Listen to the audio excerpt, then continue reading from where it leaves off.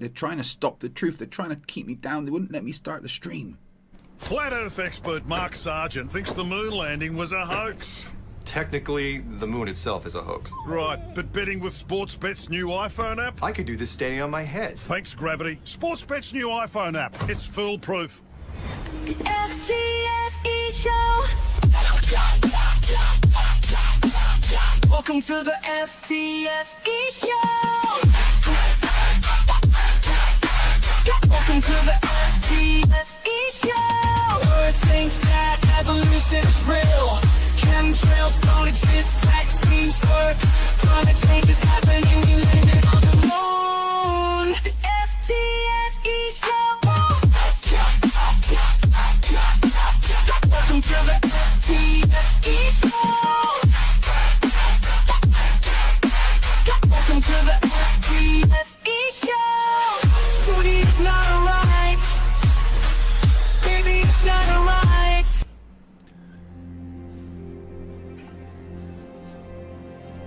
We're living on a disk, floating through space, with a tiny sun.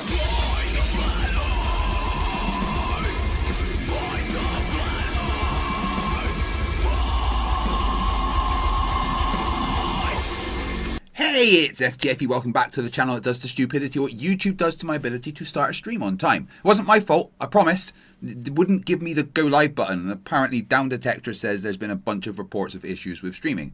So let's hope there doesn't have any buffering or anything, because I don't do that anymore on this channel. But hello everyone, welcome. How are you doing? Welcome to the next 12-hour Debunkathon. I did one the other day and it was just so fun that I want to do another one. And this time, if you would like to join in, then feel free to join my Discord server and enjoy debunking stupid with me. We're going to look at a few things today. We're going to actually start with a response to Dave McKean by the Apollo detectives. One of who I have debated on modern day debates, a guy called Marcus. And yeah, they don't think Dave's very smart or knows anything about photography, which is very funny considering if you look at Dave's channel before he started talking about flat earth, again, sorry about that, Dave, he was a specialist in photography on his channel. So yeah, that's going to be fun.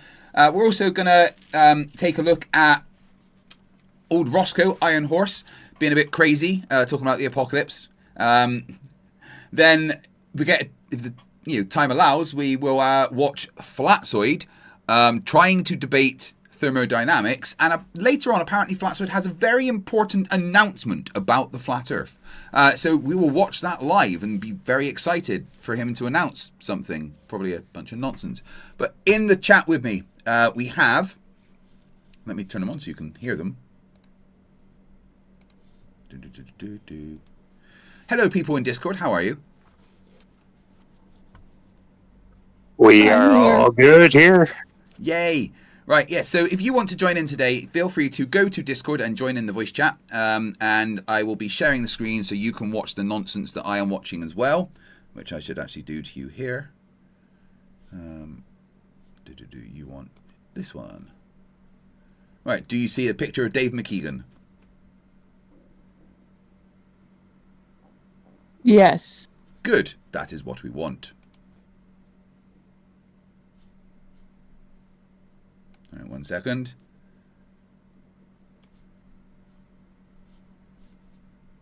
Go back to the locker room, Craig. Where are we going? There.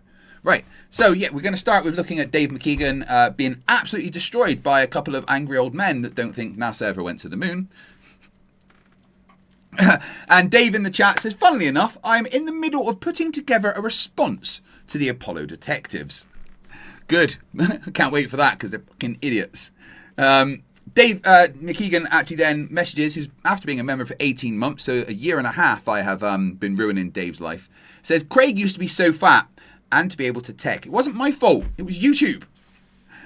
Peck, who's been a member for once around the sun, says, don't tell me to shut up. Peck, shut the fuck up. What do you think about that, Peck? Dude, don't tell me to shut the fuck up. Well, I just did. What are you going to do? Thing. Well then, I thought so. The Drunk Debunk Show. Hello, how are you doing there in the chat? Feel free to join in. Astronomy Live is in the chat. My favourite space botherer. Space botherer, I like that. Astronomy Live, you're just a space botherer. Hi all, the comet I discovered back in 2016, he actually did discover a comet with NASA's Stereo spacecraft, has been recovered on July the 28th by the Colar Alto Observatory. Strange how I discovered it before it could be seen from Earth. Black magic of some kind, right? It's absolute craziness. Bother it. Yes, I am very British, Peck. Shut up. Well, you know, you do live in a country that was made from our convicts, so shush. No, I was more laughing at the other guy saying botherer. Botherer. Oh, yes. So this is a 12-hour stream, so we will be finishing around about 4 o'clock in the morning. Yeah. So if you would like to suggest anything for me to watch, then please feel free to chuck it in the chat or come into the Discord. The Drunk Debunk Show, get your butt in Discord. Yeah, that is a direct command from Neil deGrasse Tyson. So anybody that donates over £1, we will be extending this 1 hour. So £1 equals 1 hour, and Craig is just going to do 72-hour stream at this point. I did not agree to that. That's all lies. Hey, Royal Golga Frinchians, how you doing? No, right, okay. So, talking about the streams, though, where you can make me stay on forever, I will be doing another one starting on the 30th of August, and we're going to go for a record of streaming until I possibly die from malnutrition or lack of sleep or something. Right, okay. So, the Apollo detectives. Dave McKean recently did a video debunking the nonsense about the moon landing that was put out by people. The video, like, a funny thing happened on the way to the moon. And this is to angry old men trying to respond to it, thinking they know anything about science or technology. What you will notice is, if you saw my debate with Marcus on Modern Day Debates, you're basically going to see the same things that I told him were wrong in that debate. He doesn't listen. He's a doddery, crazy old man. But hey, and Peck, shut up. Okay. Just want to say, oh, right, are we actually getting buffering?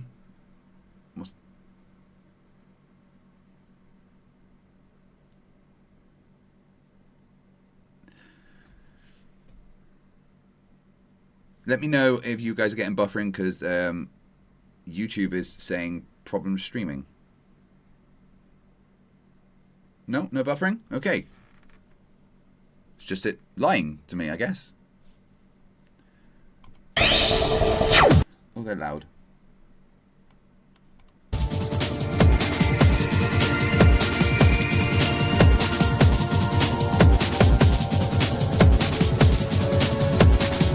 Probably don't want to listen to the music, I'll get copyrighted or something. So this guy on the left is Marcus, and he's the one that I debated that was not very smart. Right, I should probably actually put Discord up so you guys can see it. Hey. Yeah, sorry I did not do this stream on Monday, by the way. But as you know, I am a sufferer of chronic pain due to the leg, which will soon be getting removed. And I basically had a really bad couple of nights with pain and did not sleep. So... Is there a date for that yet, or do you not know yet? I had an appointment today, an online appointment, and then they said it'd be about 8 weeks before I know about the next appointment. Holy shit, you're actually getting your leg removed? Yes. I wish you luck in that recovery. Sorry? Fuck. I wish you luck in that recovery. Aye, it'd be fun. Yeah. Surgery is an experience. Yeah, I've had many surgeries. This one is a little worrying, I must admit, but hey. Let's hope My you don't leg get is any better. phantom pain. Well, no, that's pretty much guaranteed, I've been told, but it's something that I can deal with. You know, that's a bridge I will cross when I need to. I've seen videos of people who had, legs removed and how they got rid of that phantom pain, I can send them to you. Yeah, no, I've got a lot of information about it. Trust Fair. me. Yeah. Brenda Creates in the chat says for $2, will you make a lamp from your leg? You know what? I've genuinely looked into what happens after they take something away, but in the British, it's just class in the British. In the UK, it's just kind of classed as medical waste, and you don't really get to keep bits that they cut off of you, which is mean because it's yours. No, You should no. be able to have it. You can pull religious reasons. But which religion? Technically, I'm registered Judaism? as a Jedi.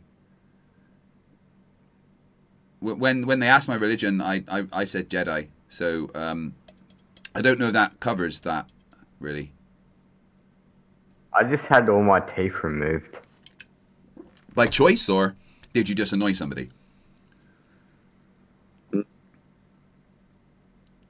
No, because of bad teeth.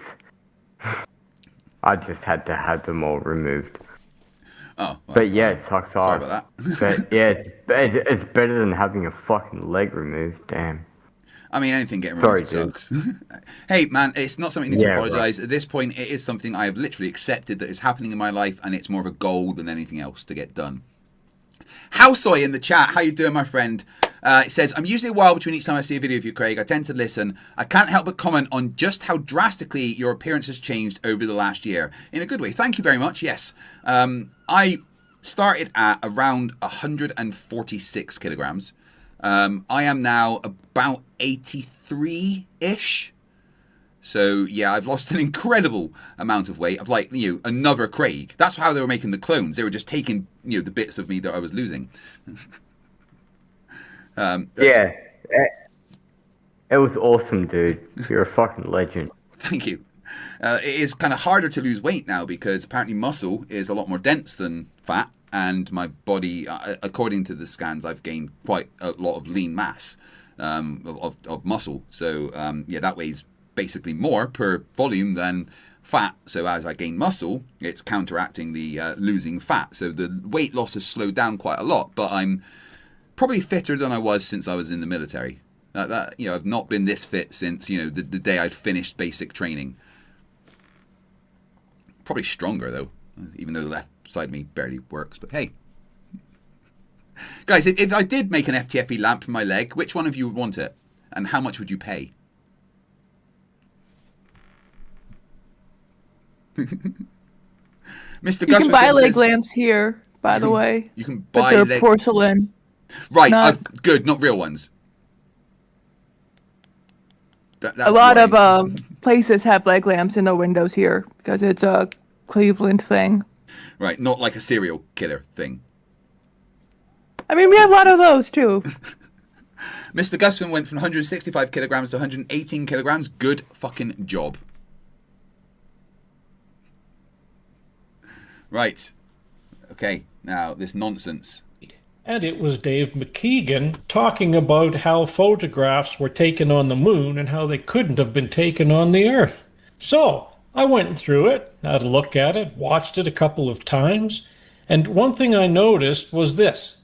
And this is why we call him Digital Dave, because the very first thing he does is he takes out his cell phone, takes a picture of his dog. Then he takes out a camera and takes a photo of his dog. Now we have two digital images of his dog. One is better and one isn't. And he shows the comparison. And then he compares that to a Hasselblad 500E. Wait, have they scripted a video, put it up, and then are watching it themselves as the video they posted? I'm confused here. What's happening? Film camera. And I just went, you have got to be kidding me. Yeah. We're talking about film here, not digital cameras, Dave. You see what Marcus is holding up? It's called film. Do you know what film is, Dave? I'm pretty sure a professional photographer knows what film is. Gen Alpha probably know what film is. And with a basic bit of research, you would understand that it wasn't just a everyday average bit of film that was taken to space. There was many adaptations done to the equipment that they took to space, including the film and the the container that the film was in.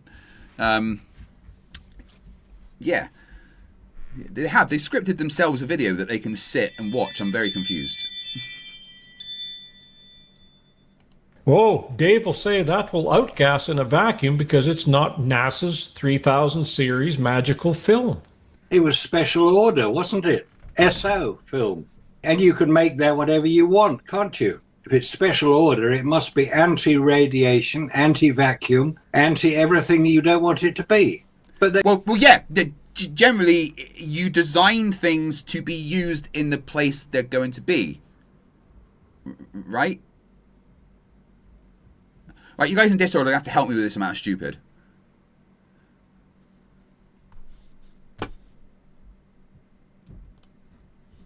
Or be quiet. That works as well. Yeah, sorry, I'm distracted. How dare you? I know, right? They don't understand that you can, you know, design things to be used in specific locations. It's almost like things need to be built for where they need to be. Like, you can't take your car to the bottom of the ocean without it getting crushed. Yeah, just ask, you know, that company. The Turtle Moose for £2 says, I'm banned from sending super chats. This isn't one. Oh, that's a problem. Maybe if you try harder. If you try harder to send a super chat, maybe put more zeros and a bigger number at the front, it might go through. Just a little suggestion. What do you guys? What should I set a super chat goal as?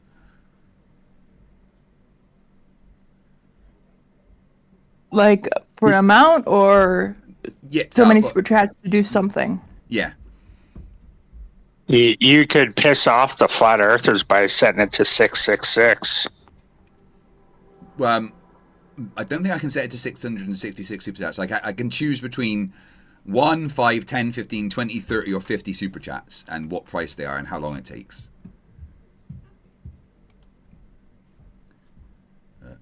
Think of a super chat goal. I thought you meant the dollar amount, but you do that. They've never shown that film. It's never been produced. Where is it? Now, if Dave can acquire some samples of that specific film, we'd love to see it. Really would. Are they not showing it on the side there? I mean, have they ever looked this up? Let's just check.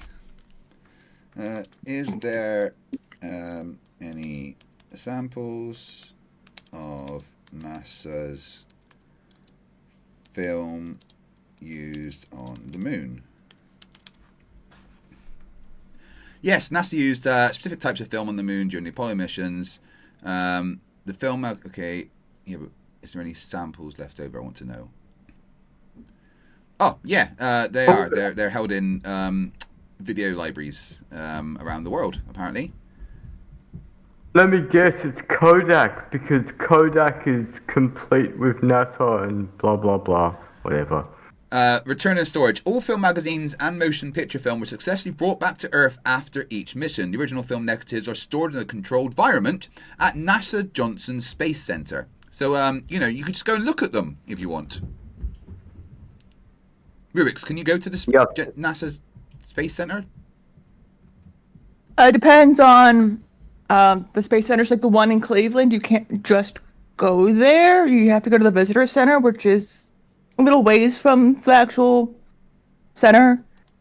It wouldn't stop me, though, the visitor surely, centers, they often have things on display that you can just go to. You might need to pay admission, but you can go there. Right. So, I mean, Not going to let you with the actual fucking rockets. The Johnson one is a bit of a ways from me, so I'd have to fly there. It's over 1,000 miles away. Max says, "Oh my cat." Marcus said 3 words and I'm already yawning. Yeah, he does talk extremely slowly. We're probably going to have to up the speed so that people can stay awake. I nearly put a sleep timer on. I didn't realize you could do that. Come on, Dave. Get your shopping boots on. Get into the internet. Find that special order film. Well, I guess if you wish... So, right, hold on. They think that you can just go online and just order the same film that NASA had specially made to go to the moon. 50 years ago. Yeah. I mean, technically, I can buy film from like 50 years ago, but it's not going to be the same. And do they realize there's different kinds of film and different for different uses? Right. No, film is film, right? That's it. Like that the price of film from then costs now than a camera now. Well, yeah, but like it's ridiculously expensive. The film that they made for the NASA mission was probably extremely expensive because of the research and development needed for it. But the point is, their entire argument here is you can't buy the same thing NASA did, therefore it's fake. Do they have NASA money to do that? Yeah, didn't NASA have like billions of dollars? Yeah, at that point, the NASA were correct. getting 4.6% of the federal budget, or was it 4.4? One of the two, right? Whereas you think about now, 2025, I think it's 0.41%, but for next year, they've reduced it to 0.36% of the federal budget. You know, compared to over 4.5%. Like, they're not doing the same things now. They got so much money back then, so that they could do things like have special film developed. And people didn't realize that there was a literal war. It was like the space war, and like there was the Cold War and stuff. Like it's not like now where you just like go up and do things. Like there was two countries competing to be the first to do something. Yeah, and Russia had done everything first, right? Russia had put someone in space first satellite, first animal. You know, Russia had beaten America, everything. And America were like, we're getting spanked here, guys. We need to do something. So they threw a bunch of money at NASA and said, go to the moon now. And they did it. I was just talking about that. Like, Sputnik, Laika, Yuri Gagarin, like, they were all the first. Like, America was nowhere near what Russia was at the time. Yeah. But they did go to the moon first. Yeah, granted for that. But everything else, Russia did first. Granted, we also were trying to make it safe, and Russia didn't care as much. Yeah, well, that's the thing, isn't it? That you look at the technology, people say that we couldn't have had the technology to go to the moon. But have a look at the technology that Russia had at the time. I mean, there was still, even until recently, lighting rocket engines with basically large matches. Yeah, I mean, the technology at the time was incredible for what they had at the time. But if you compare it to what it is today, it's archaic, dangerous, big explosions that would very likely go wrong. You know, there was every time those astronauts got in a rocket to go out into space and go to the moon, they were like, there's a 50-50 chance we're just gonna die. You know, they weren't afraid, but they were aware that it was, probably a rushed job, not managed very well, just to get there before the Russians. But that's not what we want to make sure. It's a lot more safe now. We've got time. We've got private companies helping. Although that's where a lot of NASA's current budget goes, is to paying private companies. Astronomy Live said that he was scared of what Sputnik was. Yeah. Astronomy Live says he had the opportunity to buy unused Russian space film a few months ago, but they wanted $300 for it, and I didn't have a good reason to buy it. Now wishing I had just to test it. Yeah, the good reason would have been, oh, that sounds cool, I want it. To create your own reality, following the NASA official story. It doesn't match reality itself, because if we traveled to the moon in the 1960s and early 70s, then traveling to the moon today would be a piece of cake. That is the real reality. Like even. Hey guys, how's that pyramid building going today? Is there a lot of that? Yeah, I could do it really easily, but I need like $1 trillion. Yeah. The thing they ignore is they cut all the funding for the future moon missions, and they still had like 2 or 3 other Apollo capsules left. Yeah. They were supposed to go to the moon, but they cut all the funding. Yeah. So what, a Skylab instead. They're making such a stupid argument. Oh, we had it then, but we don't now. Therefore, it's fake. So the Concorde's fake. How long has it been since the Concorde flew? Like 30 years? Also, Right. they're ignoring the Artemis missions. Well, yeah, they haven't happened Conveniently. yet. So, you know, their argument would just be, oh, they're just telling you it's happening, but they keep moving the date. Which they kind of do because, you know, NASA needs a better manager, but... Funding and making sure it's safe. Yeah, exactly. You know, their argument that, well, this thing isn't about now when we had it back then, it is so stupid. You know, technology doesn't automatically just increase if there's no development and money, you know, pumped into it. It's only in the last 20 years that private space travel and private companies have really raised the bar for what that technology is. You know, whatever you think about Elon Musk, he has done amazing advances in making things potentially reusable and things like that. Even Jeff Bezos and, you know, like, yeah, we haven't got technology right now to go to the moon. But when you compare what the rockets can do now to what they did then, as in land backwards and be captured by chopsticks and then, you know, constantly ferrying people to the ISS and back, and the technology is being worked on. But there isn't as much money. It's all in the private sector. NASA has nowhere near as much. Yeah, the fact that they can just send people to the ISS and then bring them back again after a few years is crazy. Yeah. Like, that's fucking awesome.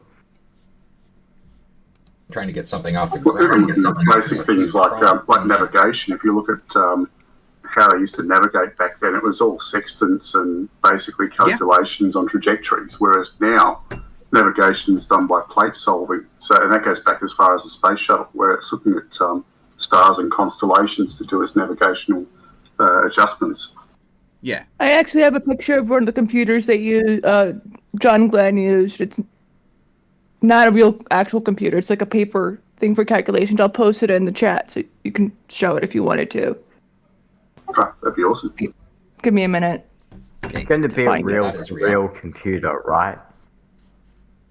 It's calculation. It's a notebook, is what it is, but with like a calculation thing on it. It's hard to describe. Right. Like a chart. Guys, is there any, I just got to check. Is there buffering happening? Because YouTube keeps telling me there's buffering happening and I'm getting worried. Right. Oh, it stops it as soon as I bring it over here to show you. Ah, okay. Never mind. Carry on. Right. Listen to some more stupid. If you, all right, does everyone watching actually have facepalm protection? It's very important. I always forget, actually, I can get, like, in trouble for saying this. Facepalm protection is very important when watching certain programs like FTFE, MC Toon, the Drunk Debunk Show. If you don't have facepalm protection and you watch the show, it's basically your own fault. How's yours holding up, Rubik's? My what? Sorry, I'm just finding the photo. Protection. How's your facepalm protection holding up? It's good, doing good. I actually have an extra too somewhere. And there is a few people where I'm at work. I actually have dangerous things everywhere. Well, that's fun. I like having dangerous things around. A few were returned to me. I have weapons everywhere. Pay the correct postage, so I have a few to send back out. Right. Anyway, stupid things being said by two doddery old men. Go. But if you ignore all that and you create your own reality, then you can believe the story of Apollo. You can basically believe anything you want to. I have sat on Santa Claus's knee, and millions of other people have as well. Have written to Santa Claus, and the Canadian Postal Service. Is he not a little old to be sitting on Santa's knee? I don't think that's appropriate at your age, my friend. Just saying. The photos, by the way, Santa's into it.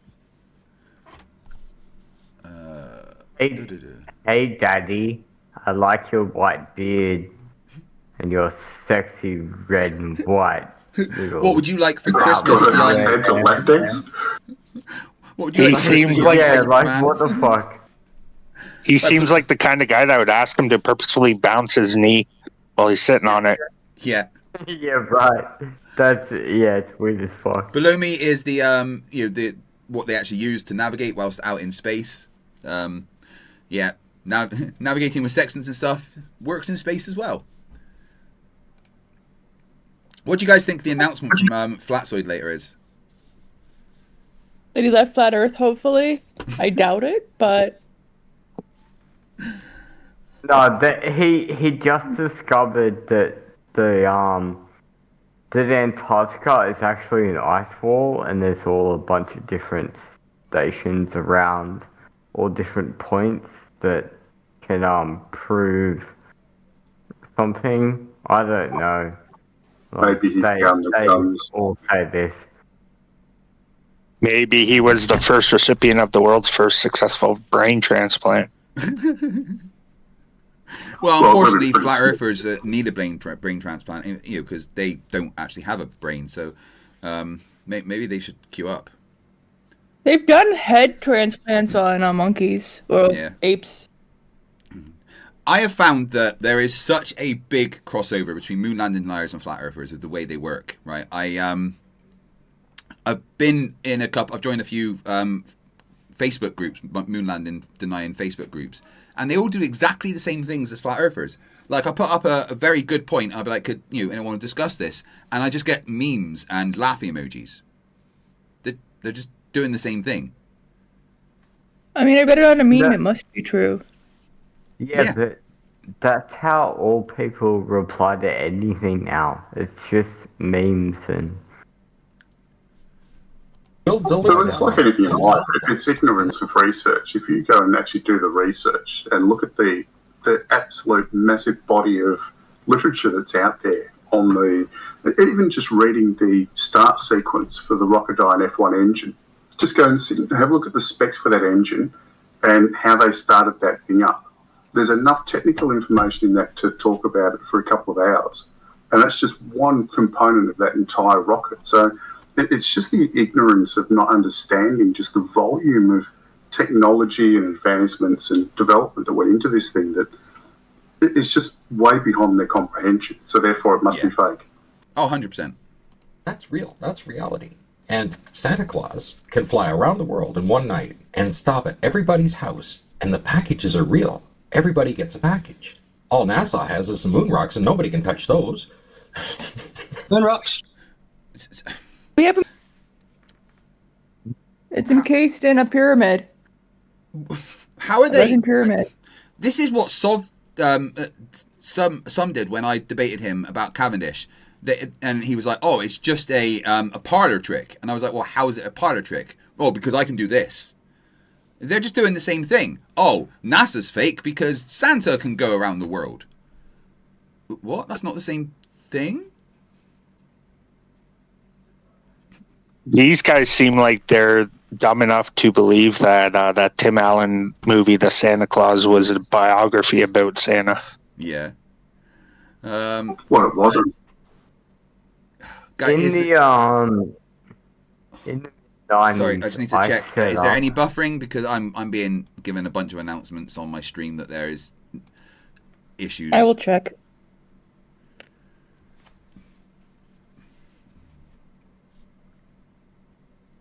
Hey CJ, how you doing, bud?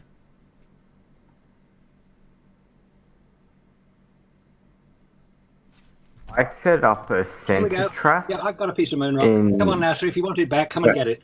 NASA's got these F1 engines that no longer exist, but Santa Claus... So I am getting a little bit watching your And stream, but it NASA's also might be because I'm also have Discord in the background. But right. Got a little buffering, a bit ago, but okay now. Now it's saying there is no data going to YouTube.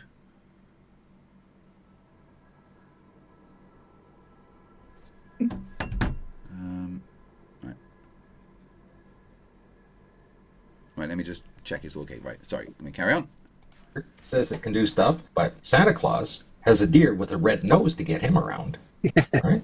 And not only that, NASA has these suits that we know don't work. I mean, even this guy's suit here. See him? I like that. That's good. No zippers on this suit. So it's not going to leak. Do they think there's no such thing as like watertight zippers? How do they think scuba suits work? magic. Yeah.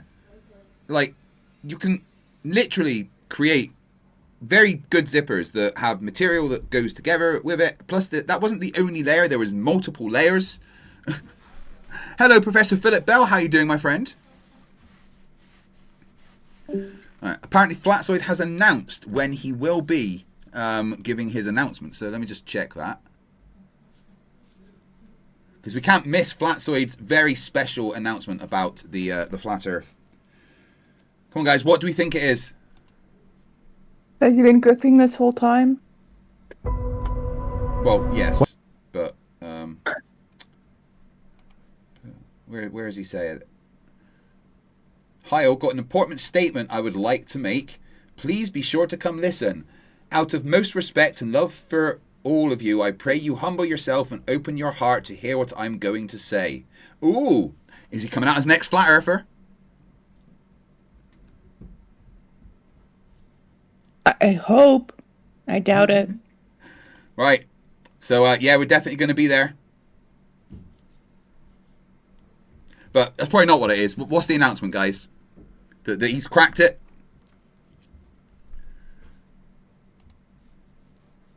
After years of research, he finally figured out what 2 + 2 is.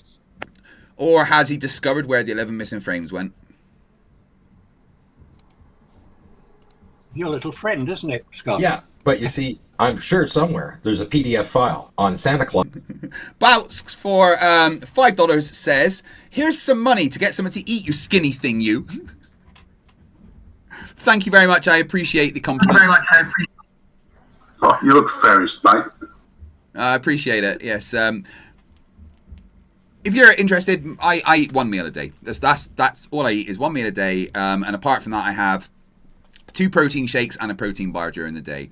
And I might every once a week treat myself to like a donut or maybe 3. But I feel like that's fine for me. But yeah. Dan the man, who's been a member for a year, says 33 can do. Flerfs gets so triggered. Muppets, yeah. I love Flerfs getting triggered. Sparky NJ, $5. I just got here and the stream started 33 minutes ago. Illuminati confirmed. Oh yeah, we know that.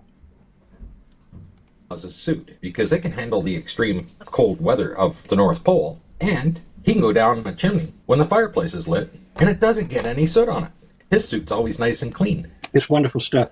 And that's the story. And what both of these stories do... Their argument is Santa's not real, so neither is NASA. That's it. That's all they're doing here. There's some taking megalith when they got back into the craft. That was well documented. Oh, it doesn't matter what was well documented because, frankly, the moon landings were probably one of the most well documented things that humanity has ever done.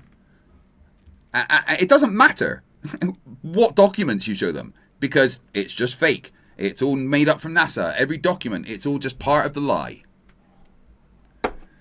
Because all moon landing deniers are fucking idiots. Is they indoctrinate children from a very young age to get them to believe it. But even though there's more evidence for Santa Claus than there is for NASA, children when they grow up... Let's have any evidence for Santa Claus. You guys got any? Wait. He just said there's more evidence for Santa than NASA. Yes, yeah.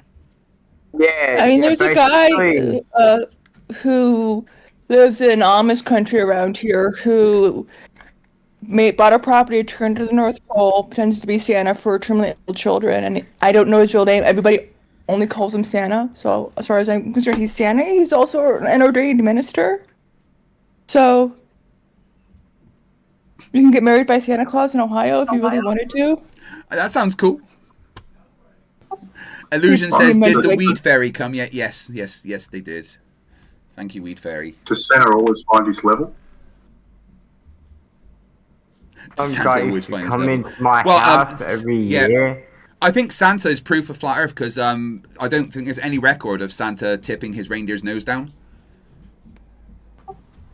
No.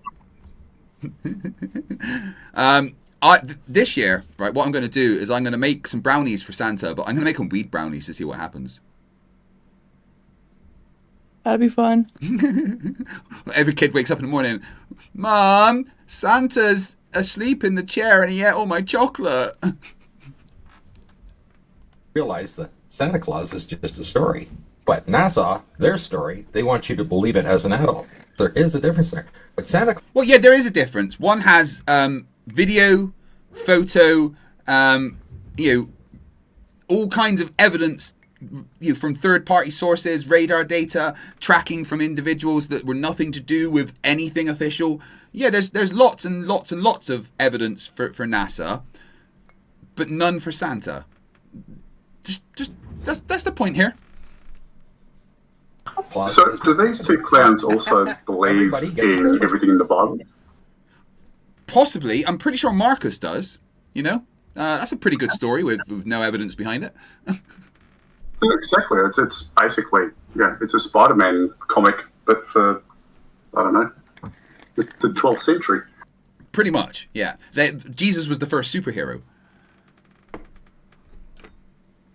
In fact, I think they should put him in the next Marvel movie. A crossover Jesus and Iron Man sounds pretty good. Just sits there at a water tap, turning it into wine. No, Iron Man's an alcoholic. You can't have them together. Deadpool versus Wolverine, they had Wolverine on the cross. Yeah. Except for the people in India, the people in Ethiopia, all the kids playing in the dumps.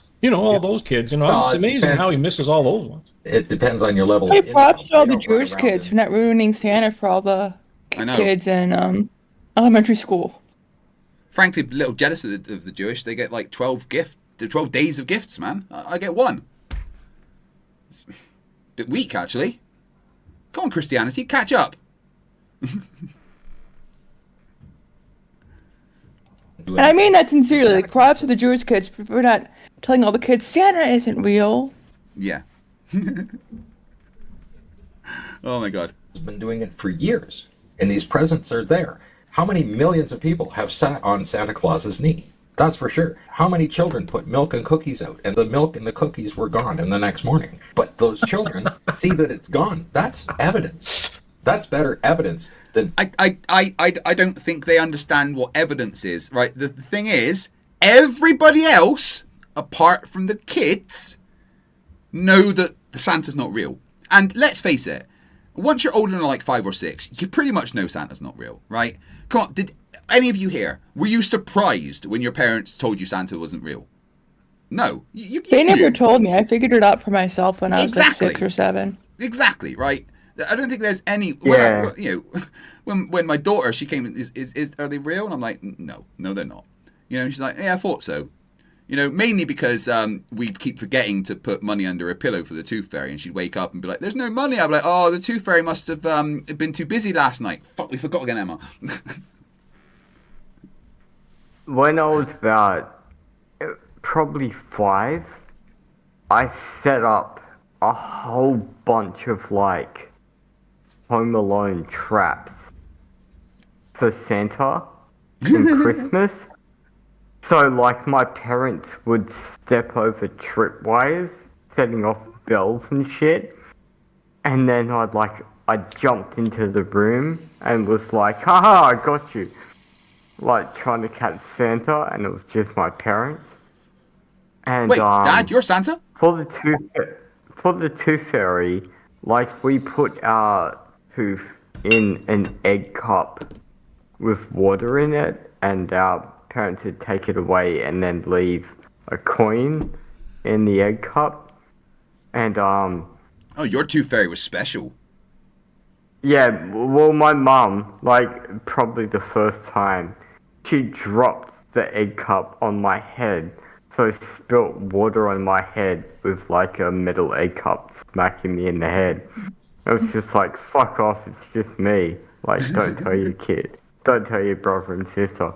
And that's what they said when I caught Santa Claus as well. Just like, yeah, alright, you got us. Just don't tell your brother and sister. I was like, oh, yeah, alright, whatever. It's just like, I knew it was you. Yeah, I think everyone knows at some point.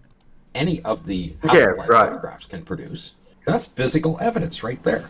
There were some things that Dave did get right in his 20-minute expose of the photographs on Apollo. One of the things he got right was that the Hasselblad camera is a brilliantly constructed piece of kit. It's built like a Swiss watch, which is why it's so expensive. And the lenses, Carl Zeiss lenses, are also very good indeed. They're excellent.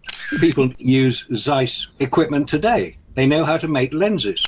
But when you have a camera like a Hasselblad operating in a vacuum, you have to take various precautions with it.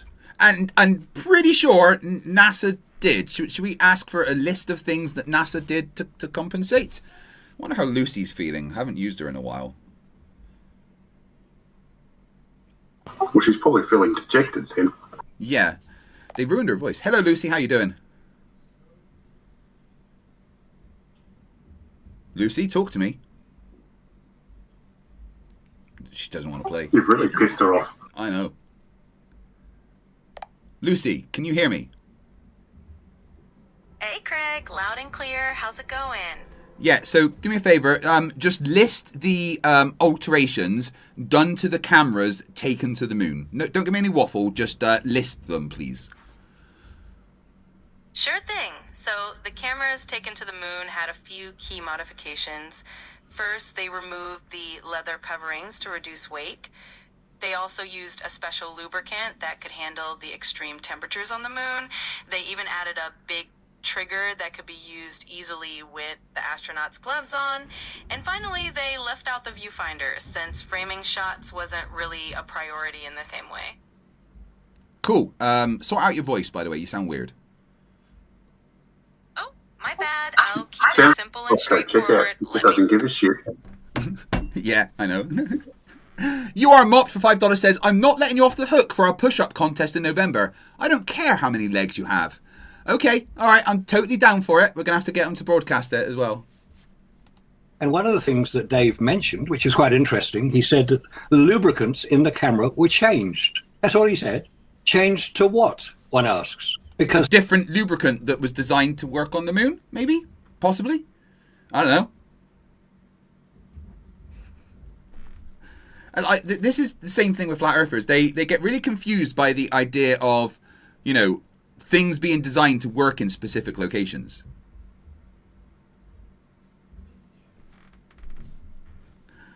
Oh my god, what is happening with the stream? certain parts of the mechanism of the Hasselblad camera are plastic gears, which may not need lubrication, but some of them are metal gears, which do need lubrication. And some of the mechanism in the camera is metal, which requires lubrication. So what was it changed from, and what was it changed to? What was the lubrication inside the camera in the vacuum, which I think we can all agree exists on the moon? It's quite a high level of vacuum. And one of the things that vacuum does is to remove moisture. It's a very good way of doing it. If you put a bowl of water inside a vacuum chamber and create a vacuum, the water will start to boil. That's called outgassing. The same thing applies to every lubricant in a camera or on a spacecraft in a vacuum. Now, I noticed that Dave did not mention one time any reference to vacuum on the moon affecting... Sorry, are they thinking that Dave doesn't know what a vacuum is? Pretty sure Dave is aware of what a vacuum actually is. DML says lower pressure, not vacuum. Well, I mean, in physics, anything of lower pressure is kind of referred to as a vacuum compared to something else. You know, it's a matter of a reference to something else, like many things. Yeah, Illusion, Lucy's voice has changed. You're right. I don't like it. Peck, you're breaking up. Sorry, it's bad. But if you put like a cup noodle in a vacuum, is it going to boil? Are you going to create a vacuum and make like a boiling point of water? They don't understand how right. Like the one to the other is this is when I debated Marcus on Modern Day Debates, like literally everything I would explain to him, he'd just go, well, yes, but anyway, and then continue on with his script, which is the exact same script as they're using here. Oh, he didn't say what lubricant they used, or he didn't mention a vacuum. That doesn't really matter. Equipment. You certainly didn't mention anything to do with cold welding. You certainly didn't mention anything to do with moisture being removed. So I would suggest that Dave does a little bit more research. Now, I've used... Just because he didn't mention them doesn't mean he's not aware of them. Maybe it wasn't needed to be said. You guys. Film cameras for 60 years. I'm sure Dave can say that he's used cameras for probably 30, 40 years. But has he used film cameras? You know, this sort of thing. You may have used digital cameras. Probably. I don't doubt that for a minute. But digital cameras work quite differently from film cameras. Dave, have you ever used film cameras? I'm pretty sure you have, right? If we go to Dave's YouTube channel, we could probably find him using them on there.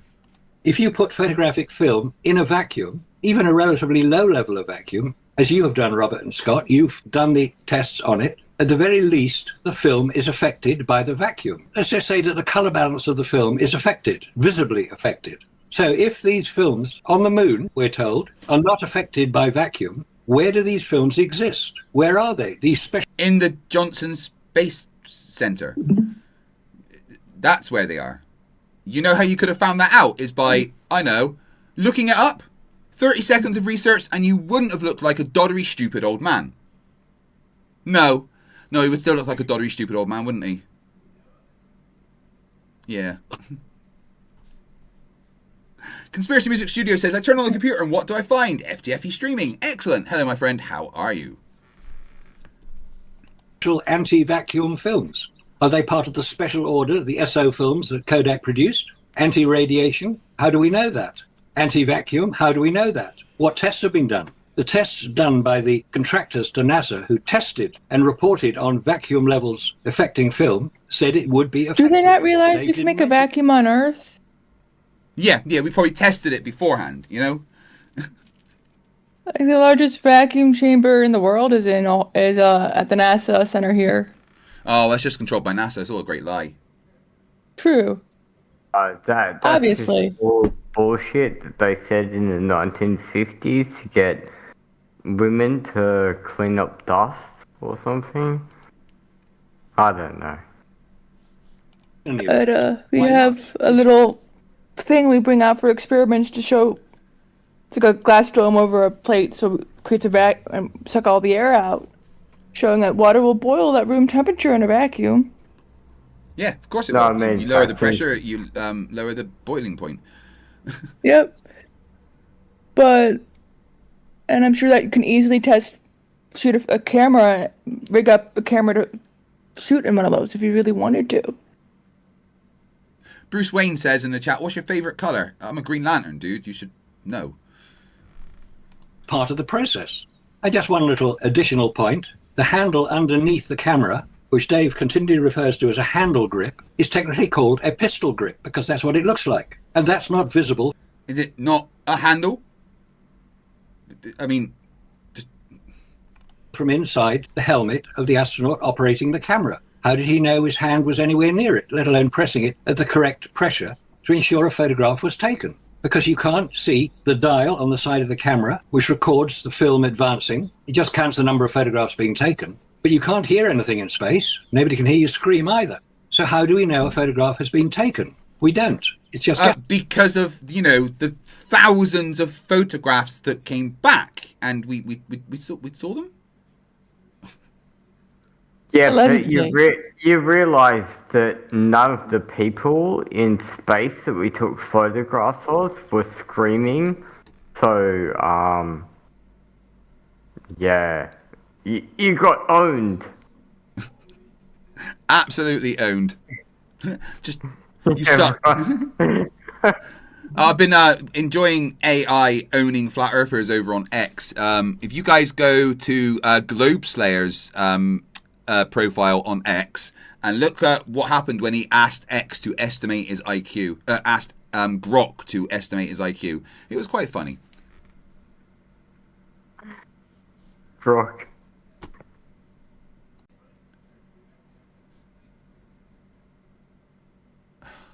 Is that right, guys? Is my stream buffering there? What's going on? Literally said I wasn't even streaming. Looks like you're streaming on my end, but I do see some buffering.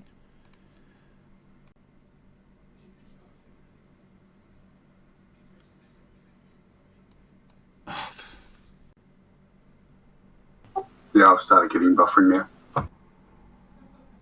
Did you guys see me? I see you on the stream.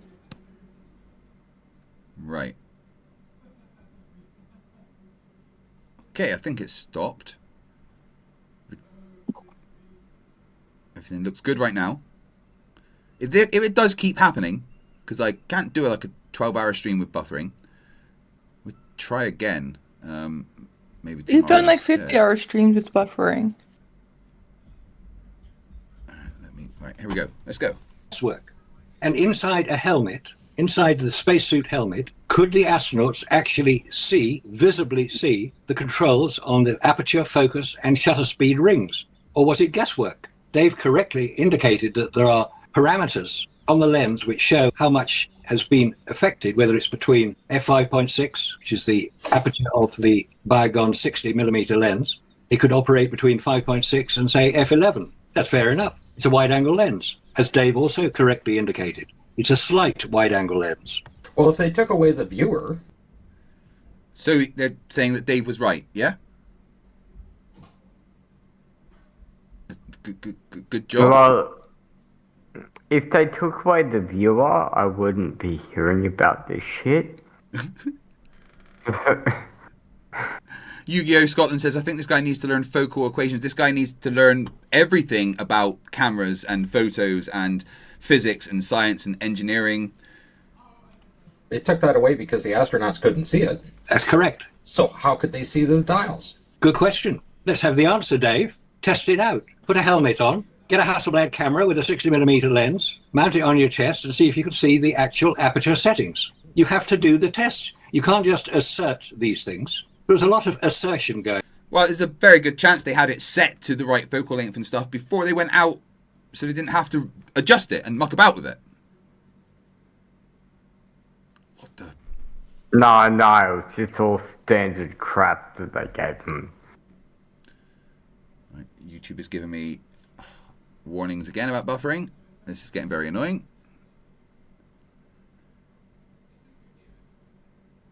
Maybe try closing Discord. Like, no, it's not. I don't think it's my internet. I think it's actually YouTube.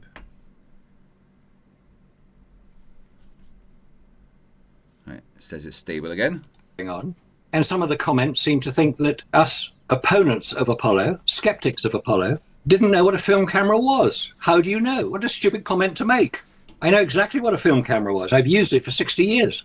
I know how film cameras work. And if put in a vacuum, they don't work particularly. You know what? I've used many things for many, many years. I don't know how they work just because I use them. That's like claiming you can just, be a mechanic because you've driven for 5 years. Just because you use something every day doesn't mean you know how it operates. And he hadn't used a film camera for 60 years at that point. Yeah. I'm guessing. Really well. I've also taken panoramas with a film camera. And for that, it's necessary, they're not essential, but it is necessary to use the viewfinder to ensure that you overlap each image that you take. Otherwise, you've got gaps in your panorama. But without a viewfinder, that's quite hard to do. Just asserting that they did it is not enough. And that is what we challenge. A lot of the detail, when you examine it, becomes questionable. And you'd have to bracket those as well, wouldn't you? Good point. Yep. Dave did mention that once, bracketing. He didn't refer to it as bracketing. He just said something like they had to take a lot of photographs at different exposure to make sure they got one right. That's called bracketing. It's a technical term. So he was correct. He just didn't use the technical term, maybe because he's making a video for people that aren't very technical and they didn't need to know what that term was. Has anyone seen an actual argument against anything that Dave said yet? No? Nuh-uh. No, yeah, but I mean, that's not really an argument. It's just what they've said. Hello, everyone in the Discord. How you doing? I see you, F Grudge and Gio the Castronaut. Drunk Debunk Show. How you doing, Mike? Hello. How's it going? Living the dream, surviving the horrors. Is one of the two. I'm never sure. A little bit of everything. Yeah. Well, I just want to jump on during my lunch break and join in the festivities. So you at work? Do you want to phone your boss and say that you've been called to emergency? Yeah, actually, that'd be great. There's a lot of work I got to do today that I just don't want to do. So what if I just phone your boss and just go, unfortunately, I'm a scientist from NASA and an asteroid is about to destroy your planet, so just let all your staff go for the day. He'd be like, "Does this have to do with your show?" What? Mike, what have you done? There we go. I mean, we have a wellness room in our office. This is where I go to face palm when I need to and cry. Yeah, yeah, and I don't see enough holes in the wall. A wellness room for me would be covered in many holes. Probably paintings with like pentagrams and stuff. I wouldn't be sure. Well, yeah, there is a paint. This is the painting where all the holes are. You know, we take it down and punch it. Shit, we need a bigger paint and it made the hole worse again. Yeah.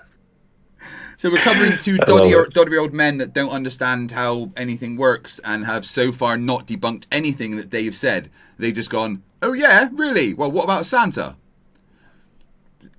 Yeah, well, you know, I've been listening, and like this dude, like he uses his 60 years of using film cameras as if like he's been using the same exact cameras that they took to the moon. Yeah. It's like they're built different, man. Like there's documentation of being built different.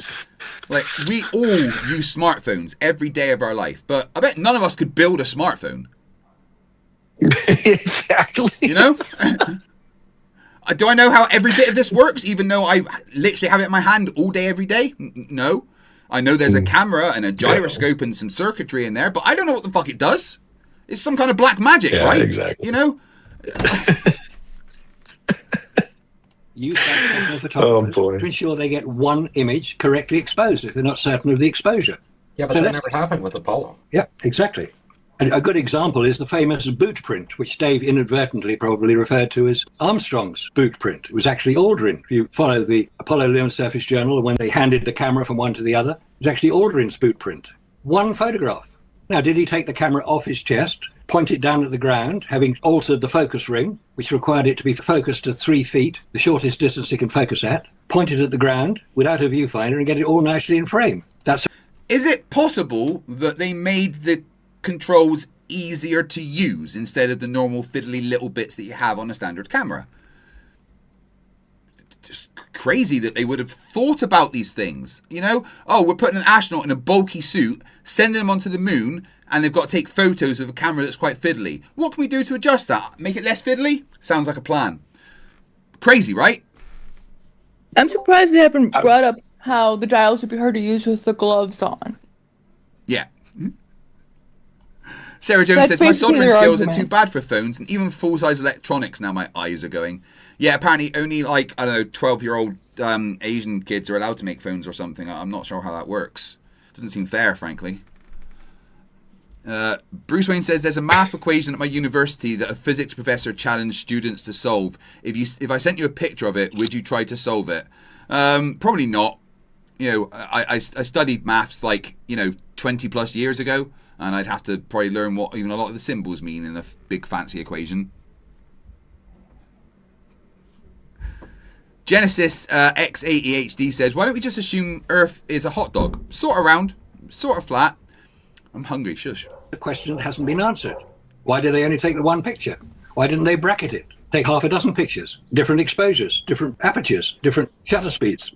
These are the things professional photographers do, almost instinctively. It's not rocket science. It's just good practice. How do you know they didn't? How do you know they didn't take multiple pictures of everything whilst they were there? Very easy to check that thing, you know? There were 2 photographs. Yeah, and really quick, so sorry, like, are these professional photographers or are these astronauts? What, these two? No, the astronauts that went, like Neil Armstrong and Buzz Aldrin, like just astronauts. Yeah, they're not professional. Like, so like that wouldn't come instinctively to them. Like this guy says it should. Whatever. So there was apparently multiple boot pictures, like quite a lot of them, and it was Buzz Aldrin's. He was wrong about that. Yeah, there's not just one. They took multiple at slightly different angles as they were bending down, it seems. And AS11 We're all Gogolfrinchans for $5 says, I couldn't use a camera in a vacuum either. My hand wouldn't fit up the pipe. Stop putting things in your vacuum pipe. 05925. Both of those images show Earth above the lunar lander. How did they take that picture? And who took it? It's never been established who took that picture. Really? Have they checked? Why wouldn't this be possible? Can someone explain to me? Right, let's check the right. What's it called? AS11-40-5924.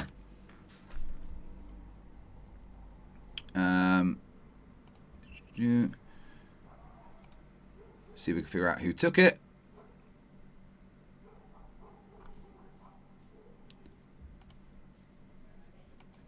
All you got to do is actually like research these things.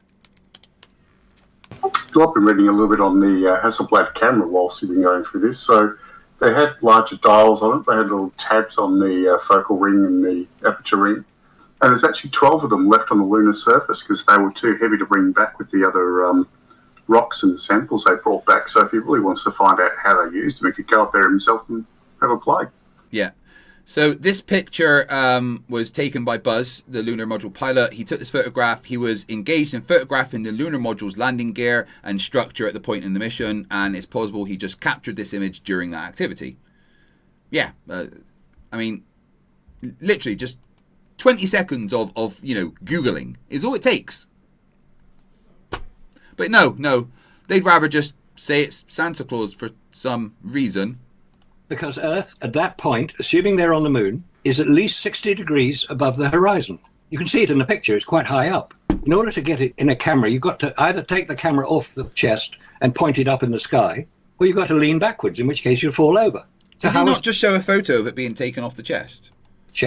And point it up in the sky, or you've got to... Like he's doing there, you mean? In a camera, you've got to either take the camera off the chest and point it up in the sky. Like that? Like he's doing there? Or you've got to lean backwards, in which case you'll fall over. So how was that picture taken, given the knowledge that we have about the position of the Earth in the sky above the alleged Apollo 11 landing site? 60 degrees above the horizon. That's quite high. There's lots of panorama. I think he's done a Witsit and measured that with his eyes. And also he's just made the extraordinary claim that the astronauts couldn't lean slightly backwards.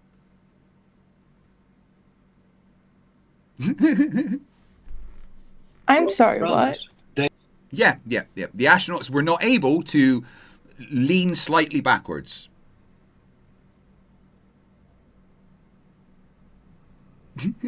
Like Dougal Dog says in the chat, leaning backwards would be enough. No mystery to any of this. Dave correctly pointed out there are about 4 or 5 of them. Pictures taken to show, as he also correctly said, because people on Earth needed to have knowledge of what the alleged moon surface looked like, they took lots of panoramas. But they didn't do lots of bracketing, which seems odd, given the bracketing is a standard procedure. Panoramas are easy to take if you have a viewfinder. Now, what's the temperature on the lunar surface at that point in time? Quite early. What did any of that matter? Holy moly. Yeah, I mean, so yeah, they didn't have a viewfinder. They just held the camera steady and pointed it straight and then shot a bunch of pictures while turning around in a circle. Yeah. Like, good job, bud. It's going to be focused on something, you know? Well, the controls were basically set to focus near, focus far, low aperture, high aperture, depending on whether they were shooting towards the sun or away from the sun. So the thing was set up fairly basically. They knew how many degrees of turn they had to do his bracketing as he's talking about. So they knew that I take one here, I move a little bit, I take another one, I move a little bit, I take another one. And if you look at how many of the panoramas are all over the place, if you actually go through the NASA photos where they've moved up or down, it's just, the guy's a clown. Don't be mean to clowns. Yeah, but because there's this one beautiful panoramic photo that he's showing right now on the screen, that means that it was taken just like this and not stitched together post. I would also like to formally apologise to all clowns. Yeah, good. I don't want to get in trouble. Like, we can't be comparing people like this to clowns or monkeys or something. It's not fair. allegedly in the morning, the sun has risen above the horizon. It's about 13 to 15 degrees above the horizon. What is its temperature when the sunlight hits any object in a vacuum on the moon? 200 degrees, instantly. It's not like Earth, where that's not how that works. That's not how any of that works. Instantly. But my physics teacher just had a stroke. Apparently you can instantly change the temperature of something, just instantly. Boom. All of a sudden it's 2,000 degrees. What? temperature takes time warmer. On the moon, the minute sunlight hits an object, because it's radiant energy, it will heat up instantly. And we know this because this was one of the requirements of the original space shuttle. When the space shuttle was first sent up in the 1980s, early 1980s, and they had to do repairs, and the shuttle went into the shadow of the Earth, the astronauts complained about how cold their hands got. NASA said, don't be so stupid. It's not that cold. You've only just gone into the shadow of the Earth. It can't be that cold. And they agreed that they would take... I'll take things that never happened for 500, please, Regis. They said their hands were too cold, and NASA told them to shut up. That never happened. Of all the things that have never happened, that never happened the most. I'm so confused. Like, is he like talking that astronauts weren't wearing gloves while working on the space station in space? No, he's still saying they're wearing gloves, but they instantly became too cold, even whilst wearing their gloves, because the temperature change of the things instantly changed and, I don't know, broke physics somehow. Okay, my bad.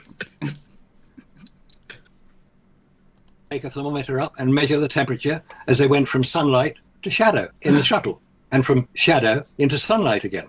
And basically the answer was the temperature rose by over 100 degrees within a few minutes of entering sunlight. Oh, wait, he said instantly before. Yeah, maybe he doesn't know what instantly means. Yeah. Weird. But at his age, time is sort of a bit dilated now. Yeah. So sunlight causes instant temperature rise. There's no early morning, so it's cooler stuff. That's rubbish. That's not even science. So what is the temperature on the moon when the sunlight hits an object? 200 degrees centigrade plus. That's quite hot. Similarly, when it goes into shadow, it's quite... Correct, but, you know, they also had cooling systems and heating systems and could go inside the lunar lander if they needed to. Like, none of this is a problem. They're not explaining why any of this is an issue with the equipment they had out there. Quite cold. Nothing retains heat in a vacuum. So the temperature will go up and go down unless you have electric heaters in your gloves to ensure your hands don't get cold. Besides that, the angle of the sun that they were shooting at, that's not a few hours for it to get there. That's already a few days. No, it's certainly true that silver will reflect sunlight rather than the black of the normal Hasselblad camera. Being painted silver will imply that there is less heat and presumably less cold affecting the internal mechanism of the camera, which is transmitted by conduction. Conduction is where heat is transferred through material. Convection is where heat is transferred through the atmosphere. Well, there's no atmosphere on the moon, so you can't be convected. It can be conducted, though. So you've got to get these things right, Dave, before you start pontificating about... You probably should have got it right yourself, because that explanation was woefully lacking. How you know how these things work. You evidently don't. Not to the extent that one would expect of somebody who claims to be an expert. So do your research, as you're always complaining that other people don't do. Do your research, find out about temperature on the lunar surface, how it's transferred, how the camera is affected by heat and cold, how the film is affected, the stuff you might need to go out and buy to find out how it works. Get a film camera and start using it. Then you'll experience what the Apollo astronauts did. They used... Yeah, guys, just go and buy a film camera, and that's exactly what the Apollo astronauts... Wait. Did they pull a Witsit and just go to the moon and expect to go to the camera store on the moon and get a camera? Excuse me, sir, your finest space film, please. What do you mean it's not in stock? I hate to do it, but I gotta head off. I gotta get back to work. I gotta start pontificating. I will allow it. So thanks for having me, Craig. I'll be lurking in chat. All right. Well, if I'm still around when you finish work, feel free to join. All right. Thanks, man. All right. Bye, guys. Bye. Clive Wells points out that according to this guy, thermos flasks just don't work. The Hasselblad camera, because it was the best camera available at the time, is still the best camera available now. It costs several tens of thousands of dollars, as do the lenses, as you correctly pointed out. They are very expensive lenses. Yeah. NASA had 4.5% of the federal budget. They could afford some camera lenses. Nope, Gen X says there's always a queue at the Moon gift shop in my experience. Yes. And guys, if you would like to do me a favor and check out the podcast Beyond the Hump, which I was recently on, and the episode will be released soon. Really appreciate it. Thank you very much. Genesis says, I thought about making a video debunking flat earth using video games, but I'm not a scientist. What are some easy flat earth argument to obliterate? There's a horizon, therefore the earth's got a curve, because that's literally an effect of the curve of the earth. But they're going to cry, they always do. That's why they're so good. That's why their resolution is so good. That's why we can actually see the detail that they claim to have been trying to hide. Right, but there was no modification to the lenses. Like, the only modifications to the camera was to remove the viewfinder and put a pistol grip on it and put a silver coating on it. But when you're in space, and of course above the Van Allen belts as well, you're getting 100% of the sun. So you have a tremendous amount of UV and infrared light. And that lens would have needed to have filters on it to adjust for that. And there's... Do you not think, again, this was designed to deal with those conditions on the Moon? Because they'd sent probes and stuff there before to find out what the conditions were, so that they could design things to be used in those conditions. These guys are as dumb as flat earthers. no indication that that happened. No indication quite a lot of things happened that we're told did happen. Well, I guess if you're telling a story, you're going to be missing an awful lot of details. And that's what happened. We examine it and we see where the missing details are. And of course, the details that they give are written in the transcript, in their PDF files, in the videos and photographs. And if you examine each one, you will see where the missing details are. Yes, you mean like Buzz Aldrin? And I bet they have not examined anywhere near all of them. Okay. In the door frame. He cannot be there. Let's go over that one. Because Dave showed two images. He showed one of Buzz in the door frame, and then right beside that one, he showed another image of him on the porch. And he put both together. So I'm looking at this, and I'm going to pull up an image here, and it's going to show Buzz Aldrin in the door frame, and right above him, there's a console. And his backpack is on the corner, touching the top of that door right in the middle. Yep. Now, there is a 10-inch console also that's protruding from that. It's coming down to the door frame, then it's protruding 10 inches. So he's kneeling there on an angle, and his backpack is in the center on the corner on the left side, touching that door frame. And it is touching, because we're going to show that. If there's a console in there, that means he cannot be in that position, because that console would be right in the way. He cannot be. You think they would have designed for them not to have their, backpack of air in a bit open to space? It's just breaking my brain. And just to say, the lenses, they had lots of things done, like add anti-reflection coatings, enlarged focus apertures for controls with gloves, dry film lubrication change, preset aperture focus, glare reducing, black anodized exterior finished, lens helicoid re-engineered for no grease operations. So yeah, there was lots of changes to the actual lenses There, which means that the reason why there's no crater on the lunar surface, and we see one when the Chinese landed their craft on the moon, we could see the regolith dispersing in a circular pattern, and it's creating a little crater. When we look at the LEM, it doesn't make a crater. It makes nothing. And all we see on Apollo 14 is some... Wait. That was a bit dumb. And we see one when the Chinese landed their craft on the moon. We could see the regolith dispersing in a circular pattern, and it's creating a little crater. When we look at the LEM, it does in a circular pattern, and it's creating a little crater. That just When we like look burn at the marks. limb, it doesn't make a crater. It makes nothing. And Yeah, right. So the Chinese craft that landed wasn't to land with men. So they didn't need to find a landing space that was like stable and hard. It didn't really matter for them. So maybe they landed on a place with more regolith that could get blown outwards than they did on the landing for this, because they particularly chose a hard spot. No, there is no crater, is there? Yeah, Bruce, I'll have to do a bunch of solving for that.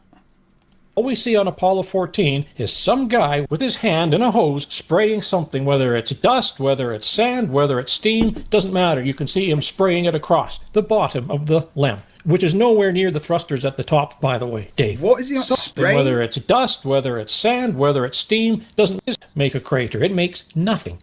And all we see on Apollo 14 is some guy with his hand in a hose spraying something, whether it's dust, whether it's sand, whether it's steam, doesn't matter. You can any of you see a hand or a hose there?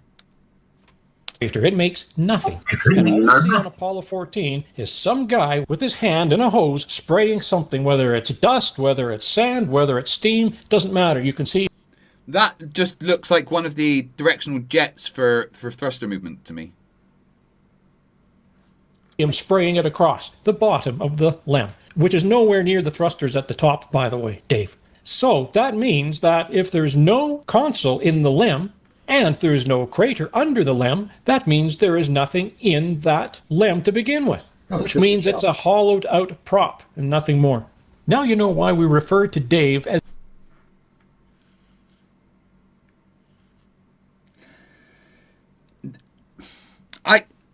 I don't know how they reached it's a hollowed out prop from any of that.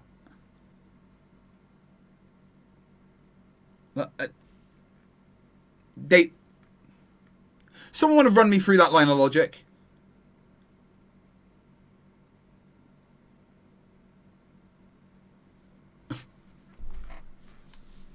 Digital Dave, because every time he shows something to do with photography, those digital cameras always come out first. But I've never seen Dave pull out an actual film camera.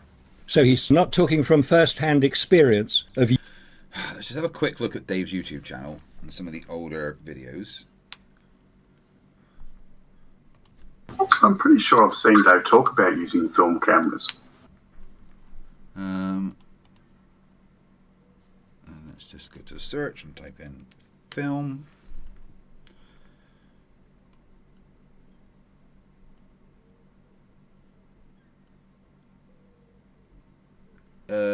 Yeah, there's quite a few cameras with film like reviews on his channel. Yeah, just go to his channel and go to the search bar and type in film. Whole bunch of them. Using a film camera.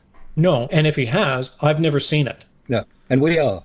Have you ever looked? Have you checked? No, because you don't do research. Used a Hasselblad film camera. I've used a Nikon film camera and a Canon film camera and a Pentax film camera. So I know what film cameras can and cannot do. I've worked in darkrooms printing from negatives. I know how negatives can be printed and altered. That was my job. Do you think that he's, used a camera on the moon, or one altered to be used on the moon, or just, standard cameras that you can buy at the fucking shops? Yeah, F Grudge, I'm not sure either. It really blows my fucking mind. Job is a commercial film studio where I spent at least 2 years working with film prints. Not color, that was far more complex. I was quite good at producing black and white prints. If you talk to somebody like Tim, who did a lot of editing for movies and stuff like that, to keep those clean, they needed a Faraday cage for the radiation, just the ambient radiation in the building, because it's affecting the film while they're working with it. They needed a Faraday cage around there. Imagine the amount of radiation on the lunar surface. And some of that film is on the outside of the craft, like the mapping camera and stuff like that. That's outside for the entire launch, right through the belts, right through everywhere, the entire trip there. They don't pick them up for, 9 days? They're out there when they do their so-called spacewalk there to go grab them. And they're being affected by the temperature, they're affected by the vibration, and they're affected by the radiation during that entire time. That's and again, they didn't just put together things and chuck it into space and hope for the best. They tested these things. They designed them to be in these conditions. Simply impossible. There was no protection on those things. No, NASA admit that. Dave, just go into the Discord and go to the locker room talk. Let's bring Dave McKean in. Will one of my mods please drop the link for him, please? Thank you.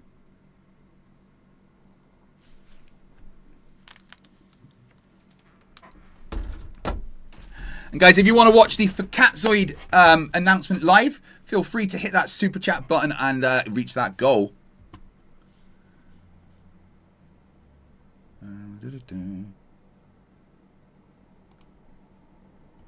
Oops. There you go, Dave. Max has dropped the link for you.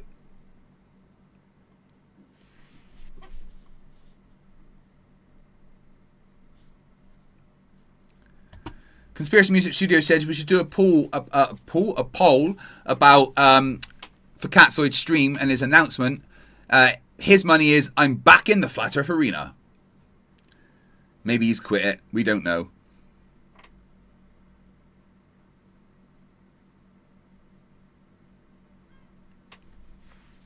They say there is no protection. No. Oh, hello, Dave. How you doing?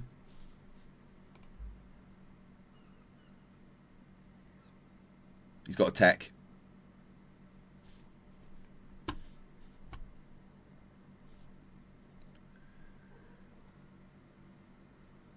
Dave, you there? Hello. Hello, dude. How you doing? Oh, yes, yes. I'm all right. It's like, Rusty, get down. Oh, well, you know, that's the only love you're ever going to get, right, because according to Nathan Oakley, you are an unfuckable troll.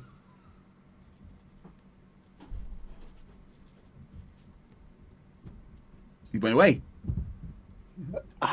Fuck's sake. Right, hang on. Sorry, I lost everything there because I had your stream open in the background as well, so... sorted now? I was having quite a bit of delay. And for some reason, I can't hear you. I'm here, I promise. Mr. Gustafson with 100 sex, all of the sex, says, please watch the Fakatzoid boy. Well, just another 29 super chats to go. There we go. Hello, Sorry. Dave. How are you? Fucking Discord is shit. Yeah. I did want to ask how you're feeling after being called an unfuckable troll by Nathan Oakley. Oh well, like I said, I did a stream last night where I somewhat covered it, and yeah, I mean, I did find the comments very hurtful. My stomach muscles are really sore from fucking laughing that much. he looks like a gangrene thumb. I actually couldn't believe it. I particularly like the fact that, like, I'm pretty sure that is the first video. That's the first video that I've shot since the wedding, since my wedding. So I've actually got my fucking wedding ring on, and he's saying that I'll never have a wife. It's hilarious. Hey, congratulations and welcome to the institution. Yeah. Thank you very much. You just handed your testicles over, yes? Well, as long as they're not in Oakley's mouth, I don't care. Yeah. As you are relatively new to being married, Dave, I do feel like I need to give you some advice, and that advice is very simple. She's right. It doesn't matter if she's right, but she's right. Okay? Yeah. There is no opportunity, no occasion ever where you're correct and she's not. All right? It doesn't matter. She is right. Okay? If she ever says, okay, then, it's a fucking trap. Don't fall for it. Yeah. Oh, I'm okay does not mean I'm okay. And if she says, leave me alone, whatever you can do, don't leave her alone. And if she says, please come here, whatever you do, don't go anywhere near her. Yeah. If she ever says it's up to you, then it's really whatever she's just said she wants. Yeah. And if you say, what would you like for dinner? And she says, I don't care. She wants something specific, but she wants you to suggest it. Oh, don't worry, mate. We've been together for a good few years now. I'm already familiar with all of that shit. The only difference is now that I've just got, a piece of paper confirming it. So how are you feeling about the Apollo detectives absolutely destroying you? Well, if it ever happens, I'll let you know. So their main debunk is they've never seen you hold a camera with a film in. Yeah, well, I mean, to be fair, my experience with film photography is somewhat limited, and most of, pretty much all my videos are digital cameras. I've not properly used film for quite a number of years, and they do, Marcus does have more experience than me when it comes to film, but I know people who've got more experience than Marcus, like fucking Kodak, and I've got documentation from them and from NASA and from the CIA confirming satellites that they've got where they had film in a vacuum. So yeah, I'm looking forward to putting this video out and watching them cry. Yeah, and how do you cope with the Marcus's voice not putting you to sleep part though? Because I've been struggling. I had to have Red Bull. Yeah, it's difficult. I try not to listen to him too much. That's generally a wise thing to do in life, is not listen to moon landing deniers. Yeah.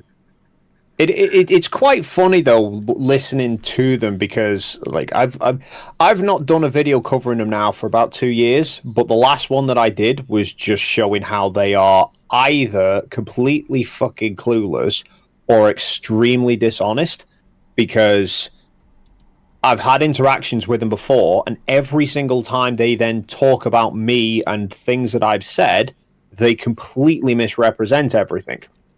So I've done a video highlighting all that in the past, and this one that I'm now working on is pretty much showing exactly the same thing again. Yeah. But one of the like with the bit that you've just covered in the video where Scott, the guy on the right, talks about the cameras being outside the spacecraft from the outset, is something that I showed he was talking out of his arse 2 years ago, and yet here he is still talking out of it. So what's the debunk to that? So the debunk is he's talking about a mapping camera, and he's saying it was exposed throughout the launch because he thinks they literally bolted it onto the side of the service module, which they didn't. It was inside one of the compartments, and that had a door over it covered during the launch, and then only when they got to the moon did they jettison the panel to expose the sim bay and the mapping camera. And the argument I'd had with them was, well, how did they get the film back? To which I pointed out they did a deep space EVA. There was only 3 of them ever done that haven't been in lunar orbit, which was Apollo's 15, 16, and 17. Yeah. Literally like 100,000 plus miles from Earth. One of them went out and recovered the film from the camera, which Scott was like, no, that never happened. If you watch their videos enough, you'll find they actually cycle the footage of them doing that EVA in the background of their videos. So they're just liars. Who would have thought? Well, I mean, the first time you could construe it as being, okay, maybe you just don't know. But by the second time, you're like, okay, now you're full of shit. Yeah. Like I gave Scott a specific timestamp to a radio transcript where they were talking about the camera in the sim bay, and he on record said in the video, I didn't even bother going looking at that because I know that transcript's not there. Oh, he doesn't need to check, he just knows. Yeah. Brilliant. Absolutely incredible detective work. Now, I'm pretty sure that's how Batman and Sherlock Holmes, they do that, they just know. They don't check stuff. Oh yeah, I mean, no. If this pair ever became actual detectives, I swear to God, the fucking criminal underworld will have a field day. They could just do what the bleeding hell they like. The thing is, so much of the things they've said in this debate, well, Marcus especially, in this video, are many things that I told him aren't correct and gave him evidence for in our debate on modern day debates. You know, I showed him why all this is incorrect, and he's still saying it anyway, like he's never had the conversation, which is, you know, it's just dishonest when you can't argue with the facts. You can just lie. Of course they are. Yeah. Yeah, but that's the only thing that they do, because, to be fair, if they accepted the facts, they wouldn't have any fucking argument. Yeah, I mean, there's so much crossover between these guys and flat earthers. They think and act in exactly the same way. Their main debunk so far has been, well, Santa Claus isn't real, so neither is NASA. Yeah, they're just, it's kind of one of those. I think they kind of hit a point where they're kind of like Oakley, where it's a case of they need to combat something, but actually can't. I'm going to send you a little picture in Discord that you can show if you want. I'm not including it in an argument. It's just quite a funny one that they talk about Kodak and how film can't cope in a vacuum and stuff. Well, I've got a product report from April 2021 that says Kodak are now shifting some of their film reels to be shipped in vacuum bags. Oh no! Oh shit! So they're putting the film in a vacuum. But yeah, somebody should probably warn them not to do that. Yeah, the Apollo detectives definitely should. 100%. Oh my god! Have you heard Oakley's newest claim and reason for disgust? He says that every air crash ever is the result of pilots accounting for a curve that's not there, and we should all be, put in jail because of it. I've heard him bring up the NTSB, saying that they thinking that they investigate everything based on the Earth being flat, and which I'm really glad he's like doubling down on this argument. I've seen him make it a few times because I'm going to have some fun with him on this one. Yeah, me too. Oh my god! But it's the fact that he's acting like disgusted and outraged. He's like, "How dare you! All those innocent lives because you've indoctrinated these people to think the Earth's a globe." Like, it's like they just let pilots go off thinking whatever the fuck they want. If the Earth was actually flat, they wouldn't let them think it was a globe. Yeah, well, I mean, you saw his response to my video the other days, his 3.5-hour tantrum that he had, where I did. Having monologued for 10 minutes about what Coriolis is, how it's an illusion, how pilots shouldn't account for it, and if they do, they should be sacked. When I then point out, according to Oakley, they don't have a map to know where the fuck they're meant to be going, his response was, "I'm not the pilot, what do I care?" Yeah. And every time you mentioned a direction, if you said north, if you said south, he would say you're not allowed to use that because those are flat Earth directions. Because he thinks that compasses actually point in a direction. Like, an absolute fucking moron. Yeah. But, which is a very good video that I've scripted and I'm recording on Friday. Yeah, well, he was talking so much about Coriolis, and I'm like, I was thinking, I remember somebody was asking me ages ago if I could make a video explaining Coriolis deflection, and so I thought, yeah, that'll be a good one. Well, Oakley's just reminded me that I needed to do that. But I'm really going to have fun pointing out to him all the correction tables for Coriolis that's in naval gunnery. Because those really are life and death situations. Very much so. And, when they went into the south and used the Coriolis corrections for the north, they missed by twice the distance. Weird. But his argument for Coriolis is really stupid because he's like, well, it's just an illusion. If you imagine people on a roundabout and one throws the ball to the other, it's going in a straight line. But from, for you, it looks like it's going in a different direction. Therefore, it's illusion. But that's the point, right? For the people on the roundabout, there is an actual acceleration of that ball in not a straight line. And that's the point. For the people on the roundabout, it's actually happening. It's not an illusion. If you have somebody, if you've got somebody on a merry-go-round and you want to throw a ball to them, you throw the ball to where they're going to be, not where they currently are. Yeah. Otherwise, it diverges away. And that's the entire point. You notice that divergence when you're on the roundabout, and we are on the Earth, so we notice that divergence from the straight path that things will take because we're on the thing that is rotating. Yeah, if you look at the Earth from the outside, that thing's going in a straight line, but when you're on the thing that's rotating, you notice it in a different way. Have you heard that Fakatzoid is making an announcement today?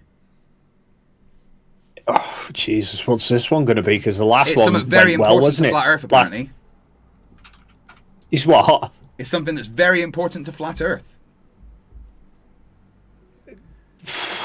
He's finally figured out a bleeding map. Oh, no, don't be silly. It's in 2 hours' time, and we're very excited. Conspiracy Music Studio says for €2 for Catzoid. Yeah, if you want me to watch that, guys, just hit that super chat goal. Inciter with 20 Donkey Kong dollars says for the Catzoid stream goal. Thank you. Kipter, sorry, says for $5. Oakley is the epitome of the inverse ratio between the size of his mouth and the size of his brain. Yeah. Hey, Dave, in your video, do you think you can maybe try and cover why Oakley's teeth are brown? I could tell you right now, mate, it's probably because of the amount of shit he talks. Yeah, but shouldn't he brush his teeth a little bit?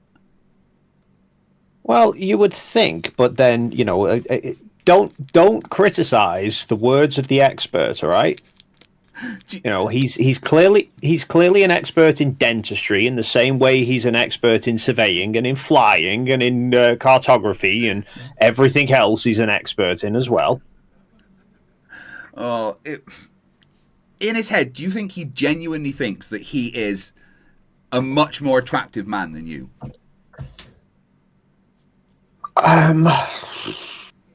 I try not to envisage the inside of Oakley's head too much.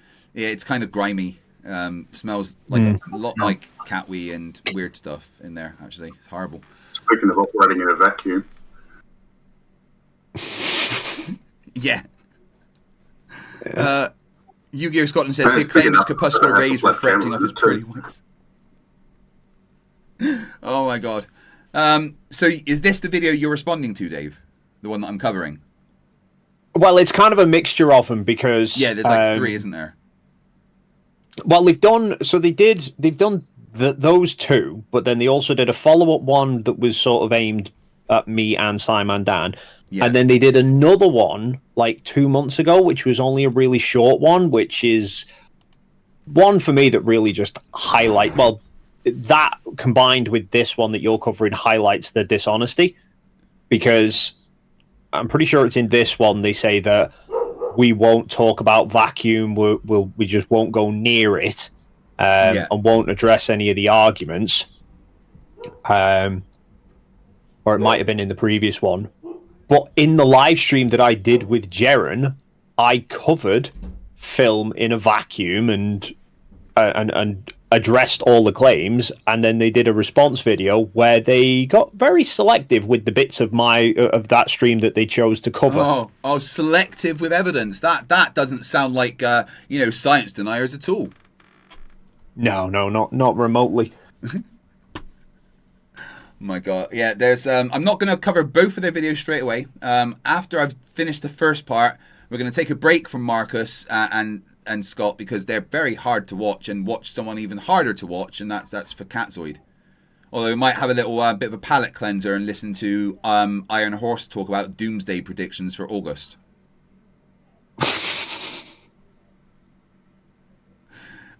Or the Flat Earth University you've all been asking for. Oh my god. Oh, what's this, a playlist or no?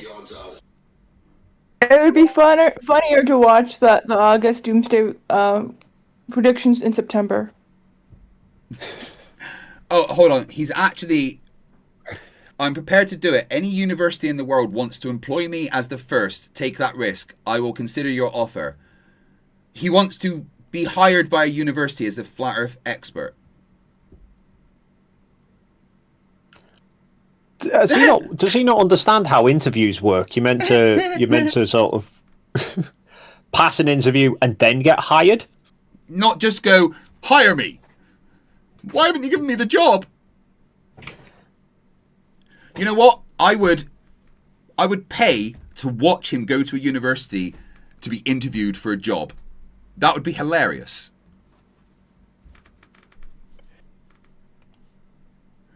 Right, let's carry on with what these idiots are saying. Not against the levels of radiation we know exist on the lunar surface. And the cosmic radiation, everything. Could I just make a suggestion for Dave, assuming he's willing to listen to it, that you actually examine the... Are you willing to listen, Dave? I'm always willing to listen. Pay any attention to is a different matter. It depends on how much shit they talk. There's a lot.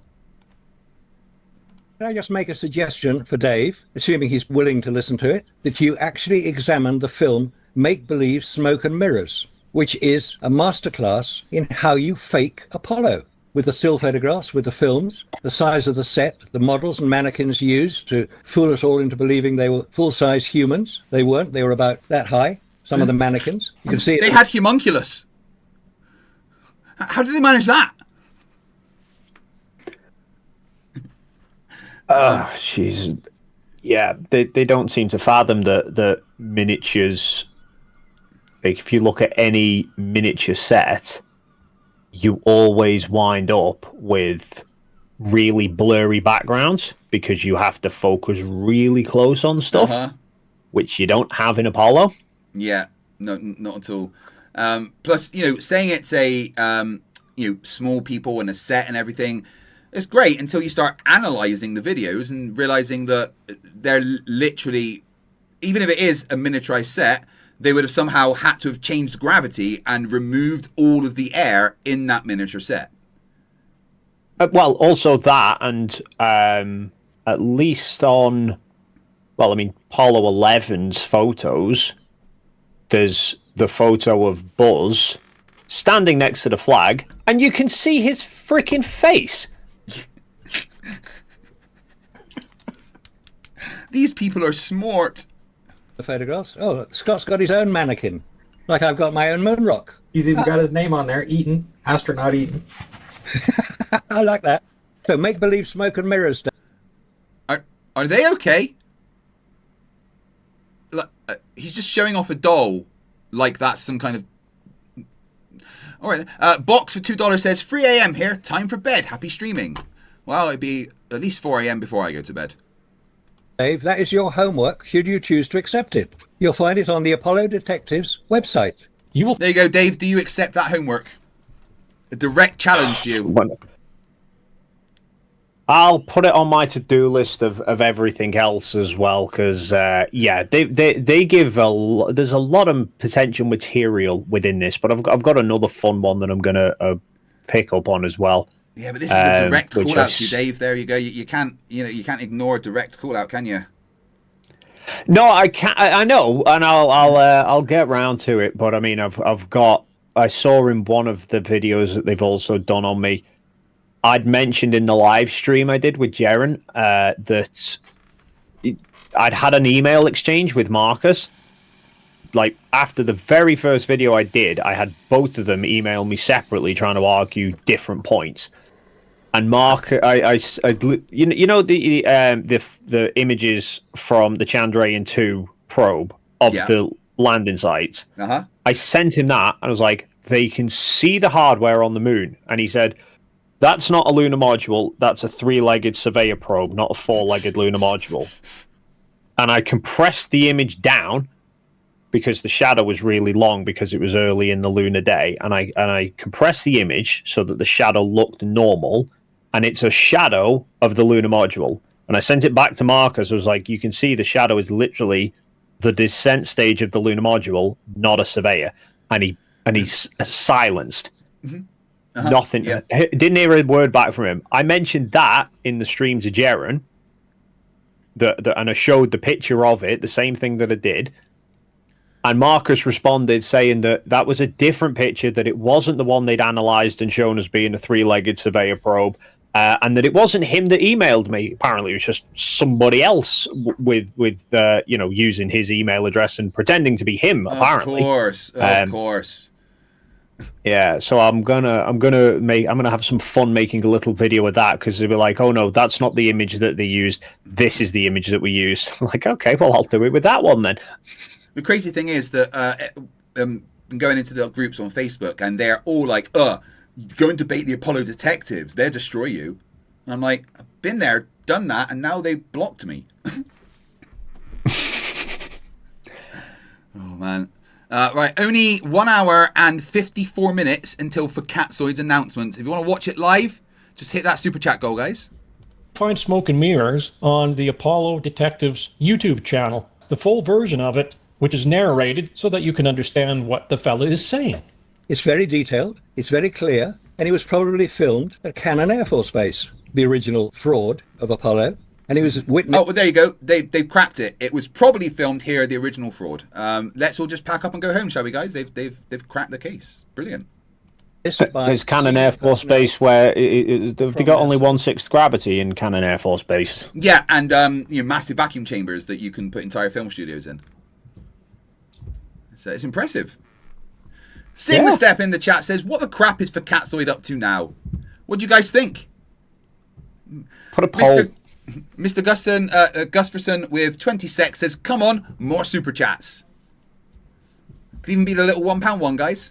Including James Webb, so they knew what to expect. Here's another thing. Have you heard of the Tetra A satellite, the testing and training satellite, launched in December 1968 to transmit back to Earth so that the staff at Houston could train using what they assumed, and it was a real-time simulation. For Apollo 11, it was 8 days. But the only...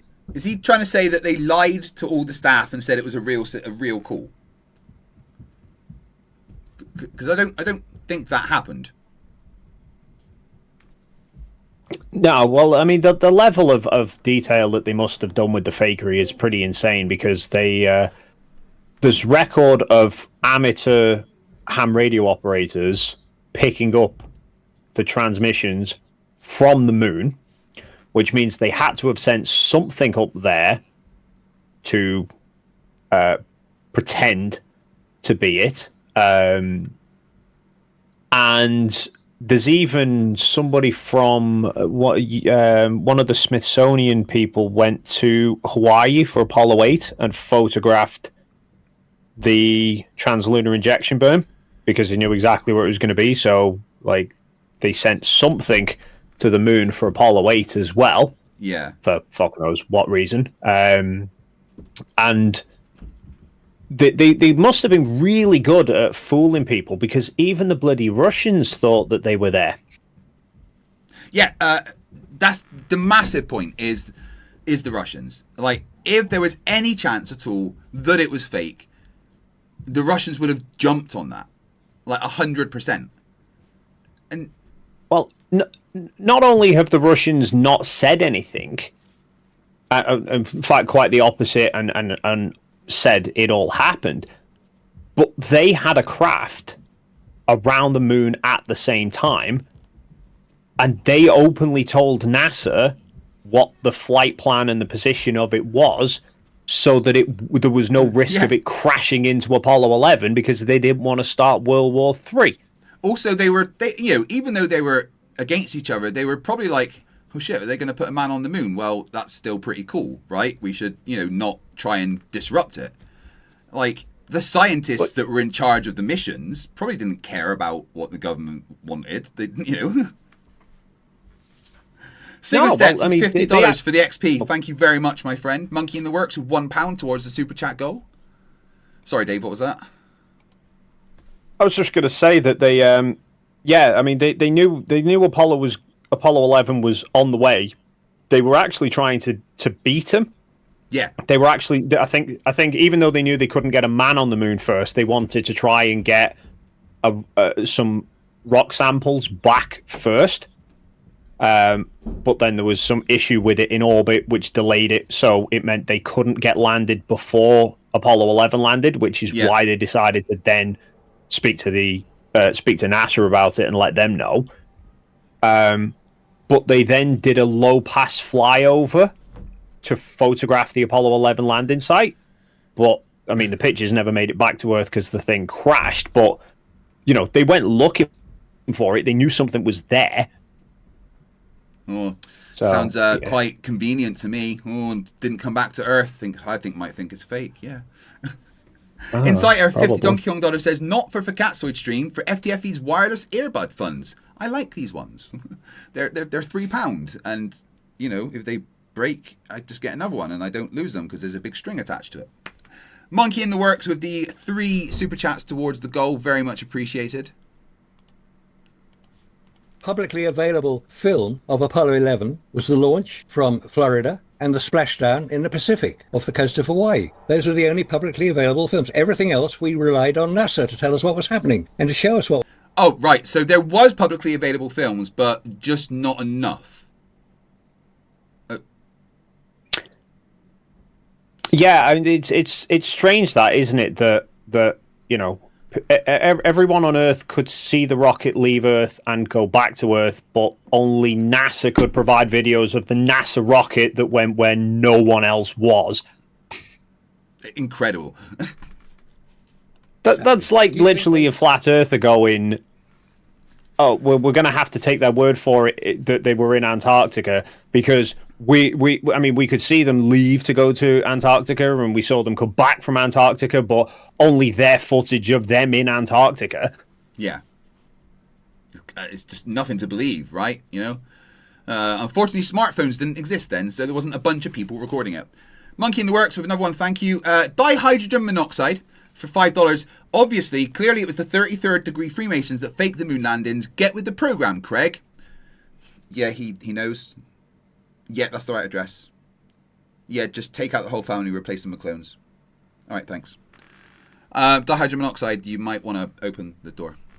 Didn't have actions in place should there be a problem. Of course they did. They'd thought of all of it. So come on, Dave, you've got a bit of homework to do. We've done most of this, so we're giving you the fruits of our investigation over the past many years. And it was helpful for you. This is the fruits of their investigation. There wasn't enough footage, and it might be like Santa. The fucking fruits of that investigation are mouldy shite that you shouldn't touch. Oh my god. Literal worst detectives ever. To get things right, such as vacuum, the effect of vacuum in space, on photographic film, this stuff. Vacuum has an effect on photographic film. You didn't mention that. You didn't mention anything to do with vacuum. Why not? Were you uninformed, or were you just omitting it because it didn't add to your story? What was it, Dave? Were you uninformed or did you omit it? Come on, tell us the truth. No. I've looped that. I've got that clip in my video that I'm making, and I fucking looped it twice because I showed in the stream that I did with Jaren literal documentation talking about the Corona spy satellites.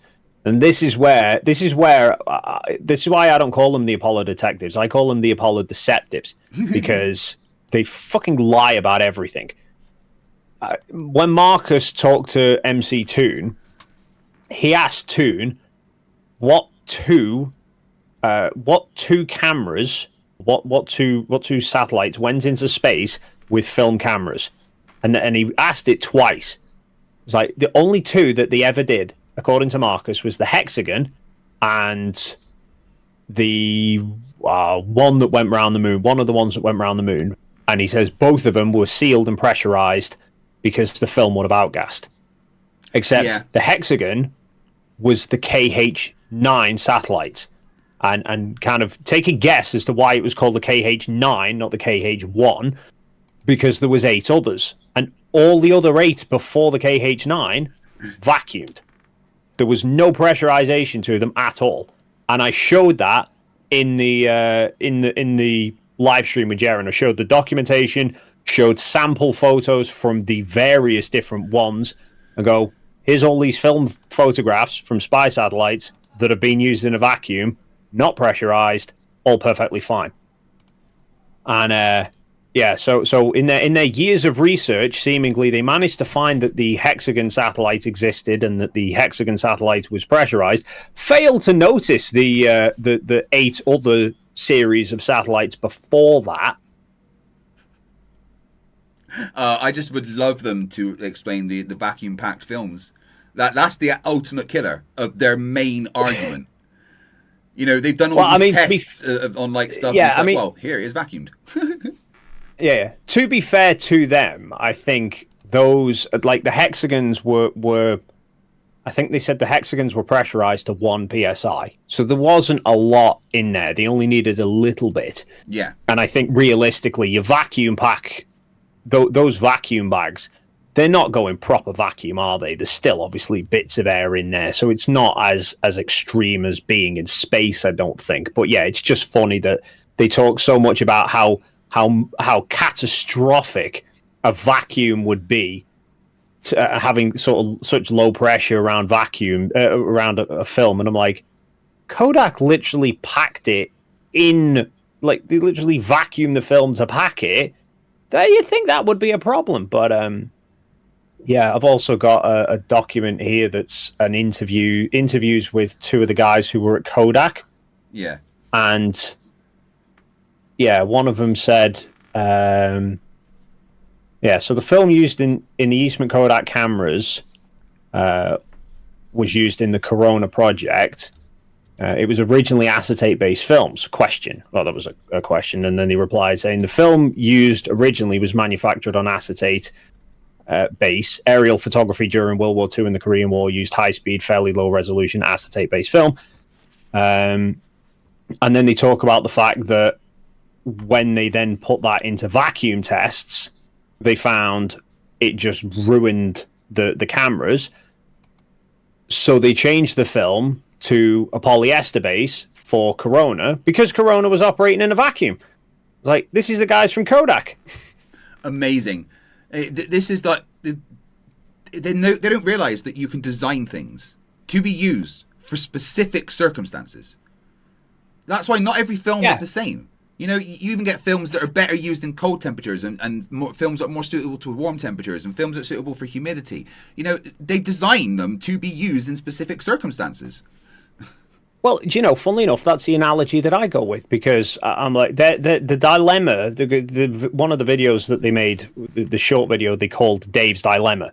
And it seemed to be, from what they were saying, that the dilemma for me that they think is, if I acknowledge that film can outgas in a vacuum, then therefore I don't have, therefore I have to conclude that the moon landings were fake because all film would outgas.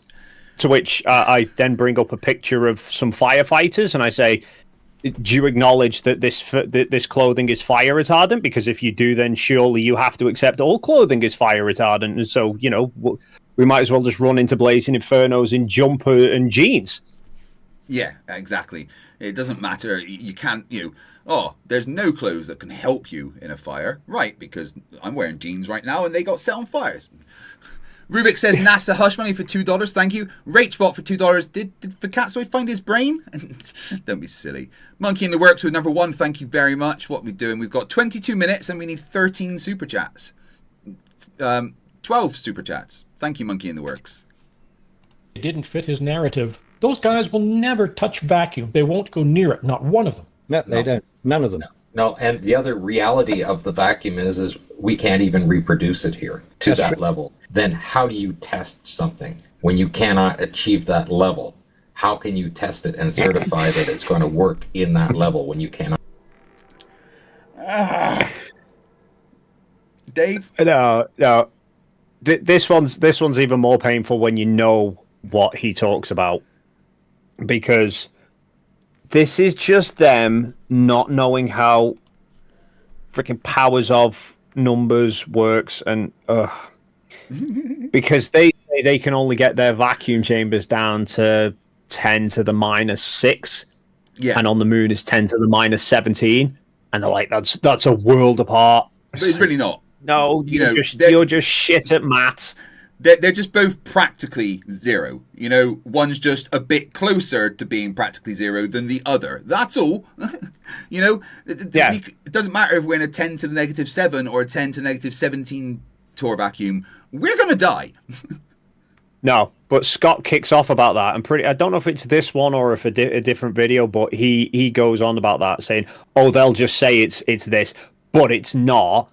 It's a huge difference." And I'm thinking, no, you're talking about basically how much of the air have you removed, and you've removed pretty much all of it. You're just moving that little bit more. Yeah. It's like if you had two people who both had £1 million in their bank account, and then they both went out on a spending spree, and by the end of it, one of you only had £1 left and one of you had 20p. Like, you're both pretty much skint. Yeah, exactly. One of you might be able to get a cup of tea. Thank you, CK, Monkey in the Works, and Sarah Jones for the 1, and Mr. Gustafson for the 20 secs. I very much appreciate it. I like all of the secs. That's 24 of the 30 super chats. So it looks like we may well be watching for Catzoid's announcement. Aren't we excited? I think he's going to announce the discovery of those 11 frames. No, not a fucking chance. I think it's either going to be he's giving up on making flat Earth videos. Full stop. I'm looking at his thumbnail now, and it's either he's given up on doing them anymore, or it's just a way to try and fish some views because his channel's going backwards. Has he put it up as a preview? Is he? Where is it? No, I'm just looking at the thumbnail, and it's just. I don't know if you've seen the thumbnail or not. No, where is it? If you go onto his channel, onto lives, it's on the upcoming bit. Oh, he's doing a live, right? I thought it'd be a video. No longer. No, it's a live stream. So it says no longer my reason, and it's got flat Earth underneath him. Ooh. Flat Earth no longer. Gives the that gives the impression of him giving up. Yeah, or realizing that it's not flat. One of the two. You must be fucking joking. Yeah, I know, right? He's not smart enough. This is Flatzoid, who literally had a conversation with him, and you read out my super chat, pointing out that the scales on nautical charts that he was saying are the flat Earth map shift according to the globe, and he was like, "Yeah, there's a varying scale." He doesn't know what scale is.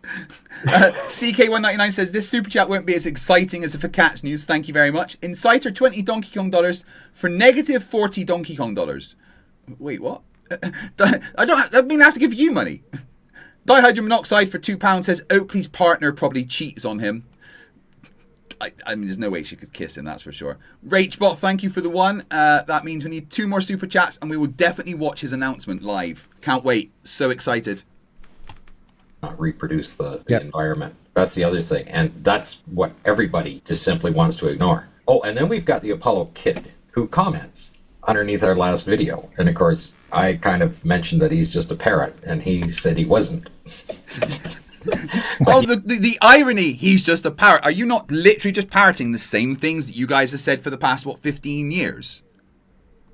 I've just dropped you a link. I've just dropped you a file in the chat, Craig. It's the Kodak interviews. If you want to have a mull over them, they're quite funny.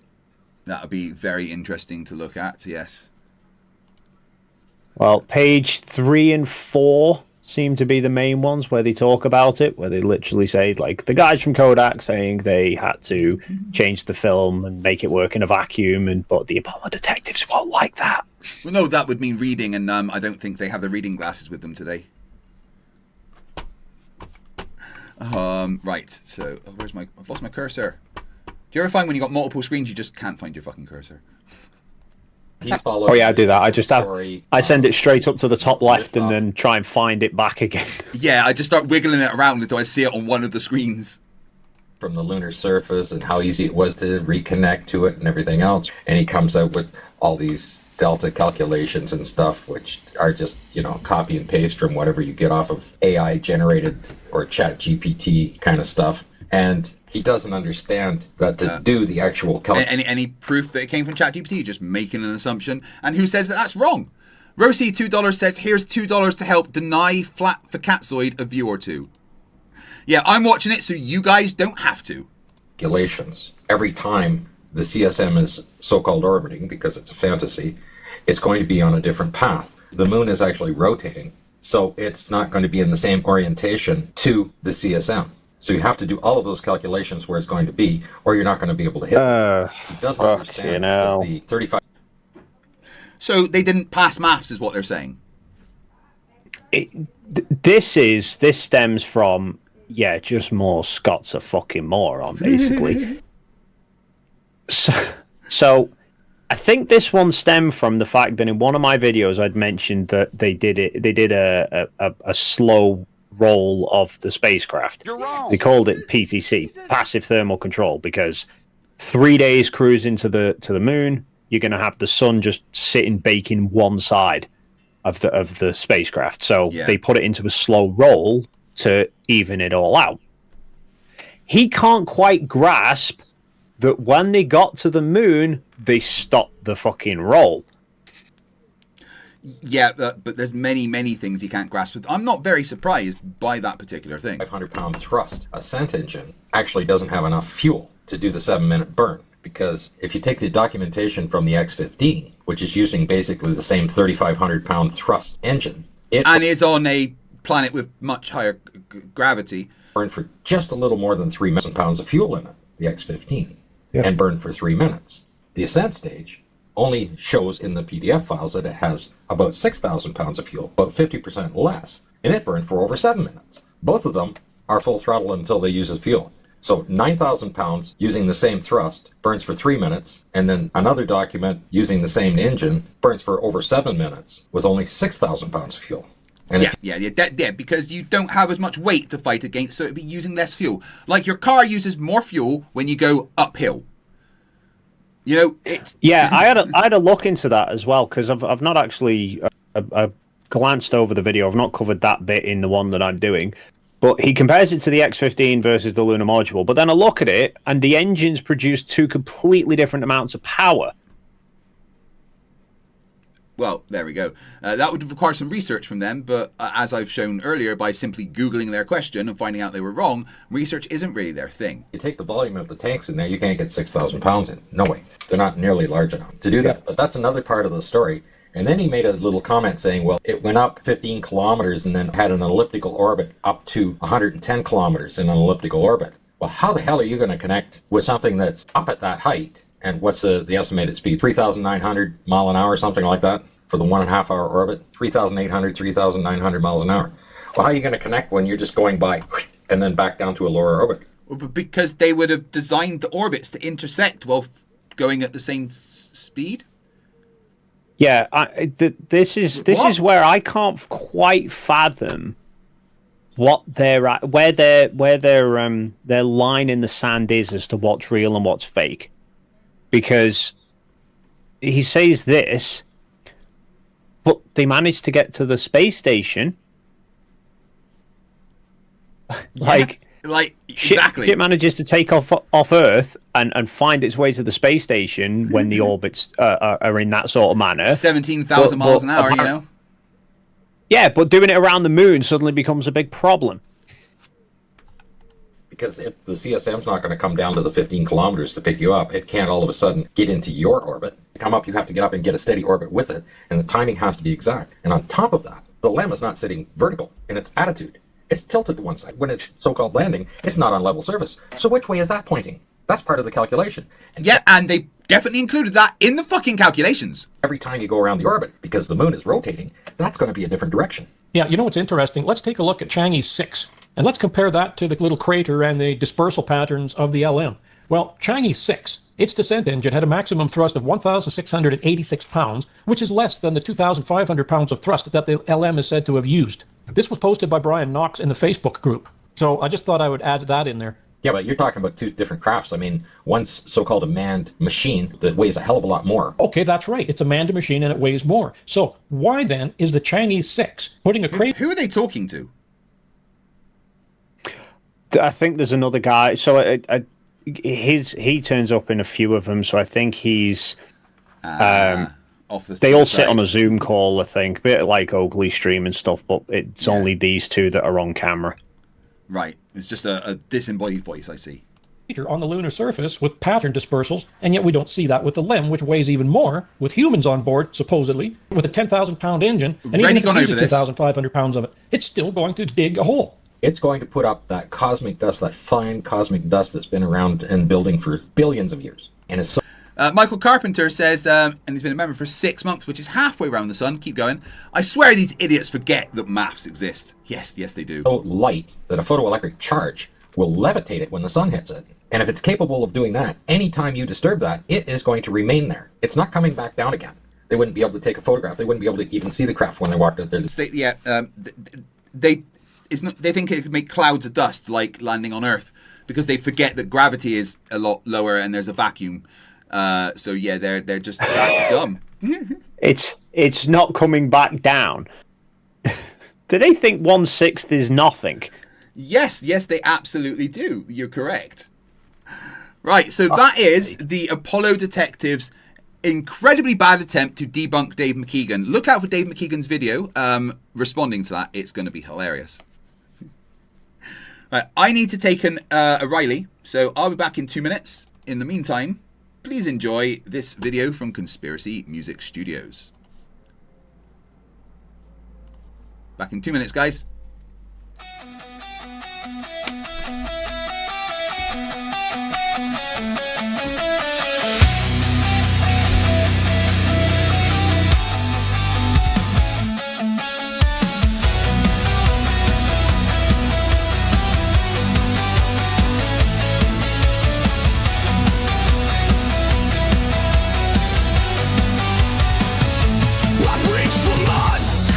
Cried Mason on my stream. Called him demon possessed. Said the globe was a scheme. Never needed no proof, just a fire in my eye. Love the sound of my voice. Now I'm the one they crucify. Now they say I'm Illuminati. Sold my soul, or so they say. Taste the poison I did spray. Now it's me they flee. Whispers fly and fingers point. Ain't it rough to feel the flame? Now I'm sitting in the spotlight, and you're laughing at my name.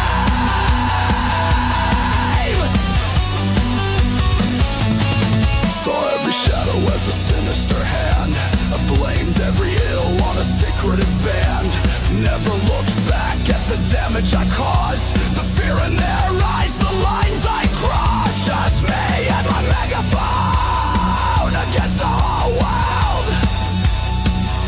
Every wild accusation carelessly hurled. Now they say I'm Illuminati. Sold my soul, or so they say. Taste the poison I did spray. Now it's me they flee. Whispers fly and fingers point. Ain't it rough to feel the flame? Now I'm sitting in the spotlight, and you're laughing at my name.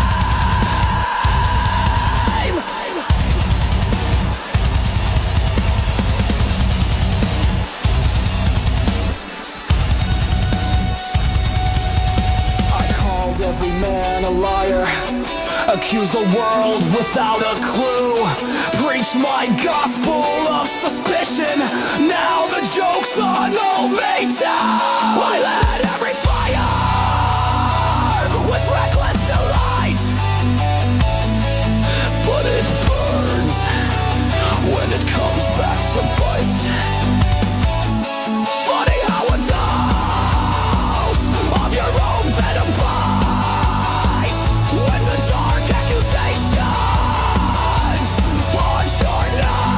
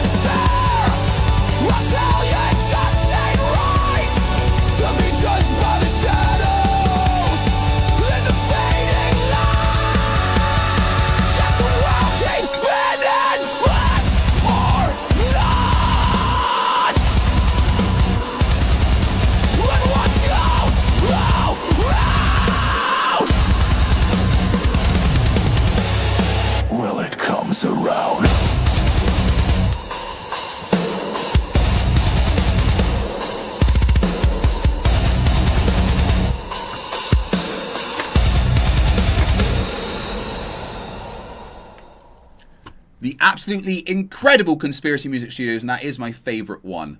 So please go and subscribe to them. Right. In 1 hour, we're going to join in this exciting stream over on For Catsoids. Where did I just put it? It disappeared. What did I do? I made it vanish. Entitled No Longer My Reason. And what do we think that is, guys? Let's put up a poll. What is no longer? Start a poll. Is he no longer... There's an O there, Craig. Well done. A Flerf talking about Flat Earth.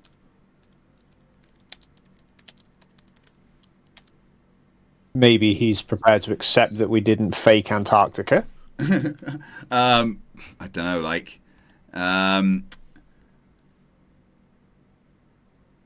What could be the other options? Maybe he's no longer addressing biblical cosmology. He's given up on that as well. No longer bib nonsense. Yeah, let's see about those three. What do you think in the chat, guys? But in an hour, that's what's happening. We're going to watch this. But for now, we're going to go for some complete batshit crazy. Well, that's probably too batshit for me. I'll leave you to it. Well, nice to speak to you as always, Dave. When you're next in Scotland? I don't know, when it stops raining there. Oh, you're serious? We invented rain. Well, yeah, I don't know. I might find my way up there again at some point. You know, you're always welcome. Well, nice to speak to you, Dave. And yeah, I understand why you're leaving with Flat Earth Jesus on the screen. Well, have fun with it. Mate. Right, guys, in the what would we rather watch from Flat Earth Jesus? Do we want to watch... come on, Google. Okay, we'll open it in a new tab. Screw you. Do we want to watch his doomsday predictions or him talking about being in a flat earth university?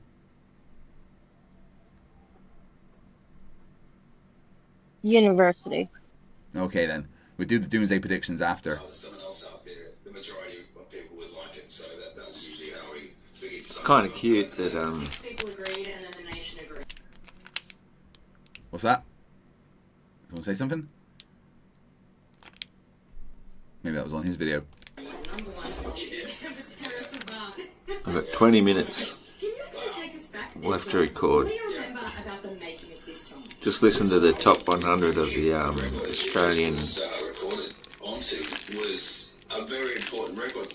top 100 of people voted for Australian songs. And I'm a little bit disappointed because that last one come on. It's a cool song, don't get me wrong.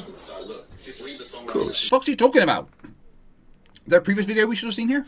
Yeah, but when they said that was number one, I'm like, bugger. I heard a lot of better songs throughout the It's an amazing record. John, I have to tell you, thing. In Excess Kick was the first record I ever bought. Anyway, this is just me ranting for the last 20 minutes. With my recording device while I'm bottling beer. Sometimes. Wait, does he think he's been recording for the past 20 minutes? Single Step says, when I get that old, I'm totally growing a beard like that. Oh shit, I'm older than he is, yeah. Everyone forgets that he's not old. He's like 11 years older than me. He's like 53 or something. That's it. Well, bottling beer. Sometimes some of the most profound things come out of my mouth. I feel like turning them off now because I had to have it turned up loud because the rain was raining and I could barely hear it. Now the rain stopped. I might actually go and stop it. Give me 1 second. Yeah, that's better. Now I can just hear the annoying buzzing background. I don't know about these. Yeah, that's better, Ross. I don't like them there. Ross, if you're making alcohol there, I think you've had enough. I'm just saying, dude. Zirian says, is Zoid going to announce the purchase of a Craig butt plug? Alright, don't you start the butt plug chat again, alright? We had enough of that last time. No one is allowed to say the words butt plug. The ones with like the Arm & Hammer thing on them, and they don't clean, actually. If anyone wants to join in on the debunking, by the way, you're welcome to join the Discord chat. And I've got the voice chat open, so you can come in and join the stupidity. And remember, we will be watching Flatsoid with his announcement in 1 hour. As well as the ones that have the proper Cooper's label on them. So I might leave that one aside, because I've got plenty of spare. And so here I am, just bottling beer. This is sort of what I do once a fortnight, once a month, whatever. It takes me a while to get around to it. This one probably could have been bottled 3 days ago, but yeah, doesn't matter. Sometimes the longer you let them sit and brew, the better.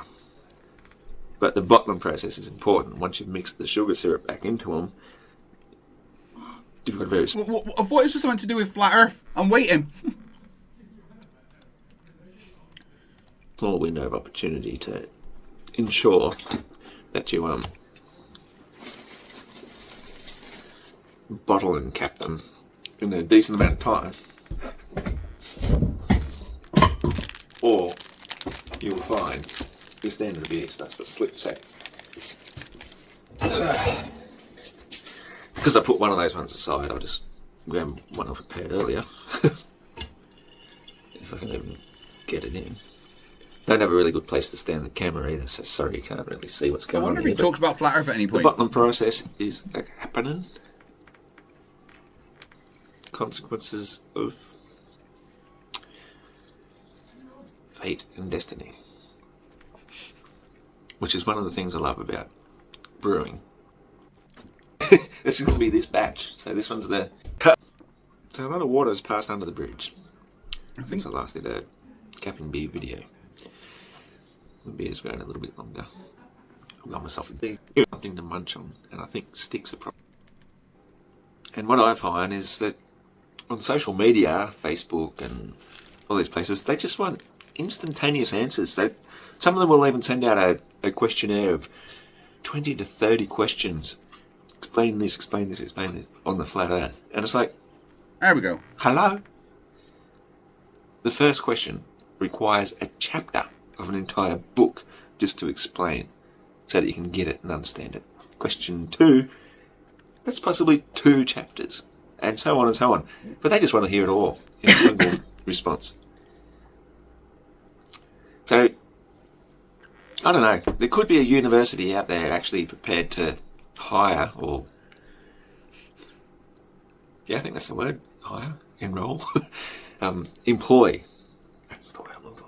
Employ me as a professor of flat earth.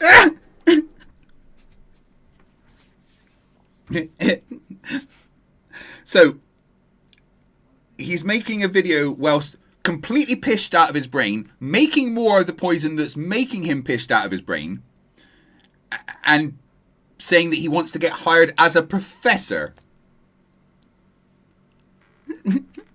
Oh no, it's Andy for £2 says, you will not get my money, even for a butt plug. Andy, you did it wrong, dude. If you want to not send me money, it needs to be a higher amount. It doesn't work otherwise. The Turtle Move says, bad dragon.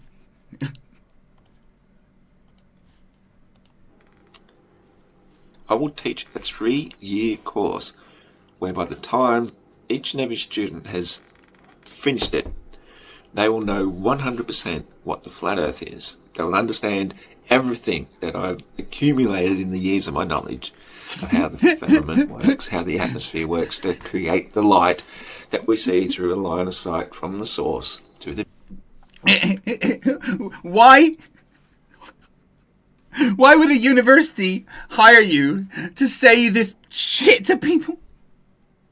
Ah! Viewer. I would actually be able to teach, I think, I know, a really good understanding of the flat Earth, and for those who wanted to become masters, I could possibly even teach a further 3 years to achieve the masters. He thinks there's like 6 years worth of material about flat Earth. Does that 6 years involve just like shredding physics books or something? But of course, I'm not of this time. I'm Iron Horse. I'm Flat Earth Aussie Jesus. Flat Earth. I'm not of this time. He's not of this time. Is he a time traveler? How did he get access to that technology? God, this is worrying. I'm not of this time. I'm Iron Horse. I'm Flat Earth Aussie Jesus. Flat Earth Aussie Roscoe. But I don't belong here in this time. No, we're well aware. You are much more suited to, say, medieval civilization, where they didn't really care about science and physics and stuff. And you would probably be considered one of the wise elders because they were all dumb. Yeah, we all agree that you're not from this time. All right, the chat seems to think for Catzoid, he is going to give up just talking about Flat Earth in general.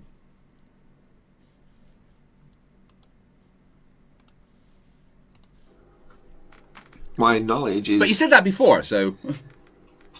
incapable of being shared and expressed to people, as much as I try, as hard as I can, to dumb it right down to layman's terms all the time, as opposed to how they do the opposite. Try to... Ross, the problem is that to dumb it down enough for you to understand is impossible, right?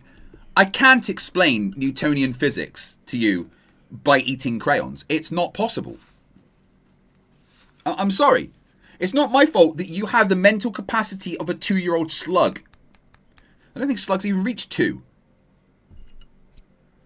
That's the point. Inciter for 50 Donkey Kong dollars. I do like Donkey Kong dollars. Oh no, it's Andy. You need to send another super chat and write the amount you want Craig to pay you back. Craig McNeil, FTFE, I want 50 Donkey Kong dollars back. No. They're mine. You guys do remember also that you can make me say whatever you want with super chats. Like a tool. Hide it behind their coded terminology and squiggly maths and all the rest, so that those who aren't indoctrinated or into the code don't get to understand it. I bring it down to earth. The only physical plane fixed at the bottom of the universe. Right, so he's saying he makes it all more basic and easy to understand for everyone. Well, you may remember in our very first debate, Flat Earth Aussie Jesus told me that the moon was dug out of the Grand Canyon by giants, melted into quartz. Well, still cooling, they filled it with helium. That explains the craters, because it was bubbles popping. And then put it in the sky to worship us, to mock us for worshipping the sun. The sun, by the way, is an interdimensional portal to God's light, which allows it to dilute from a higher realm to ours, and pendulums are controlled by demons. Baba Ali's right. I do owe Slugs an apology. You're way smarter than Ross, guys. That's mean. Universe. That's what I believe Flat Earth is. And I can answer pretty well anything.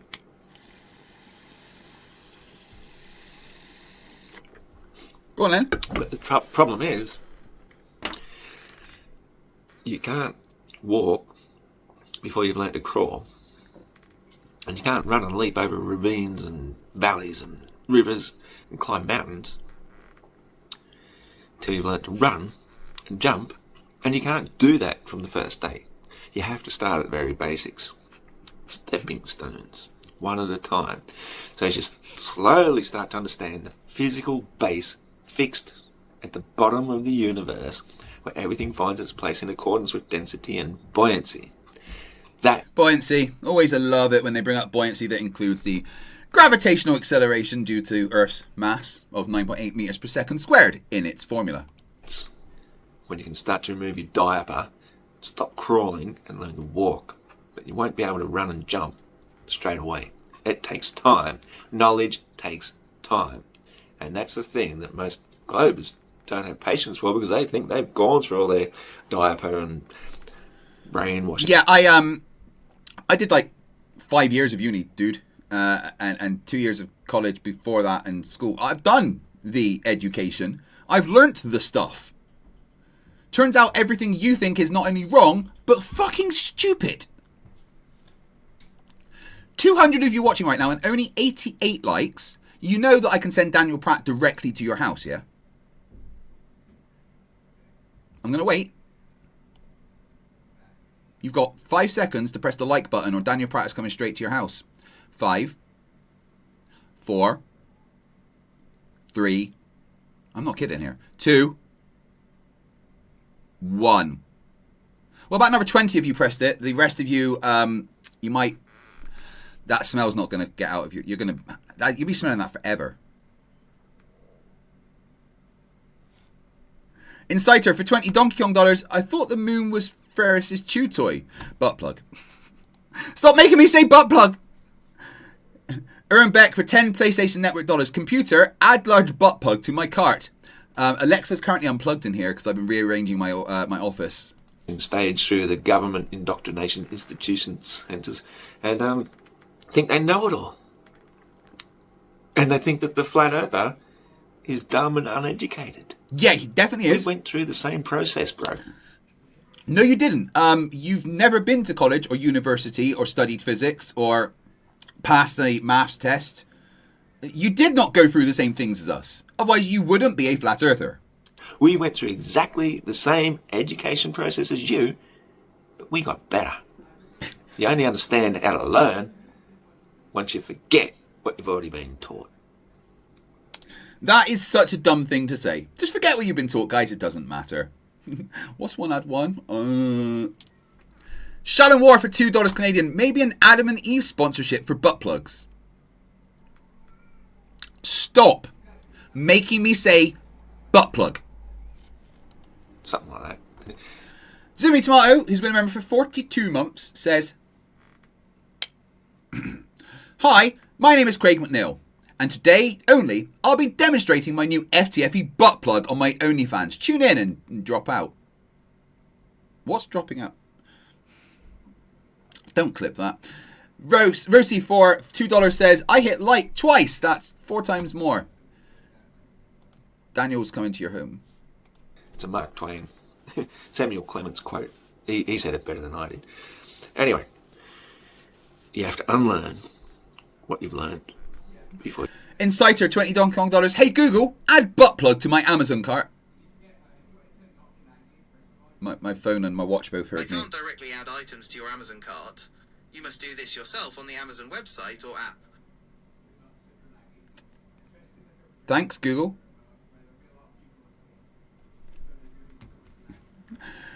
Eclipse Chris, who's been a member for halfway around the sun, says, what is this about butt plugs? Butt plug, butt plug, butt. Butt plugs, butt plug, plug, butt.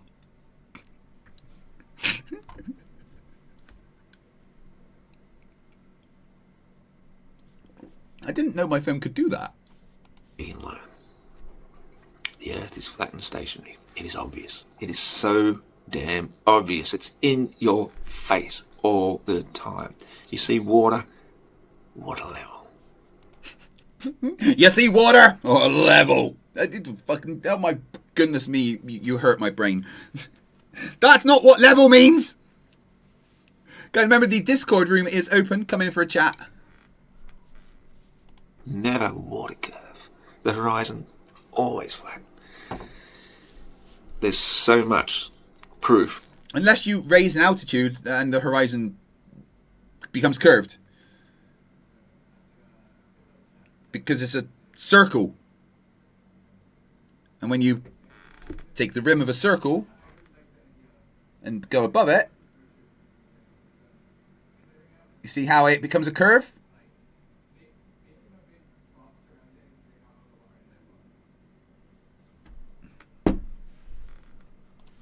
for the stationary planar Earth fixed at the base of the universe.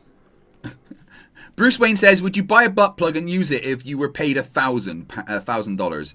It would be at least $20,000 for me to do that. I've got a price.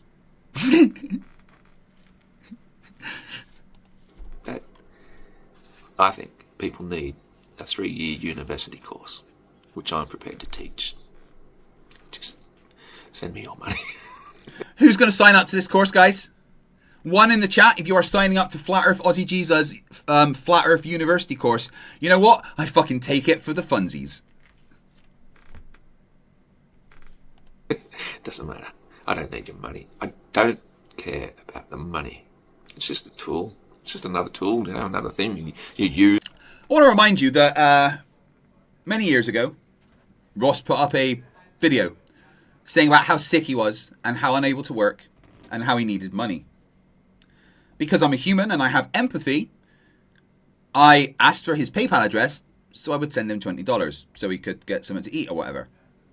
Right? Even though I didn't like him. He's human. He lied to me, gave me the PayPal address of his mail order bride that he's never seen in Taiwan.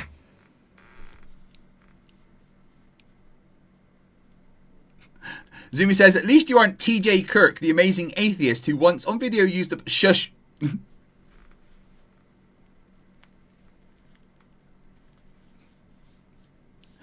Yeah, Bush says, pay 3 years for a 1-day course. Earth is flat, bro. No, it'd be like, welcome. The first thing is, it looks flat. And there we go. Now you just sit here for 3 years. It's for a purpose. I'm not interested in making money. But I need some, of course, to survive and pay my rent, pay for the electricity, and buy the ingredients to make my beer. But apart from that... Wait. Rent, electricity, and beer. That's it. That's what he cares about. Oh my god. How has he got a functioning liver? Pretty fucking happy. I'm good. I'm fucking good.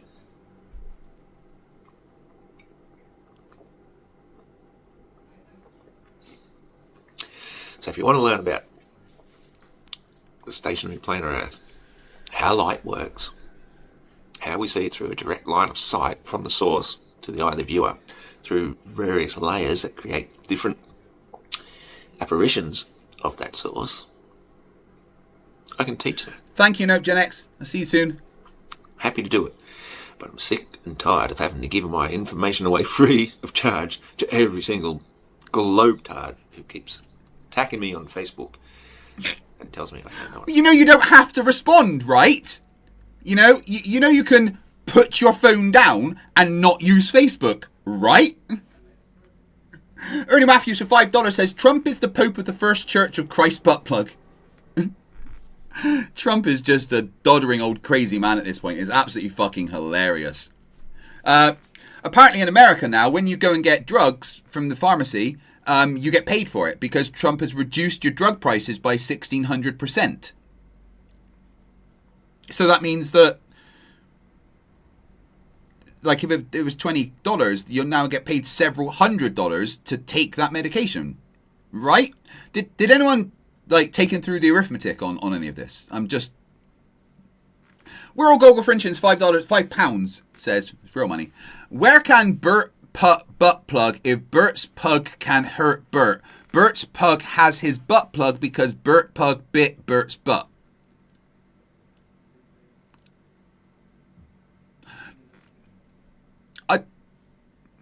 I can confidently say that's not a sentence I ever thought I would ever say.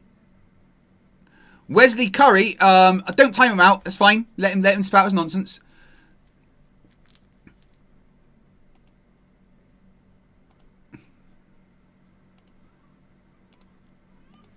Says you are all schizophrenics. Me and the voices in my head say fucking prove it. Roasty says for $5, I won't make you say butt plug if you say search Amazon for alien tentacle dildo. Hey Google. Hey Google. Search Amazon for alien tentacle dildo. Several vendors, including linked to bol.com and AliExpress, offer alien tentacle dildos with various features like textured surfaces, different colors, and suction cups. A 17.5-inch model is available with a flared base for stability. I just made the AI read that out. Oh my lord.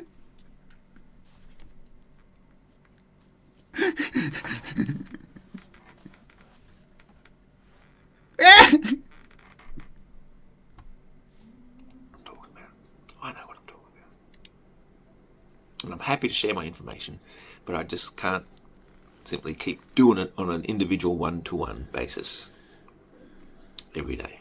So, Flat Earth University? Yeah, man, do it! Or any university who wants to employ me. I will teach the course, and people will know a new understanding of the physical reality of the plane we live upon. We're not spinning through space. We're not rotating. We're not going around the sun. Never have, never will.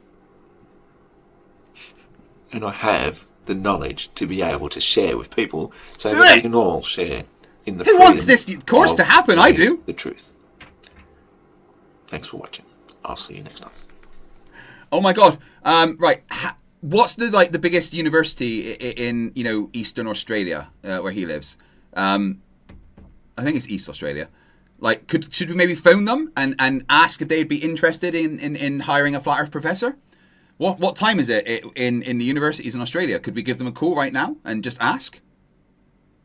Rachbot, maybe you would know. What time is it over there? Is it like 7 a.m. or something? Dihydrogen monoxide for £2 says, "Hey Google, search Amazon for bad dragon." You guys know my wife can see this. Amazon for bad dragon does not yield results for the company's products. You can find bad dragon products on their official website or at a few select retailers. I don't want to know what that is. All right, so it's too early to be phoning universities. Right, I see. Right, we have still half an hour until the Fakatzoid announcement. I think he's given up talking about Flat Earth completely. So I think we should do another Crazy Roscoe video.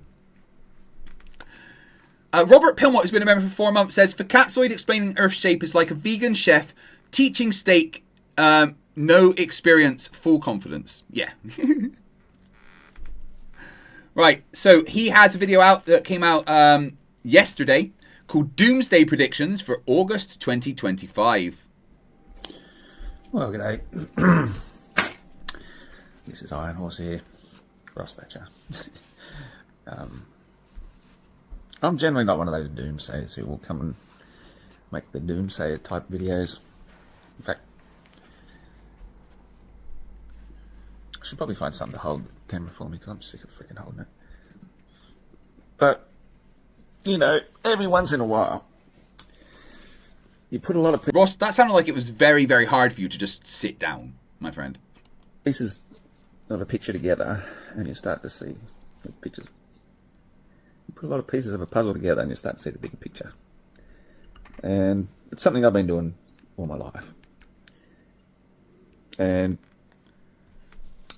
it doesn't please me much to be able to say this because I'm not a doomsayer, I'm no Nostradamus, despite my magnificent beard.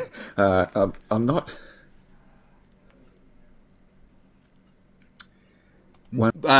able to, use basic personal hygiene, be a decent person, not be a Nazi, argue with any sense or sensibility, be sober. You're not able to do any of those things. Yeah, we're aware. Eclipse Chris for £2, sorry, says, hey Google, explain in detail what Charizarding is. Charizarding is an explicit... No, stop. Don't, no, and no, I saw the summary. No, absolutely not. Do you want my channel deleted? Why is it called Charizarding? That's a Pokemon, right? I think I'm happy I've never heard of this. To do what they call predictive programming. You know, in fact, I try to do the opposite of predictive programming and say, every little thing is gonna be alright. No, don't worry. What? How is that the opposite of predictive? Bye, Wesley. Nice to see you. In the words of Jean-Luc Picard, shut up, Wesley.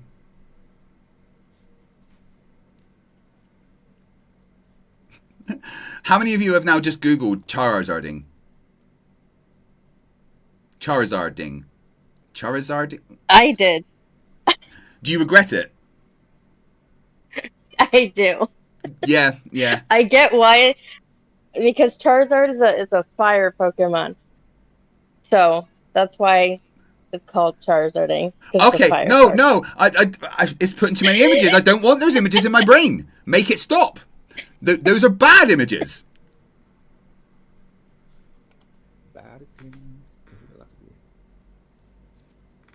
Come on then, let's give us these predictions, Ross. And probably what you need to do before you jump into that spaceship and take off, like they did in Hitchhiker's Guide to the Galaxy. You know, you need to have a few pints behind you. So every day I have a few, just in case. Yeah, I never thought of it like that before, but now that I have, I'm sticking. You've never thought before, Ross. So here's the thing: like not that many, some years ago, I had to buy myself a second-hand car because the second-hand car that my dad sold me. He's got a driving license. Somebody should. What's the Australian equivalent of the DVLA? They should be aware of this. Really cheap. Was shit itself. Had a timing chain, and you wouldn't know it, but timing chain shit itself. So basically, you had to buy a car so I could go to work, so I could pay for the car. Bruce Wayne already knew what Charizarding is. I'm not judging you, Bruce. Maybe a lot of other people are, but I'm not. Eclipse Chris, you do realise you just made like 250 people Google what that is. There's been a little spike on Google of that phrase right now because of you.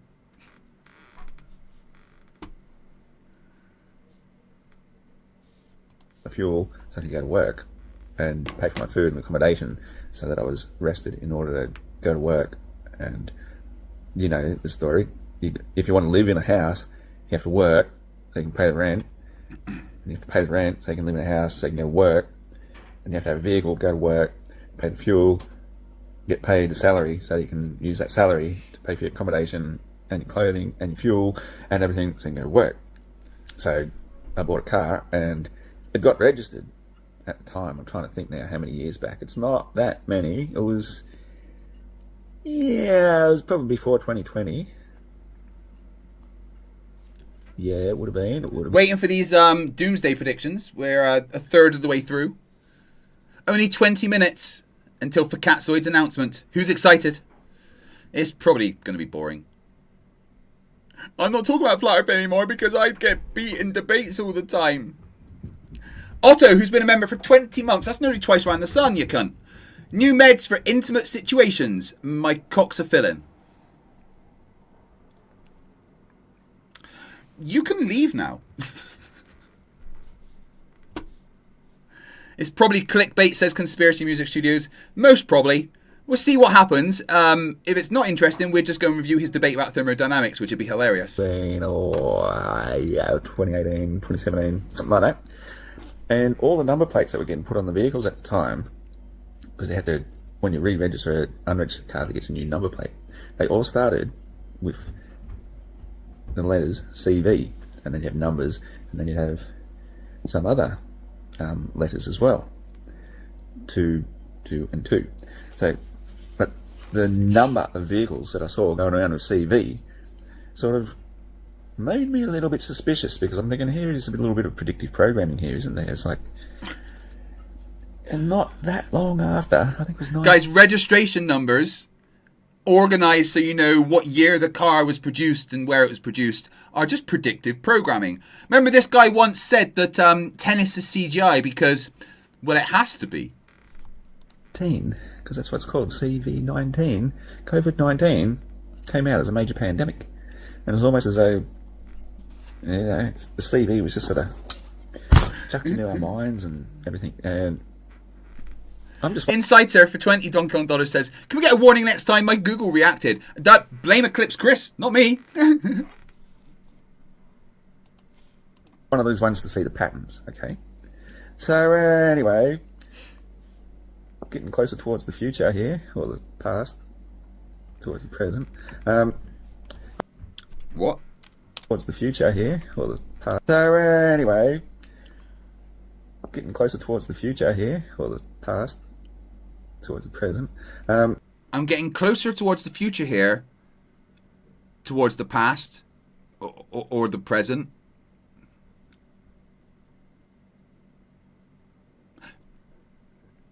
Yeah, I can't respond to that.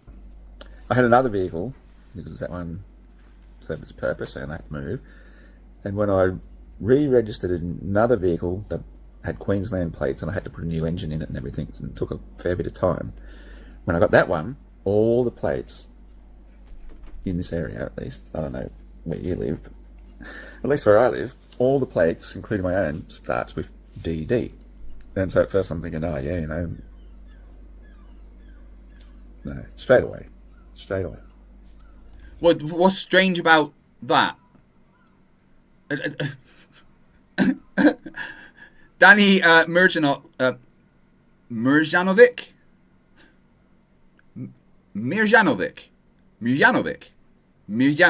right? Mirjanovic, is that correct? Yeah. He says mental illness has taken human form. No, that is alcoholism in human form. I had it nailed in seconds. It's like, holy fucking shit. Doomsday. 2025 and Doomsday sort of go hand in hand with one another. And they're just putting it on our number plates of our vehicles. And of course people think I'm just... Okay, so we're waiting for these Doomsday predictions, though. You've rambled for 5 minutes. Fucking nuts. And you are? Actually, I've never done that to a nut, but... Anyway, go to bag. Too salty. God. Sorry, I get distracted easily. I've got to... We're where? Can't stay on track. But anyway, so yeah, then I seen a thing just 1 or 2 days ago where both Nostradamus and some other completely unrelated psychic lady, I can't think of her name off the top of my head because I'm not familiar with her at all, but some site found particular coincidences of both of them having doomsday type prophecies for August in 2025. And I thought, that's pretty interesting because so did I. Oh really? What was it? And here we are in August 2025. So you know what I think? You know exactly what I think. Fuck it and have a beer. Well, to be fair, yeah. If we were about to experience a doomsday and nothing we could do, fuck it. Have a beer. Or a billion. Get stoned. Get high. You know, do what the fuck you want. But I will bet everything that I have that we're still here on September the 1st. And in fact, we better fucking be. Because, hey Google, when is the new Sonic Racing game coming out? The new game, Sonic Racing Crossworlds, will release on September 25th, 2025. Yeah, there's no way that the world can end in August because I need to play that game. I'm a fucking nerd and Sonic Racing is like my jam.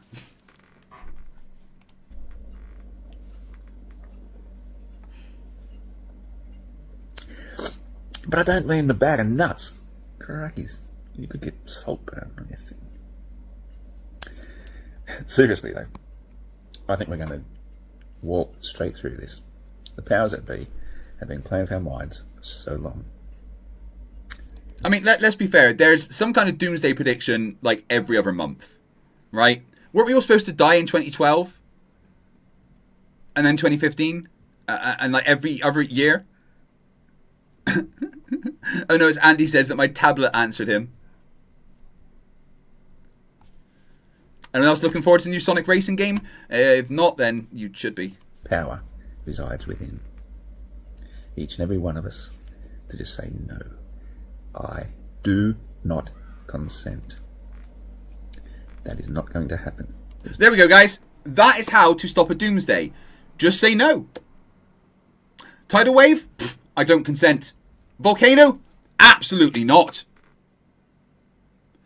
Hurricane? Not on my watch. What? Yeah, Danny, Racing Transformed was amazing. New Battlefield does look good. I'm enjoying COD again, though. No doomsday. They played all their weather games. They played everything. They played every card. You're going to play the alien card, of course, because that's the one. I think both of those other. You guys have been saying that they're going to stage a fake alien invasion for like 15 years. Foreseers foresaw. There are no aliens. The only aliens that exist, the extraterrestrials, live beyond the Antarctic ice wall. They're actually got our backs. Not the fucking scumbags trying to rule the world. Right, so the aliens are actually here to defend the flat earthers. Because for something. Has he mentioned what his doomsday prediction is yet? Or did I just skip over that? They've got our backs. They've been protecting us all this time. And all we have to do is attune to them Everybody and say, supersonic racing. We do not Thanks, accept, that's in my head we do now. not consent to the powers that should not be pulling all this bullshit and wool over our eyes with every pandemic and scandemic and new fear of something or other. We do not consent.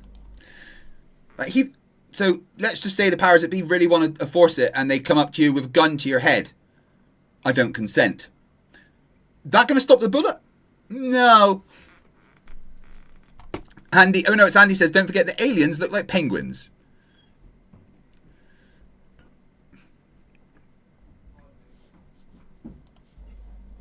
What we say is,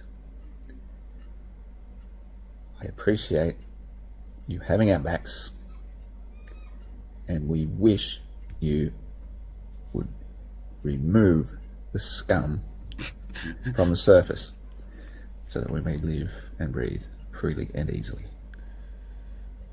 That is all. I love you. Maybe, I don't know, some kind of wellness check might be in order for him. What do you guys... no, he's scum, actually, don't worry. So, I don't know if you have seen it, but I'm going to, before we go to the Facatzoid announcement... Well, great. See if it's still on his channel. Yes, here we go. This is an amazing video, guys. Okay, well, this is a different sort of video. It wasn't one I actually intended to make in any way, shape, or form whatsoever. This is one of my favourite Flat Earth conspiracy videos ever. Looking at the television, and if you look closely, which I recommend you do, you can see this isn't actually real footage at all. This is all somehow CGI rendered whatever crap. There we go, guys. That CGI, that tennis, the players, the ball, the crowd, the stadium, it's all CGI. Andy, is there actually buffering, or are you just saying that?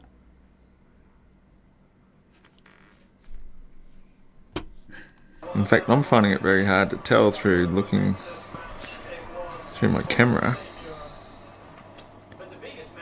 But when I look at the television, the television, you can see how some of this is actually real footage and some of it is computer-generated images, or as we call it, CGI. Or are you just put off by the slow motion and are not aware of what that does? Oh, actually, it does say that the buffering could be happening. This is not my internet. This is actually YouTube doing this.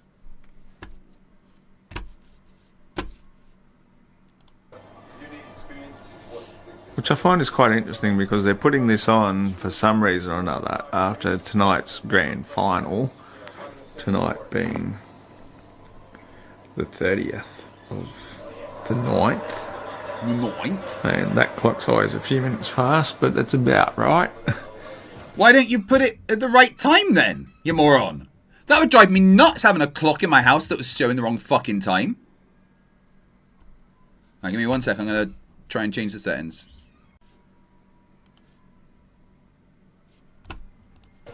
It's nearly midnight. And we're showing this stuff. Clearly computer-generated images. Clearly.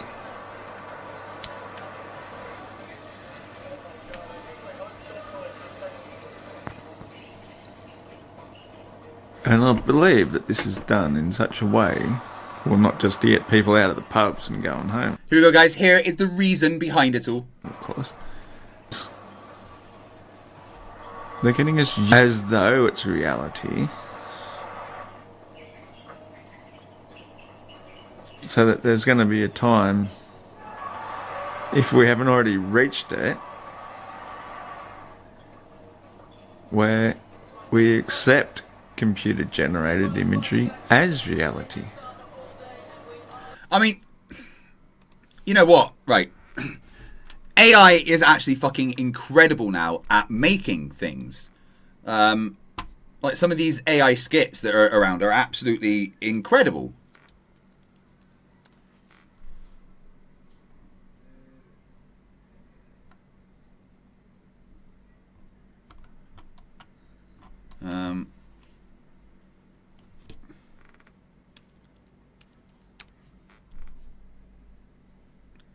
Hi, sir. Like what is your message to the younger generation? Remember, kids, 2 in the pink, 1 in the stink. Hi, sir. What is your message to the... Like, that's completely AI. And it looks very, very real. You know, you wouldn't know that that was not real 10 years ago. Even now, it's hard to know it's not real. It's the way they speak is slightly off. That's what really gives it away. Good afternoon, sir. The rain is very heavy here in Mexico City, in this marginalized area where, oh, another one is gone. Come on, it's actually quite funny. Excuse me, ma'am, what do you do for a living? Bitcoin, baby. Crypto's the future. Anything you say can and will be held against you. Boobs. I love my natural hair. That hair isn't real. Death is seeking you at the bingo table. Want to go through 4 Seasons Orlando. Like, how would you know that's not AI? That's not real. It's kind of hard these days.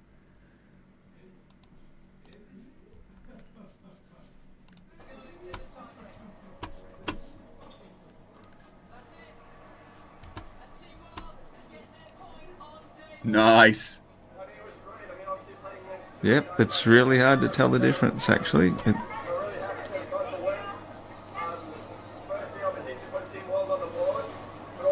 It was actually a little bit more obvious before I started filming.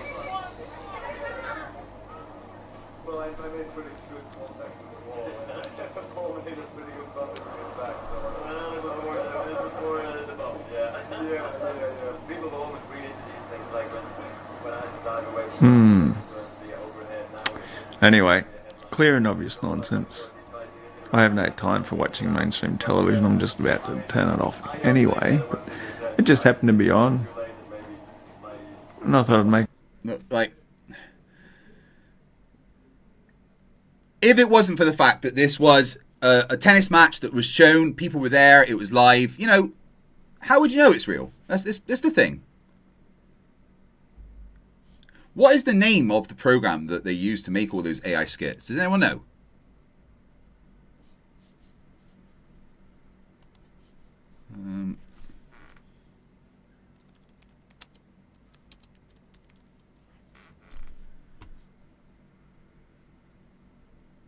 Vio, is it? Is that the one?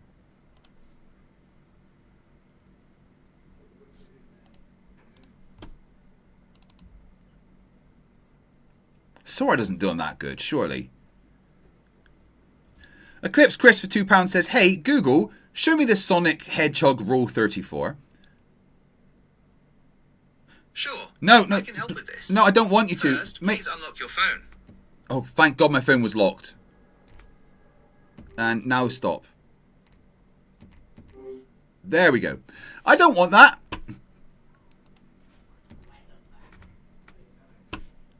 An observation.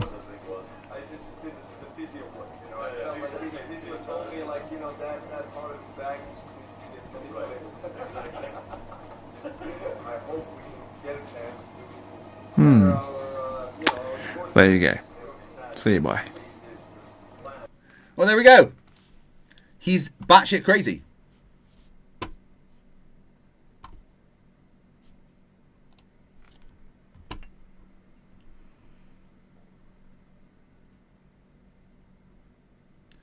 Yeah, VO3 looks like that's what they use.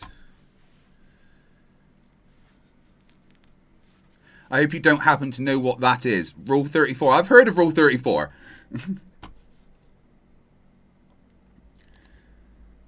Right. Oh, no, that's not the right one.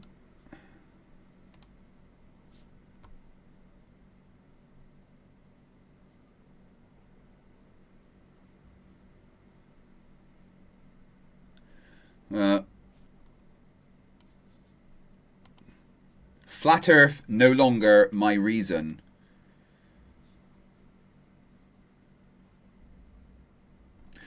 Wonder what this is? We're going to find out very, very soon.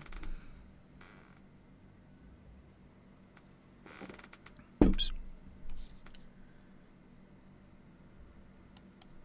You're wrong. Jesus. That's his trailer. Right, I need to take another Riley. So let's get another song up by Conspiracy Music Studios because they rock.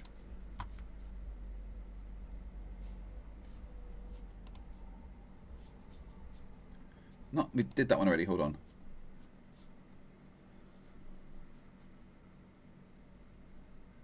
Where's the...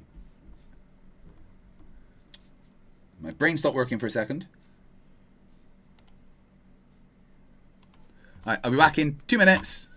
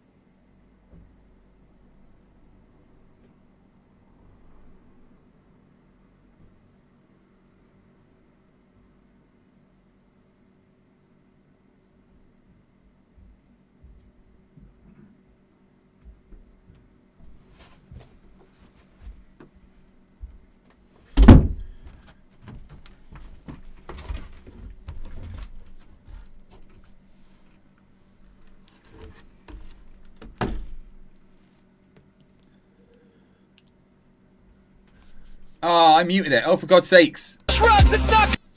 You know what? I'll start that again. Whoopsie.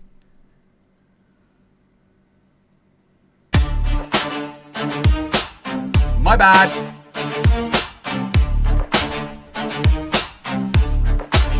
Say that again? The Nile runs uphill, don't you see? Curvature's a lie, it flows just free. We're spinning fast but feel no breeze, yet butterflies and leaves do as they please. Water flows downhill, center of mass. Gravity's real, not just hot gas. Spinning earth, inertia, bro. The breeze don't blow just cause you say so. Oh Ross, you've lost the plot again. Oh well, no. He's up, so we have to watch what he's saying. Here we go. Hey guys, so tonight's stream, I have something very important I want to share, and I want to say something that's probably going to piss off a lot of people, but yeah, I'm used to it because it usually does piss off people constantly. Who's excited? What are we hearing? Anyway, what I want to say is I am officially leaving the Flat Earth community. I want nothing to do with the Flat Earth community anymore.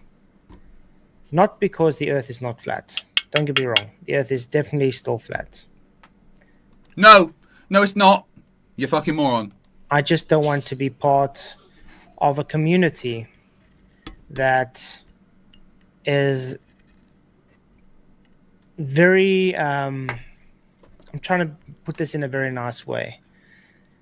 A community that is very backstabby, is very gullible, push false doctrines, very hypocritical. And well, I don't want to be part of that. And I just have to make it clear, it's not all flat earthers. Okay? I really have come to yeah, haven't we seen this care before? about a lot Is this of a you repeat? guys, and I don't want you guys to take this personal. I really care about all you guys, even the flat earthers, even the ones that still push an agenda against me. I just don't want. This is all in response to the banjo situation. The fact that a bunch of flat earthers are calling him, Masonic, Freemason, etc. This and that. Because he lies about a lot of things, and even other flat earthers notice, I guess. But yeah, he's just angry that not everyone likes him.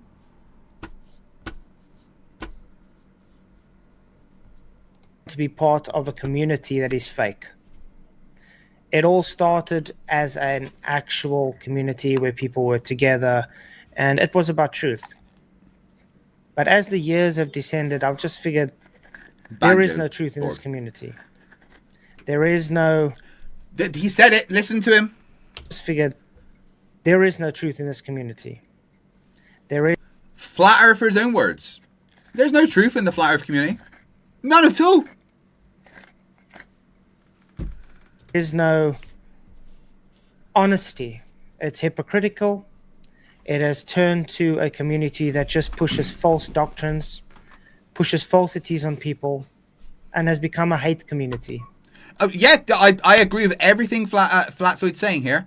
Sorry, for Catzoid. The Flat Earthers are all hateful bigots that lie and push untruths and call people horrible things. For Catzoid is speaking the truth here, guys. Everything it used to stand for doesn't stand anymore. And I don't care if you don't like the words I'm saying anymore. Then again, you guys never really liked one of the most hated kind of flat earthers around there. So I'm gonna just be plain out. For Catzoid, you're not the most hated. You're almost funny. You have said some absolutely vile things. But like, Nathan Oakley, Santos Bonacci, you're probably like B tier hateful. They're S tier. Flat Earth has become infiltrated by fakes. And when you call out those... Not infiltrated, it was always fakes. The modern Flat Earth community was made by people pretending to be Flat Earthers. And you all fell for the joke. Dave McKean says Fakatzoid doesn't like someone suggesting he's a Freemason. The same Fakatzoid that said I was a Freemason. I know, right?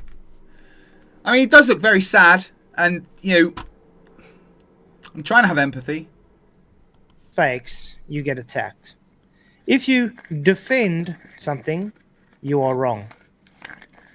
Now, I don't know how I want to explain this in as much nice way as I can, other than telling you, please don't call me a flat earth anymore, because I want nothing to do with the community anymore. You guys are sick. If you think the Earth's flat, you're a flat earther. Sorry. You need help. And no, I'm not agreeing with Jaren that it's a cult. Flat Earth's definitely not a cult. Jaren is still a shill. He has always been an infiltrator, just like David Weiss, just like Eddie Banjo now. I still think he as well now has been a shill in the community. So anyone that goes against him is a shill in the community. We're going to go from this to watching him debate about thermodynamics. That'd be fun. I do think people like Dal has flipped, and that's why he pushes this nonsense of upward rising Earth. I also do believe people that are going into the flat Earth community and trying to hide God and push false doctrines is not healthy. I don't want to be associated with this kind of thing anymore. So this is my official resignation from the community of flat. Yeah, like Dale Undefined in the chat says, he says the community is toxic, then does toxic stuff. We really shouldn't forget that he called another flat earther the village bicycle, insinuating that she slept with everyone in Antarctica. Earth. And once again, I'm not saying the Earth is not flat. Yeah, it's not. I am just no longer part of the community. I pray the best for all of you guys. I pray that you guys move on with your life. I pray that everything you are pushing, you would actually look back at yourself and humble yourself and realize that all you do is you attack people. All you do is you try and bring the worst out of people. All you do is disgusting. I am ashamed to actually be called, was ashamed to be called a flat earther. You are a flat earther, and you need to deal with the fact that you are a flat earther because you think the Earth is flat. Wherever you don't like the negative connotations that come, because the majority of the flat earthers are so low IQ, they don't have the ability to understand that being a dick is a bad thing, doesn't mean you can escape from being one of them because you don't want to be called it. You need to accept that you have been vile, Flatzoid. You're acting like you're innocent here, and you're not part of the crew that have said and done disgusting things. You most definitely are. So, I'm being blunt. I'm going to move on with my life. My channel is no more going to be Flat Earth at all. Nothing whatsoever. It is now only going to be going with biblical doctrine. And if biblical cosmology comes up, it'll literally just only be scripture. No more debating nonsense like gas pressurized container, level, or all the same things over and over, because it's just a circle jerk. Yeah, because you know you've lost it so many times that you don't want to do that anymore. You promised me another debate about thermodynamics, but you ran away from doing that. But like Dave says, you said, you know, the other month that you weren't going to talk about anti-flat earth content anymore, which lasted a few days. So I'm sure we'll see you back to talking flat earth in a few days. Max says that Fakatzoid's theology is more messed up than his physics knowledge. I'm aware.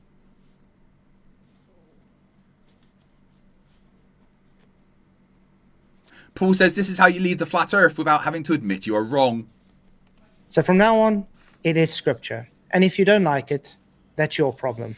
Because you guys don't like it no matter what I do. All I've ever done for this community for the last 5 years or 6 years or whatever I've done this is put everything, my heart and soul, into this community. And all I ever get is backstabbing. All I ever get is hurt. People make up shit about me constantly, every single day. They attack me, they attack my family. They make it very personal. Right. Attacking Fakatzoid. Okay, fair enough. He's attacked people. Right. but that no one should ever attack his family. Right? You know, you don't need to be extremely personal. Unless it's Oakley, then you really should rip the fuck out of that toe fungus. But it's very easy to be, you know, point at how stupid Facatzoid is and the vile things he said without ever bringing his family or anything into it. That's never okay. I know I talked about Nathan Oakley's wife the other day when he put her on stream. I was just actually amazed that he's managed to trap a woman into ever wanting to touch him. F. Crush says, I won't attack his family. I feel pity for them. Yeah, me too. Not just from the globe side, from Flat Earth side too. And all because I've put everything into this community. And yes, I'm looking at you, Your pal Al, who's been a member for 15 months. Ooh, getting close to that twice around the sun. Just another 9 months to go. He says that Flatzoid will be back to Flat Earth next week. Should we put bets on, guys? Flat Earthers. Please stop this nonsense. You guys go out of your way to make sure you hurt people because that's all you can do. The hate that has come from the Flat Earth community is disgusting. He looks very upset, to be fair, and you know he's right. The Flat Earth community is fucking disgusting. Do you have any idea how many death threats I get? Almost weekly. I've had so many, not just from Santos Bonacci. I get told that I should drown myself on Facebook almost daily. You know, the things that are said by Flat Earthers towards people like me are horrible, and they do it to their own as well. If they slightly disagree, they're just as vile. And this is because most Flat Earthers are so stupid that they're not intelligent enough to have empathy. They don't have the capacity to see that empathy is a vital part of the world. He's only sad because he's been attacked. He doesn't care about anyone else. He's upset because he has personally been attacked. Max says they've never had a death threat yet. I can't wait. I'll kill you, Max. I'll stab you in the throat. There you go. You've had your first death threat. Don't close your eyes.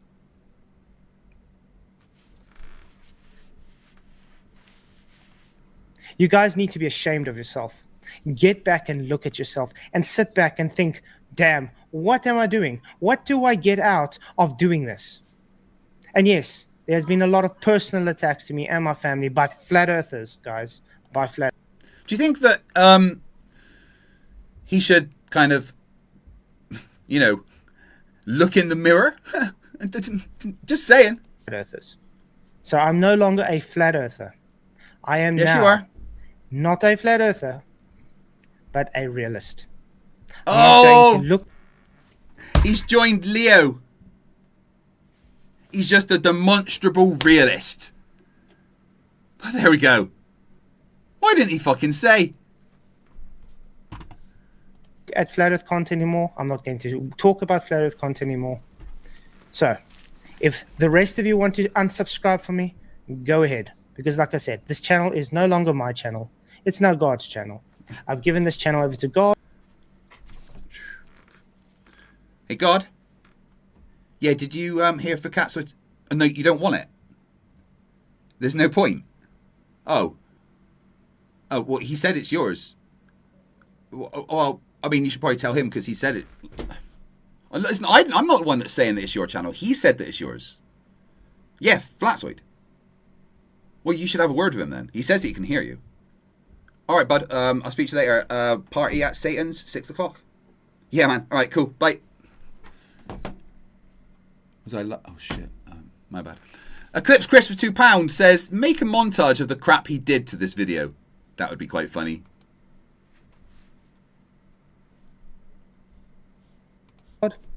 And if I lose all my subscribers, so be it. It's not about subscribers. It's not about popularity. It's about the truth. And that's why I started this channel in the first place. He messaged me a while ago saying that if I got him to 5,000 subscribers, he'd debate me every week. That's why I started doing everything I was. That's why it was called Flatzoid's Perspective, because it was my perspective on how I see the Earth. But that doesn't matter anymore. So I just had to bring that out, and I had to tell you guys, get a life. If you don't like it, get a life. Yeah, Flat Earthers, get a life. Absolutely. Oh, the hate between the flat Earth community is just beautiful, isn't it? Don't come and troll my channel. Don't come and harass me. Don't come and call my work. Don't come and call my wife or whatever, because don't ever call his work. That's not good. You know, unless he puts the details online and does stuff under their public profile, which would be bad for the work. But don't just find it and phone them. You know, that's bad. You have an issue because you can't deal with reality. Okay? The Earth is an enclosed stationary plane as God created it to be.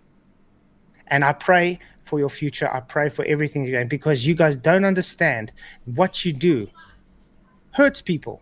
And you just don't give it. Hello. It's my wife. Say hello to everybody. Hello to everybody. Yay. Those wings are spicy. Thank you. I love you. Love you. Could you bring me another juice as well, please? Yeah. Thank you. She brought me food because apparently I must eat. I have some spicy chicken wings and some salt and pepper rice. Yummy yum. But damn.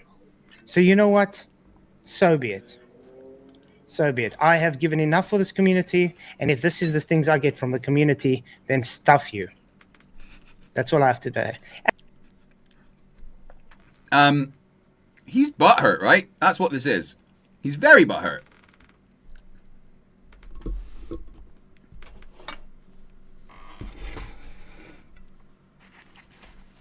Sorry, just making space for my plate. I need a bigger desk. Oh no, what have I done?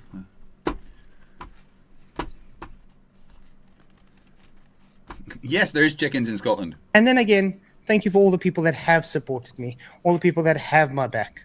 I really appreciate you guys from the bottom of my heart, because I pray for you guys non-stop. I just pray the best for all of you, and I hope that everything that happens will just be for the benefit of you guys, and much blessings. So from now on, guys, that is my statement. I am no longer part of the FE community. I am now only doing biblical things, and I wish all the best for you. And if you have an issue with that, then this is not the channel for you. Thank you for listening.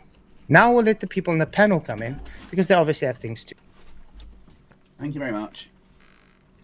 Oh, yeah, cheers. That's perfect. Love ya. Right, so now we know his announcement. We don't really need to listen to his panel cry.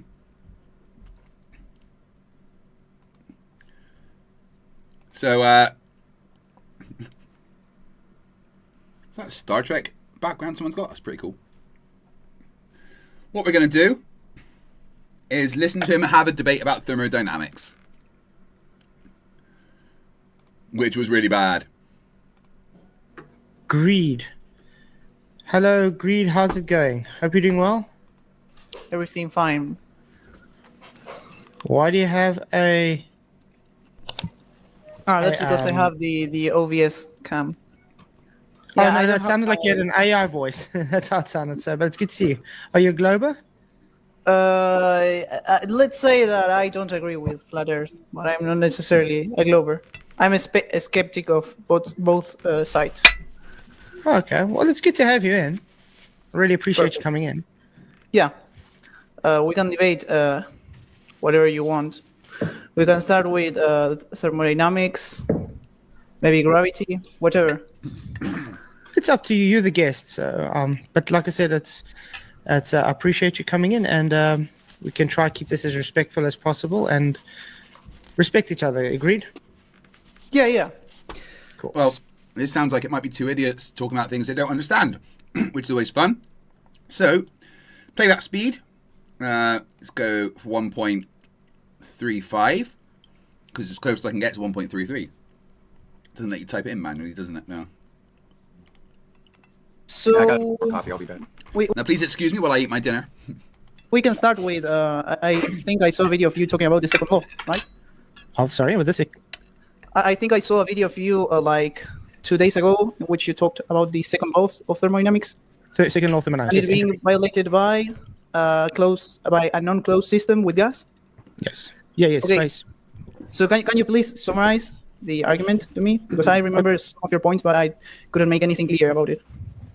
Okay, so yeah, what I would say is, if you base on the law of entropy, which is the second law of thermodynamics, if Earth is classified as an open system, adjacent to a separate low pressure system like the vacuums of space, entropy will increase and the gas you breathe will spontaneously increase into the surrounding system. Yeah, unless there's something to stop it, like, you know, something creating some kind of attractive force to pull the gas towards it, you know.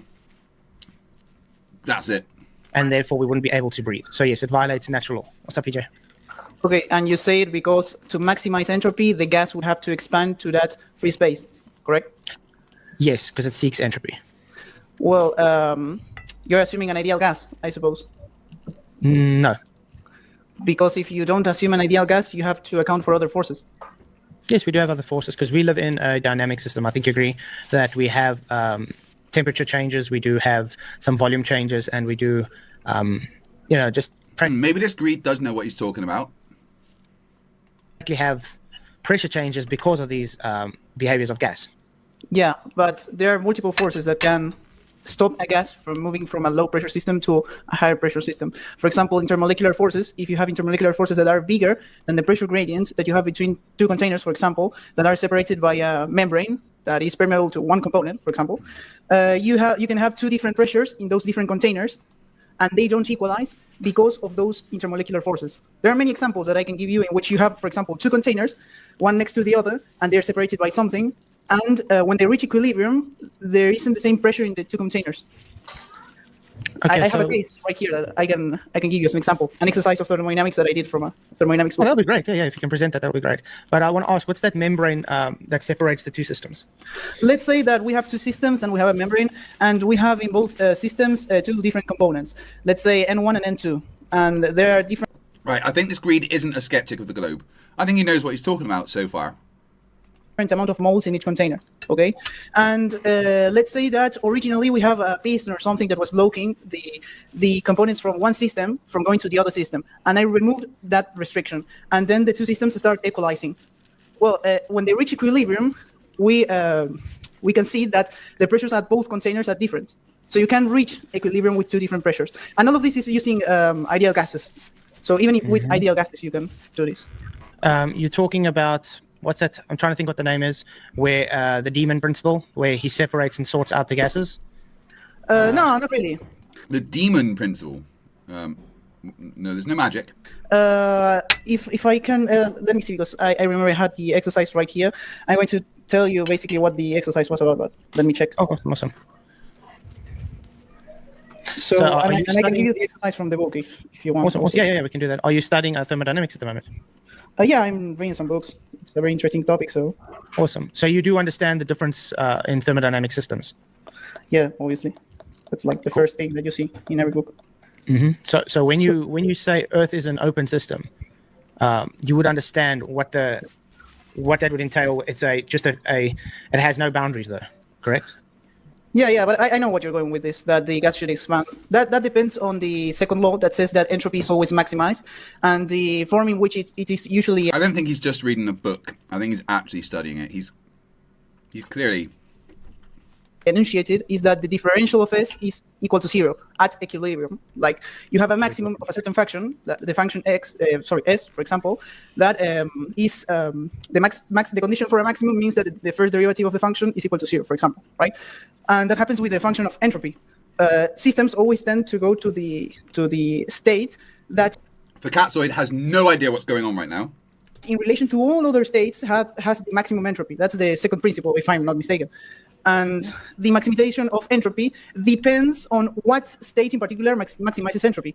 And when you have an open system, for example, and you have a gas that is non-ideal, and there are intermolecular attraction, electromagnetic forces, and let's say we're in a hypothetical case in which we haven't proved gravity yet, but let's say there is gravity, then the state of maximum equilibrium will be in accordance to the Boltzmann distribution, which means that you won't have an equalized pressure everywhere. Like I can explain it further. I agree. The Boltzmann's yes, I agree. The Boltzmann's constant shows that we don't have gravity. No, the distribution, not the constant. The Boltzmann constant is a different thing. The Boltzmann distribution is the distribution of energies with thermodynamics. Yes, but that's what I'm saying. That's why we have the pressure gradients, because that's why when you work with the atmosphere, you have to use PV and RT. You have to use the ideal gas law. Not really. We usually don't use gas laws because the gas laws are very restrictive, okay? When you consider an ideal gas, you're ignoring any and every form of intermolecular attractions. You're considering that each molecule of gas has no volume, that there are no the molecules that have multiple atoms, that they don't have spin, for example, that is a particular characteristic of some atoms and molecules. It's a very restrictive model. We usually use the van der Waals model for gases, which adds the intermolecular attractions, but even then, that model is very restrictive. Look, Flatsoid's just going, yeah, I understand everything. He's no clue what's being said right now.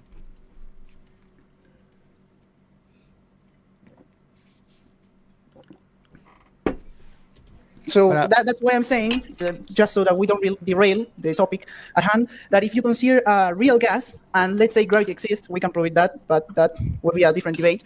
You would need, you would have a state of equilibrium that doesn't equal the state in which all the pressures are equalized.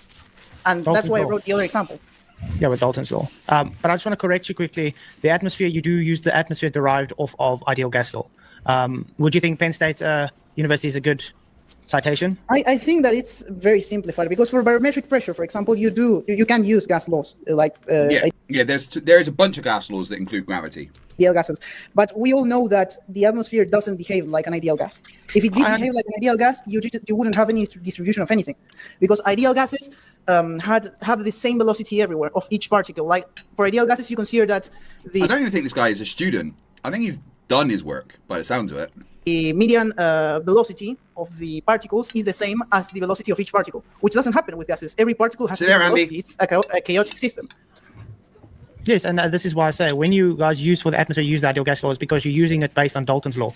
So for every type of gas, you will separate PV and RT. So that's why you have the differences. You understand? Not really. I wouldn't use that, the ideal gas law, for trying to get the atmosphere distribution, because you have a dead end with ideal gases.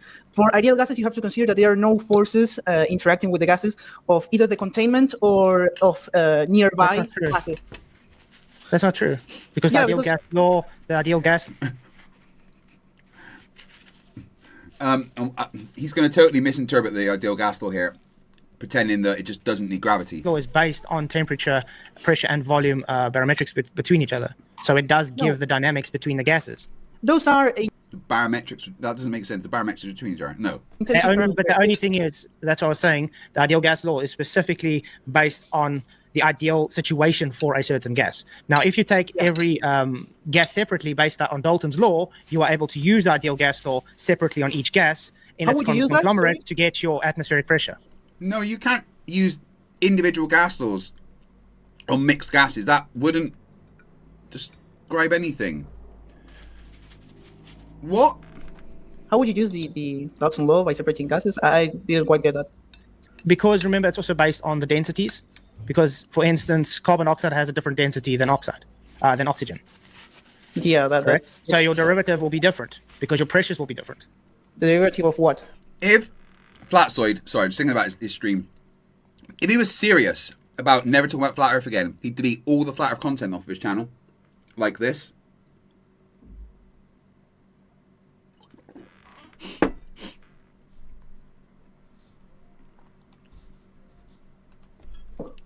Of using the ideal gas law. So because you're going to use a different volume, you're going to use a different volume or a different Boltzmann constant, because remember each gas is a different constant. Yeah, because you have a different amount of moles. You have a different amount of moles in the atmosphere. Yeah, the Boltzmann changes. So it will change the amount, and thus you'll have a pressure gradient based on the amount of gas. Yeah, you will have a different density, but that doesn't mean that with ideal gases you can have a pressure gradient. You will have a different density, you're right. But for ideal gases, we usually don't consider those distributions because they are not factored in the formula. For the formula, you have to consider that there's no interaction between the gases and the walls of the containers. In the most basic example, that there's no interaction between the particles of the gases, that there's no interaction with any external... because there's a very important thing in thermodynamics that when we define internal energy in a simple system, we have to ignore all the electromagnetic forces and any other forces that are around, because otherwise the internal energy wouldn't be equal to the energy of the system. Because you have to consider potential energy, for example, and those things are not considered inside of ideal gases. So that means that we cannot really use ideal gases for this case. So which gas laws would you use for the atmosphere then? That would be incredibly hard because it's very hard to model the atmosphere. But I would use the Boltzmann distribution. I think the Boltzmann distribution tells you that how the energies will be distributed in a system when you get rid of any containers or let the time be an infinite amount of time pass. That's the thing that you would usually use, the Boltzmann distribution for energies inside of a system. Yeah. Like usual example. Look at Flatsoid nodding along like he has any clue what's being said. Usual example that you use or that people use to illustrate the Boltzmann distribution is with electrons in a certain atom, for example. You know that every single electron in a different orbit has a different energy, right? Well, Boltzmann's distribution predicts how the electrons or how many electrons will be in each different orbit. We can use that same law for the atmosphere, which predicts how many particles will be at a height h, considering the potential energy of each particle that is directly determined by gravity. That's how it works usually. You don't use the ideal gases because they don't have potential energy. Yeah, but your atmosphere is based on Bernoulli's principle and Boyle's law. So when we use it, it's based on it because Bernoulli's principle is very specific. The kinetic theory of gases, and the kinetic theory of gases have Wait, did he just say the atmosphere is based on Bernoulli's principle? No, that doesn't sound right. Yeah, he's listening to Flatsoid try and talk about physics is never going to not be funny. Actions between the temperature and the velocity because of the volume. So the kinetic theory of gases says that the temperature of a gas is directly equal to the kinetic energy of it, and for that you have to use an ideal gas also. And so it really isn't completely valid when you consider a particle that has a certain volume, for example. Like you have to make a different case of kinetic energy for particles that are non-ideal. But you're right. Temperature is equal to kinetic energy. Yeah, that's right. Because the more temperature gets, the more energy gets, the more you can, in a simple fact, say the molecules are jiggling around, as Richard Feynman would say, and then the velocity is faster, so it has more energy to be able to move. Yeah, so the distribution is different than when it's colder.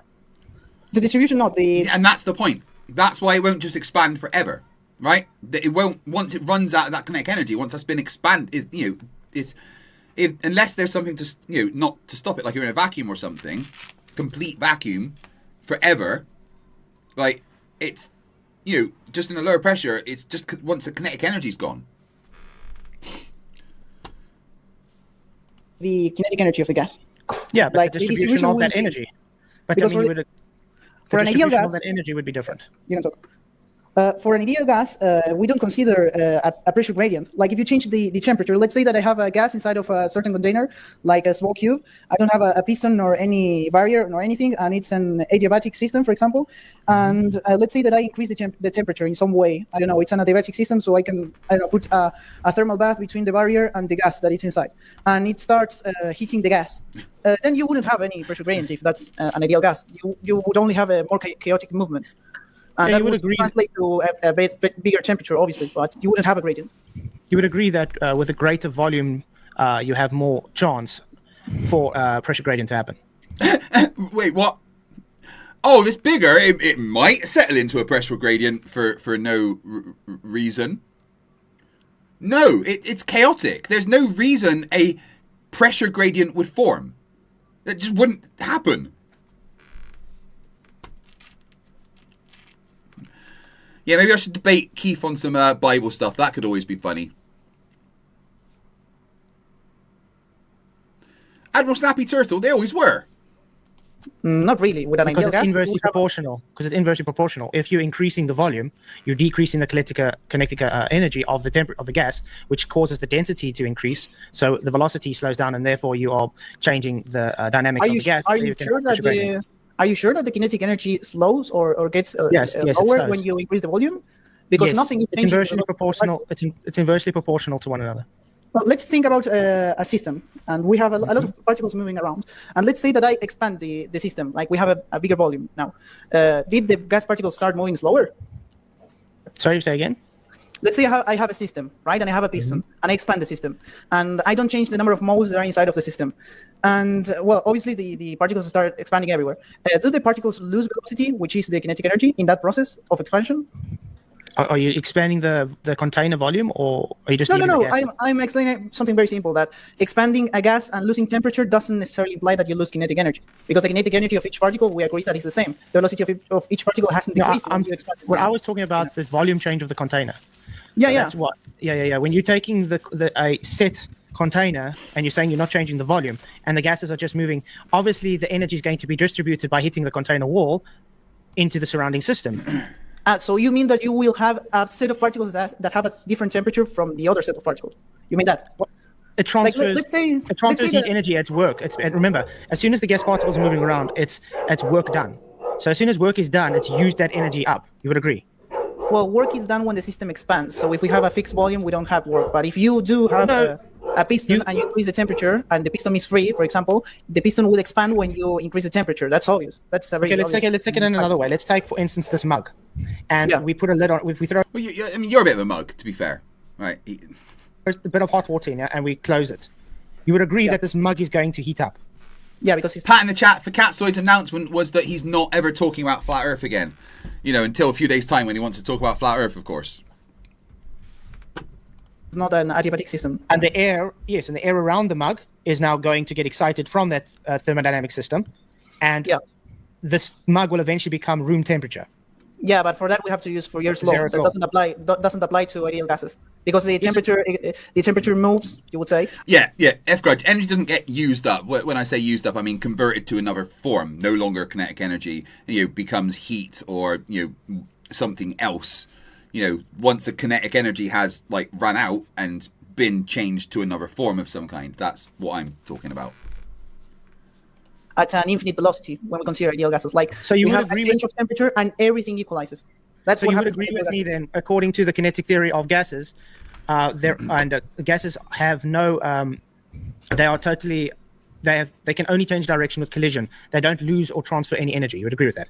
They have perfect elastic collision. They do transfer some energy. The perfect elastic collisions only happen with ideal gases, but they do lose energy with time. As all systems tend to equalize, do you know about the theory of the heat death of the universe? That applies for both flat Earth and globe Earth. Yeah, the heat death. Yes. How would the heat death of the universe apply to flat Earth? Because the flat Earth is just a contained system.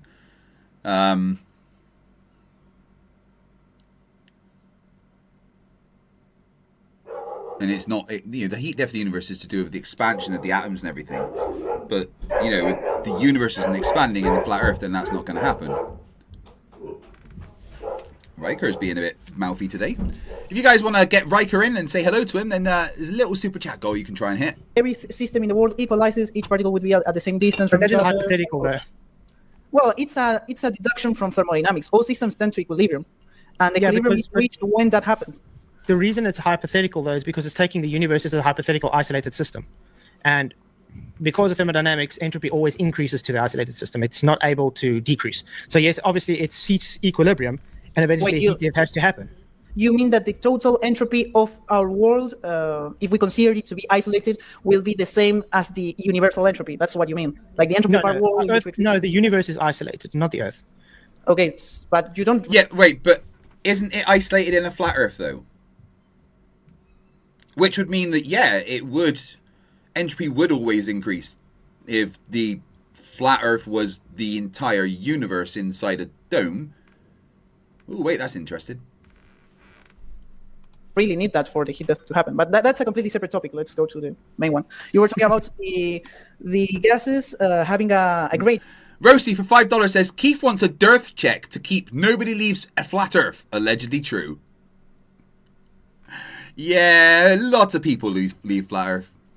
Due to the fact that they are close to a heat source, for example, and the particles that are in proximity of that heat source heat up and have a different temperature from, let's say, the particles that are at the roof, for example. Let's say that I heat up my floor, and the particles at my floor will be at a greater temperature than those of the roof. Well, that's true. Yeah, that's true. You would have a pressure gradient, but that pressure gradient would instantly equalize. And with ideal gases, you wouldn't. The velocity at which that pressure gradient would equalize would be infinite. And with non-ideal gases, the pressure gradient the velocity at which it would equalize, I think, would be the speed of sound, because it would propagate as a spontaneously. Yeah, but no, speed of sound doesn't mean spontaneously flats. Right, I am extremely convinced that this Greed guy knows what he's talking about. I don't think he's just a student. I don't think he's someone who's just read a book. I think he actually understands what he is talking about quite well. He's either finished his studies or is some kind of professor, possibly.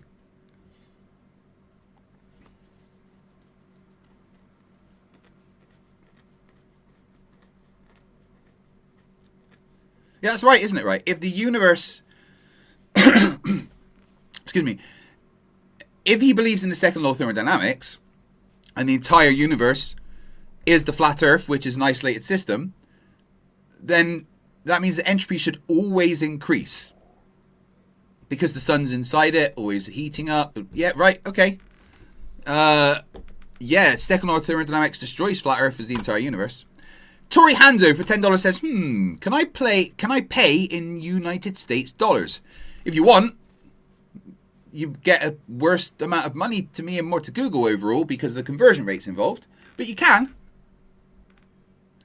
Remember that YouTube takes a third of everything that you do. And also currency conversions are taken into account. So the best way to get me the most money if you want to super chat is to actually super chat in British pounds. And then if you want to avoid the 33% tax that YouTube take completely, just send me a PayPal instead. And I get all of the money. Hello, Tori on vacation. How are you doing, my friend? The equilibrium, at the moment where you reach equilibrium, which is something that would happen, that pressure gradient would get completely ruined. But that's would have the problem. There is no such thing as equilibrium. Nothing really reaches equilibrium. You can get a relative equilibrium. For instance, when you have a gas canister that is filled with some butane, it's in a... Apparently right now, for Catzoid is talking about flat Earth. Because you claim they took it into their account for building the... They want to build it. No. They basically flat. So why would they detect comments on the bridge afterwards? Right. Right, yeah, so it lasted a few minutes. This is just a... what's a... like a...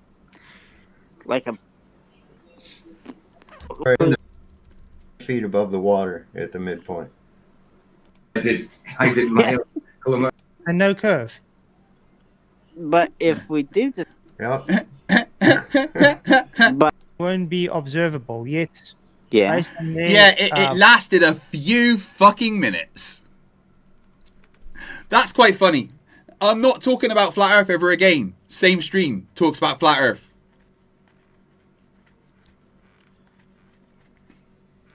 Brilliant. It's relative equilibrium state as it is, but it doesn't put it. Well, you have to define equilibrium for that. When you define equilibrium, you consider all the different states with the same restricting conditions.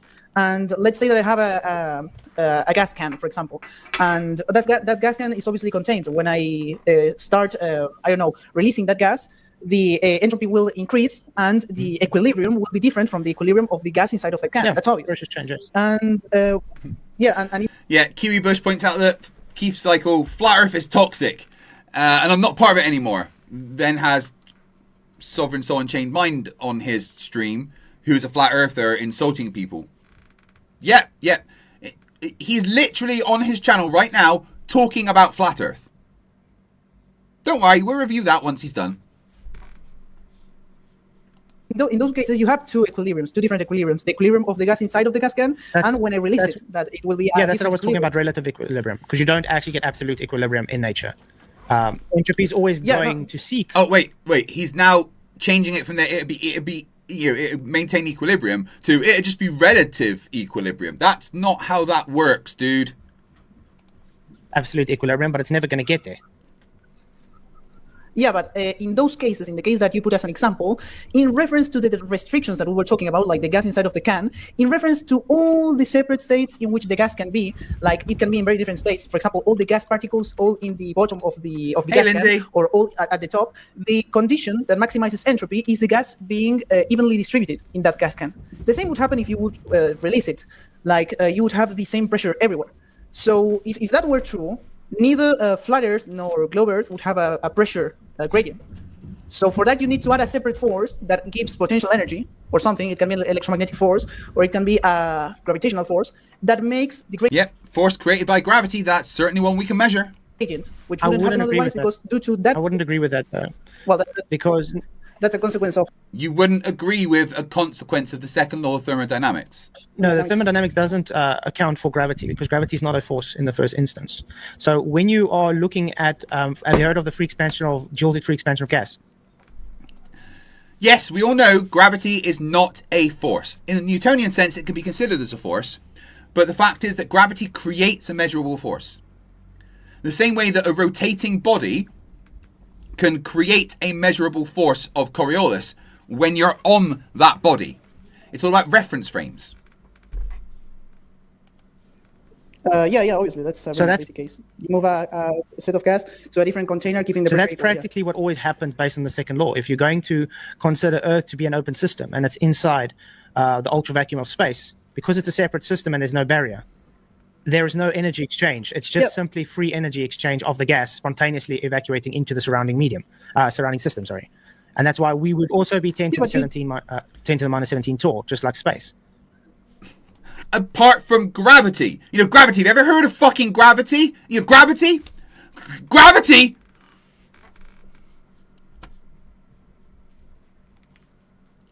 Oh, Rosie, don't be silly. He wouldn't understand any of that stuff. Especially quantized energy, which is very flat Earth destroying. You don't need a barrier like that to stop gas from going somewhere. For example, do you know Bernoulli's law about let's say that I have, the usual example is with a piece of paper, right? Like you start blowing that piece of paper and the gas behaves in a way that you wouldn't expect. Well, you're directing the gas to a certain place and avoiding it from going to another place. And you're doing that by increasing the velocity of the gas. And in that case, you could say that you're exerting a certain force. Yeah, you're exerting a certain force to the gas. Well, with forces in general, with electromagnetic forces, intermolecular forces, don't consider gravity, because we can talk about that later. With every force, you can stop the gas from going to a certain place if the force is facing at a different direction of the motion of the gas. The usual example would be, for example, a car with friction. Like, I don't need a container to stop the car from going forward. Friction can do that. Friction is a force. I need a force to apply to the gas particles to stop them from going to a certain place. In the case of the Earth, you would have gravity. In the case of flat Earth, I don't know what force you would usually use for the gradient to generate. But that's the problem I'm trying to explain with Bernoulli's principle. All that happens is there's no really force. So the gas itself is forcing based on its velocity through the lower pressure system. So there's no force, but the gas is forcing. How is the gas forcing? Gas isn't a force. And if gas is creating a force, it's because something has happened for that. Oh, Jesus Christ. It takes the longest distance, which means, like an airplane wing that works on Bernoulli's principle. So what happens is it creates a low pressure system on top of the wing and the high pressure system under the wing. So that forces the gas to move faster through the low pressure, which forces the wing, the airplane upwards. That's Bernoulli's principle. But there's no. But do you realize that that's a force, right? Like, that's a form of force. There are different forces, not only the actual forces of electromagnetism, gravity, and all of that. Like, when you have a different gradient of dihydrogen monoxide says that Facatzoid is literally retarded. You know what? I find that really pretty offensive, if I'm honest, right? Retarded people don't deserve that kind of insult. I mean, what have retarded people ever done to you to be considered relative to Facatzoid? Are you sure you want to do that? I think you should take that back, actually. Come on, dihydrogen monoxide. I want an apology to all the retarded people.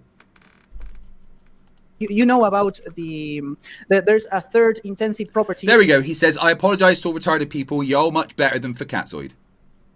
Of systems, like you have temperature, you have pressure, and you also have how was it called? It's usually denoted with the parameter mu, which is a Greek letter, but it's related to the moles. And when you have when you have a different density of moles, that can generate a force, and that force can make precisely the example that I put at the start of the debate, 2 different moles and a membrane that is only permeable to one of those type of moles, and that generates a gradient of pressures between the 2 systems that wouldn't arise otherwise. I don't know if you get what I mean. Like, that system, that gradient can be generated by a force. That's what I mean. and that force, in the case of Earth, Well, would be what would you say the force is when it comes to the Bernoulli's principle? What Well, force is acting upon the gas?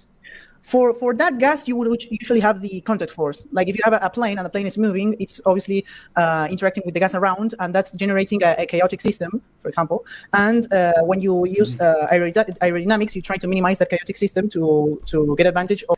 Look at Fakatsoid's face.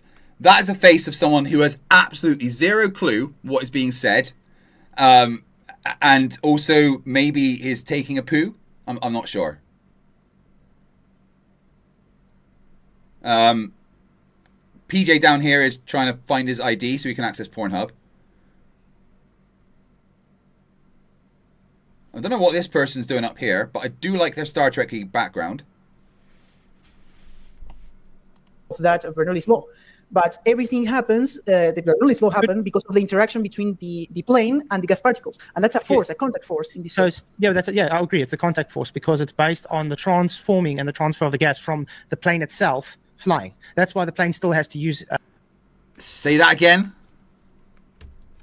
Particles. And that's a force, a contact force in this case. Yeah, I agree. It's a contact force because it's based on the transforming and the transfer of the gas from the plane itself flying. That's why the plane still has to use gas to be able to move. It still has to use fuel. So you don't have to use gas to make a plane move.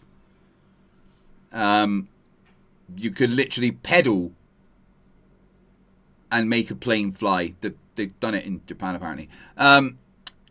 What all you need is for there to be a difference in pressure above and below the wing. That's it. You need there to be a higher pressure below the wing than above it, and it make plane go up.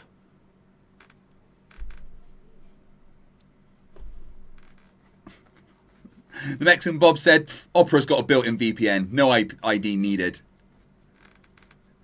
Every guy in the UK is desperately trying to find their ID right now. it's just transforming and transferring that energy into the surrounding gas, which gives the force for the Bernoulli's principle to happen. I agree. But do you agree that that force is stopping the gas particles from going to a certain place and instead is redirecting them so that the aerodynamics of the plane can be maximized? You agree with that? Yeah. That the force is making the gas go somewhere and not other place? It's directing them, but it's not stopping. It's not stopping the actual movement of the gas, because you would agree that gas. Yeah. Oh no, it absolutely is stopping the movement of the gas. If the gas is going one way, it hits the wing, it now goes the other way. Change direction with obviously a force directed at it, or with a collision. With a collision, with a force, you can change the direction of a gas particle with many different things. In this case, we're changing the direction of the particle of the movement with an interaction with the plane.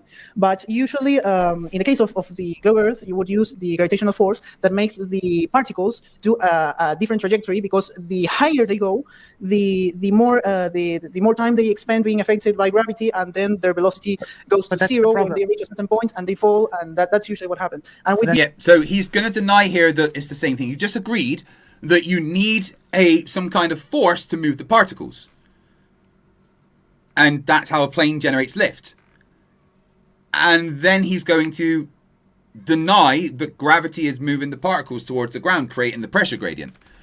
Dihydrogen monoxide for £5 points out that VPN usage went up 1,400% in the UK after that law passed. Meanwhile, I used a VPN before it was cool. You should always use a VPN. Oh, Trump reduced the drug prices by 1,600%. Someone should really not let him speak. Different velocity of gases reach different heights. No, but that's the problem. Gravity is not a force. So you can't evoke gravity for gases to be able to use the force to be pulled down. Well, that's also negating the fact that the kinetic energy of a gas, if you just want gravity to be there, won't stop it from moving. That the kinetic energy pulled down. Well, that's also negating the fact that the kinetic energy of a gas. Kinetic energy. Well, that's also negating the fact that the kinetic energy. That's also negating the fact that the kinetic energy. Right. Okay. He thinks he's saying kinetic energy. I think he is. Of a gas, if you just want gravity to be there, won't stop it from moving down, because it's never ever demonstrated that gas can stop moving on its own and just moving in the opposite direction. You cannot see individual gas particles, but that's what they should be. Right. So if I like blow here, the other side of the room doesn't really feel that. The velocity of my gas particles I've just blown out, they stop over time because there's more gas particles in the way. Doing if you have a force acting on them. Like, I don't see the particular gas particles when I'm moving on a plane, but I know that there's a difference in pressures because the gas is going somewhere and it's not going to a certain other place. In the case of the pressure gradient, you don't see the individual particles falling. That would be practically impossible. You would need, I don't know, an infinite resolution of an electric, how it's called? Like a microscope, an electric microscope of an infinite resolution to see each of the gas particles going down. But you do know that the gas particles that are moving in every direction for some reason are not going up. Right, what do you think? Does the guy he's talking to know what he's talking about? I'm going to ask in a poll.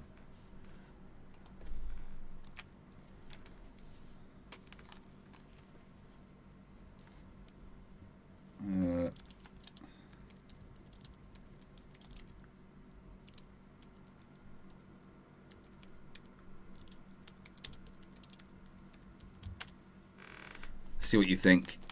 Oh, wish I could spell. That would always be handy.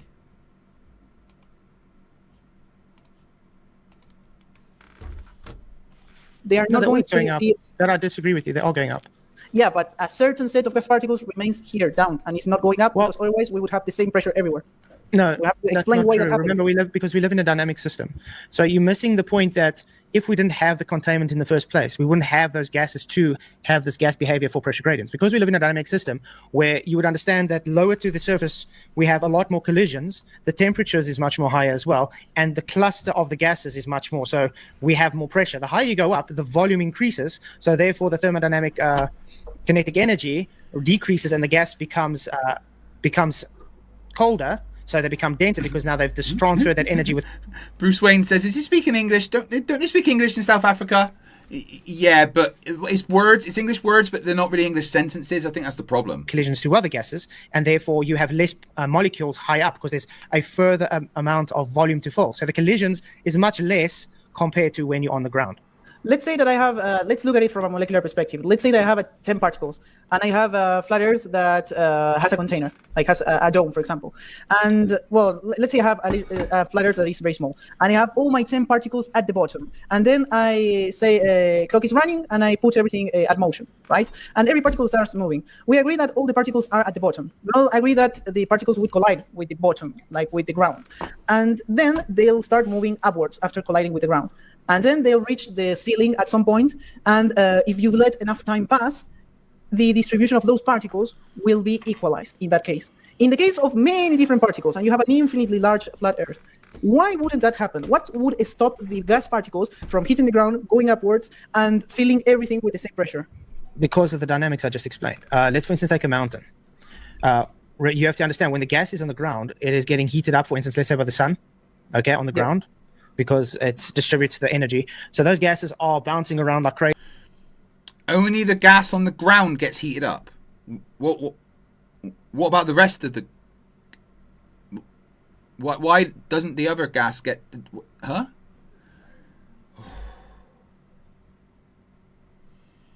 Sorry, give me a sec.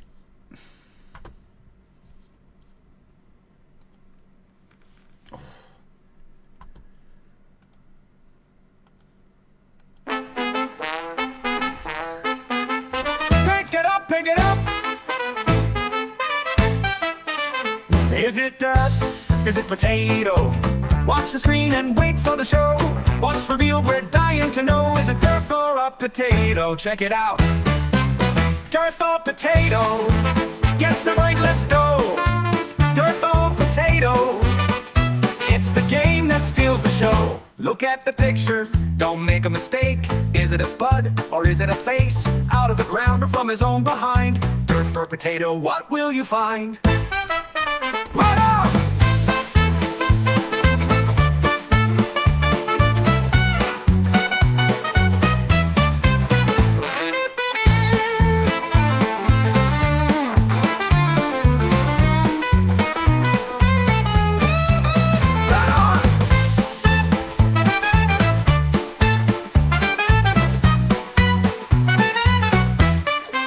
Yo, can you tell what's underneath a derpy mugshot or a root beneath? With every guess, we laugh and cheer. Is it dirt for a potato? Let's make it clear. Hang it up, give it a show. Dirt for potato, let's go.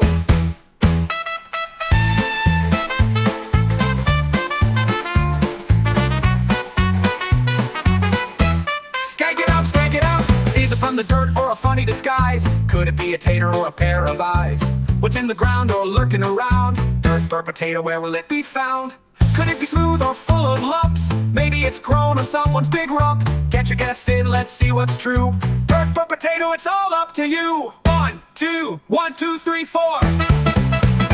Look at the picture, don't make a mistake. Is it a spud or is it a face? Out of the ground or from his own behind? Dirt or potato, what will you find? A pile of soil or a starchy friend? Guess it right and you'll ascend. Look real close, don't let it slide. Is it dirt or a potato waiting inside?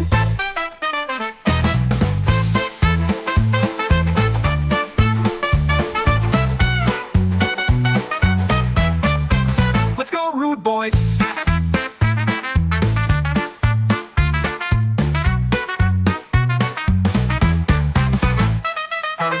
Patch or a silly trick, will you pick the right one or end up quick?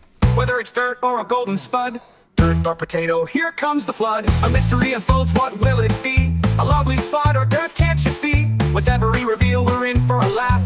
Dirt or potato, it's the ultimate craft. Dirt or potato, guess it right, let's go. Dirt or potato, it's the game that steals the show. Beneath the earth or just pretend, a lump of soil or some dumb tread. Pick your choice, don't hesitate. Dirt or potato, now seal your fate. What's in the box, what will appear? A mash of dirt or something unclear. Make your move, we're almost through. Dirt or potato, it's all on you. Will it be fries or a dirty pile? Guess it wrong and we'll laugh for a while. Test your luck, it's time to go. Dirt or potato, let the guessing flow.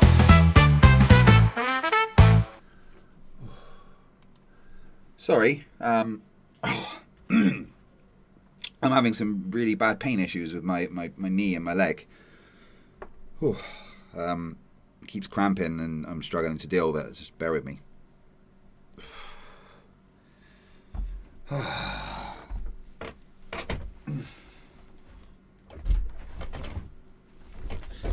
It's been oh, sorry. Whew. I've been dealing with some really bad pain lately. Been highly affecting my sleep and my ability to think straight. And I'm just have one of those right now, so I'm very sorry. I don't know what to do. Give me a sec. I'm just going to play another song while I try and sort myself out. Just give me a second.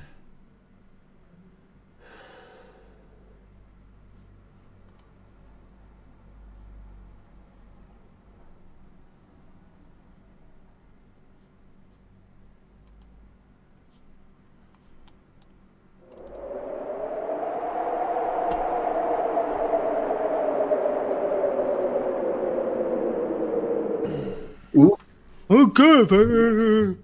Good.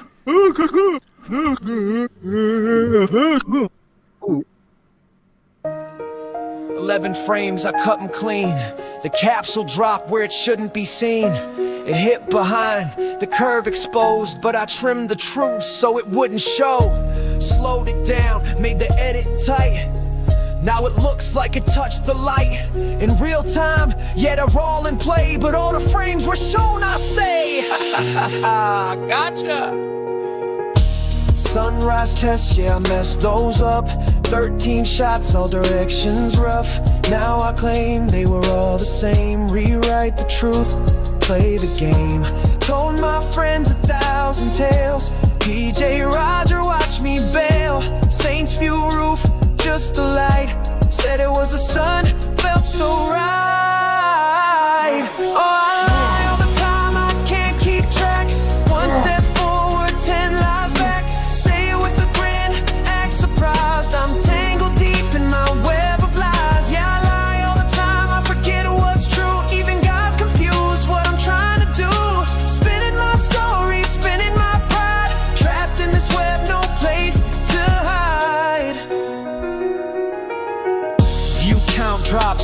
panic set in. So I told PJ, God spoke again. Remove the wrench, it's divine decree. Even he said, man, don't blame me. FTFE, it's fake, and here's the twist. False dichotomy, none of it exists. Rendered skies, unreal's glow, but I'll still claim it's real, you know. Contradictions every day, my own words get in the way. Lies stack high like satellite dishes. I serve delusion, grant fake wishes. I lie all the time, can't keep them straight. Truth gets blurry when I fabricate. Say it with a smirk, then deny. Dancing alone in my web of lies. Yeah, I lie all the time like it's a trend. Truth's just a tool I twist and bend. Caught in a trap I design. Web of lies, my piece of pawn. I'm not gonna play in the flat earth arena anymore. Let them talk, let them twist. They always lie, they always misrepresent. But wasn't that your line first? If you're a flat earther, just ignore them all. Starve the critics, starve the truth, starve yourself.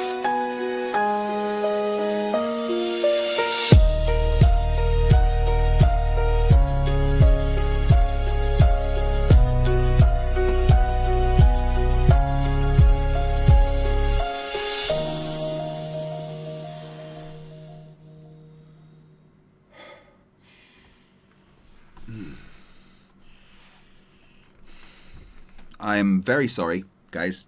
I seem to have completely lost control of my ability to control my pain right now. And I may need to cut this short and do it as a part 2. I really don't want to. But I literally am struggling to even sit here without my leg destroying me. Oh my god. I have been really, really struggling with it lately. I think it's because I'm working on getting bits of me that are working fit enough and it's activating some muscle. I don't know. I'm just really fucking struggling. Right. I am going to have to make this a part 2 and do the rest tomorrow because there's just no way that I can sit here and focus on what's going on with my leg doing this to me. I've been struggling the past like 20-30 minutes and I'm literally missing half of what's being said. So I'm very sorry and I feel like I'm let you down, but I am at a point where the pain has really started to screw with me. And I can't do this when I'm dealing with this. So I am. I'll be back tomorrow and I'll finish up. But I need to go and I don't know, put some ice on my leg or something. And all right, I'm sorry. Okay. Guys, I'll speak to you later. All right. I love you. Bye.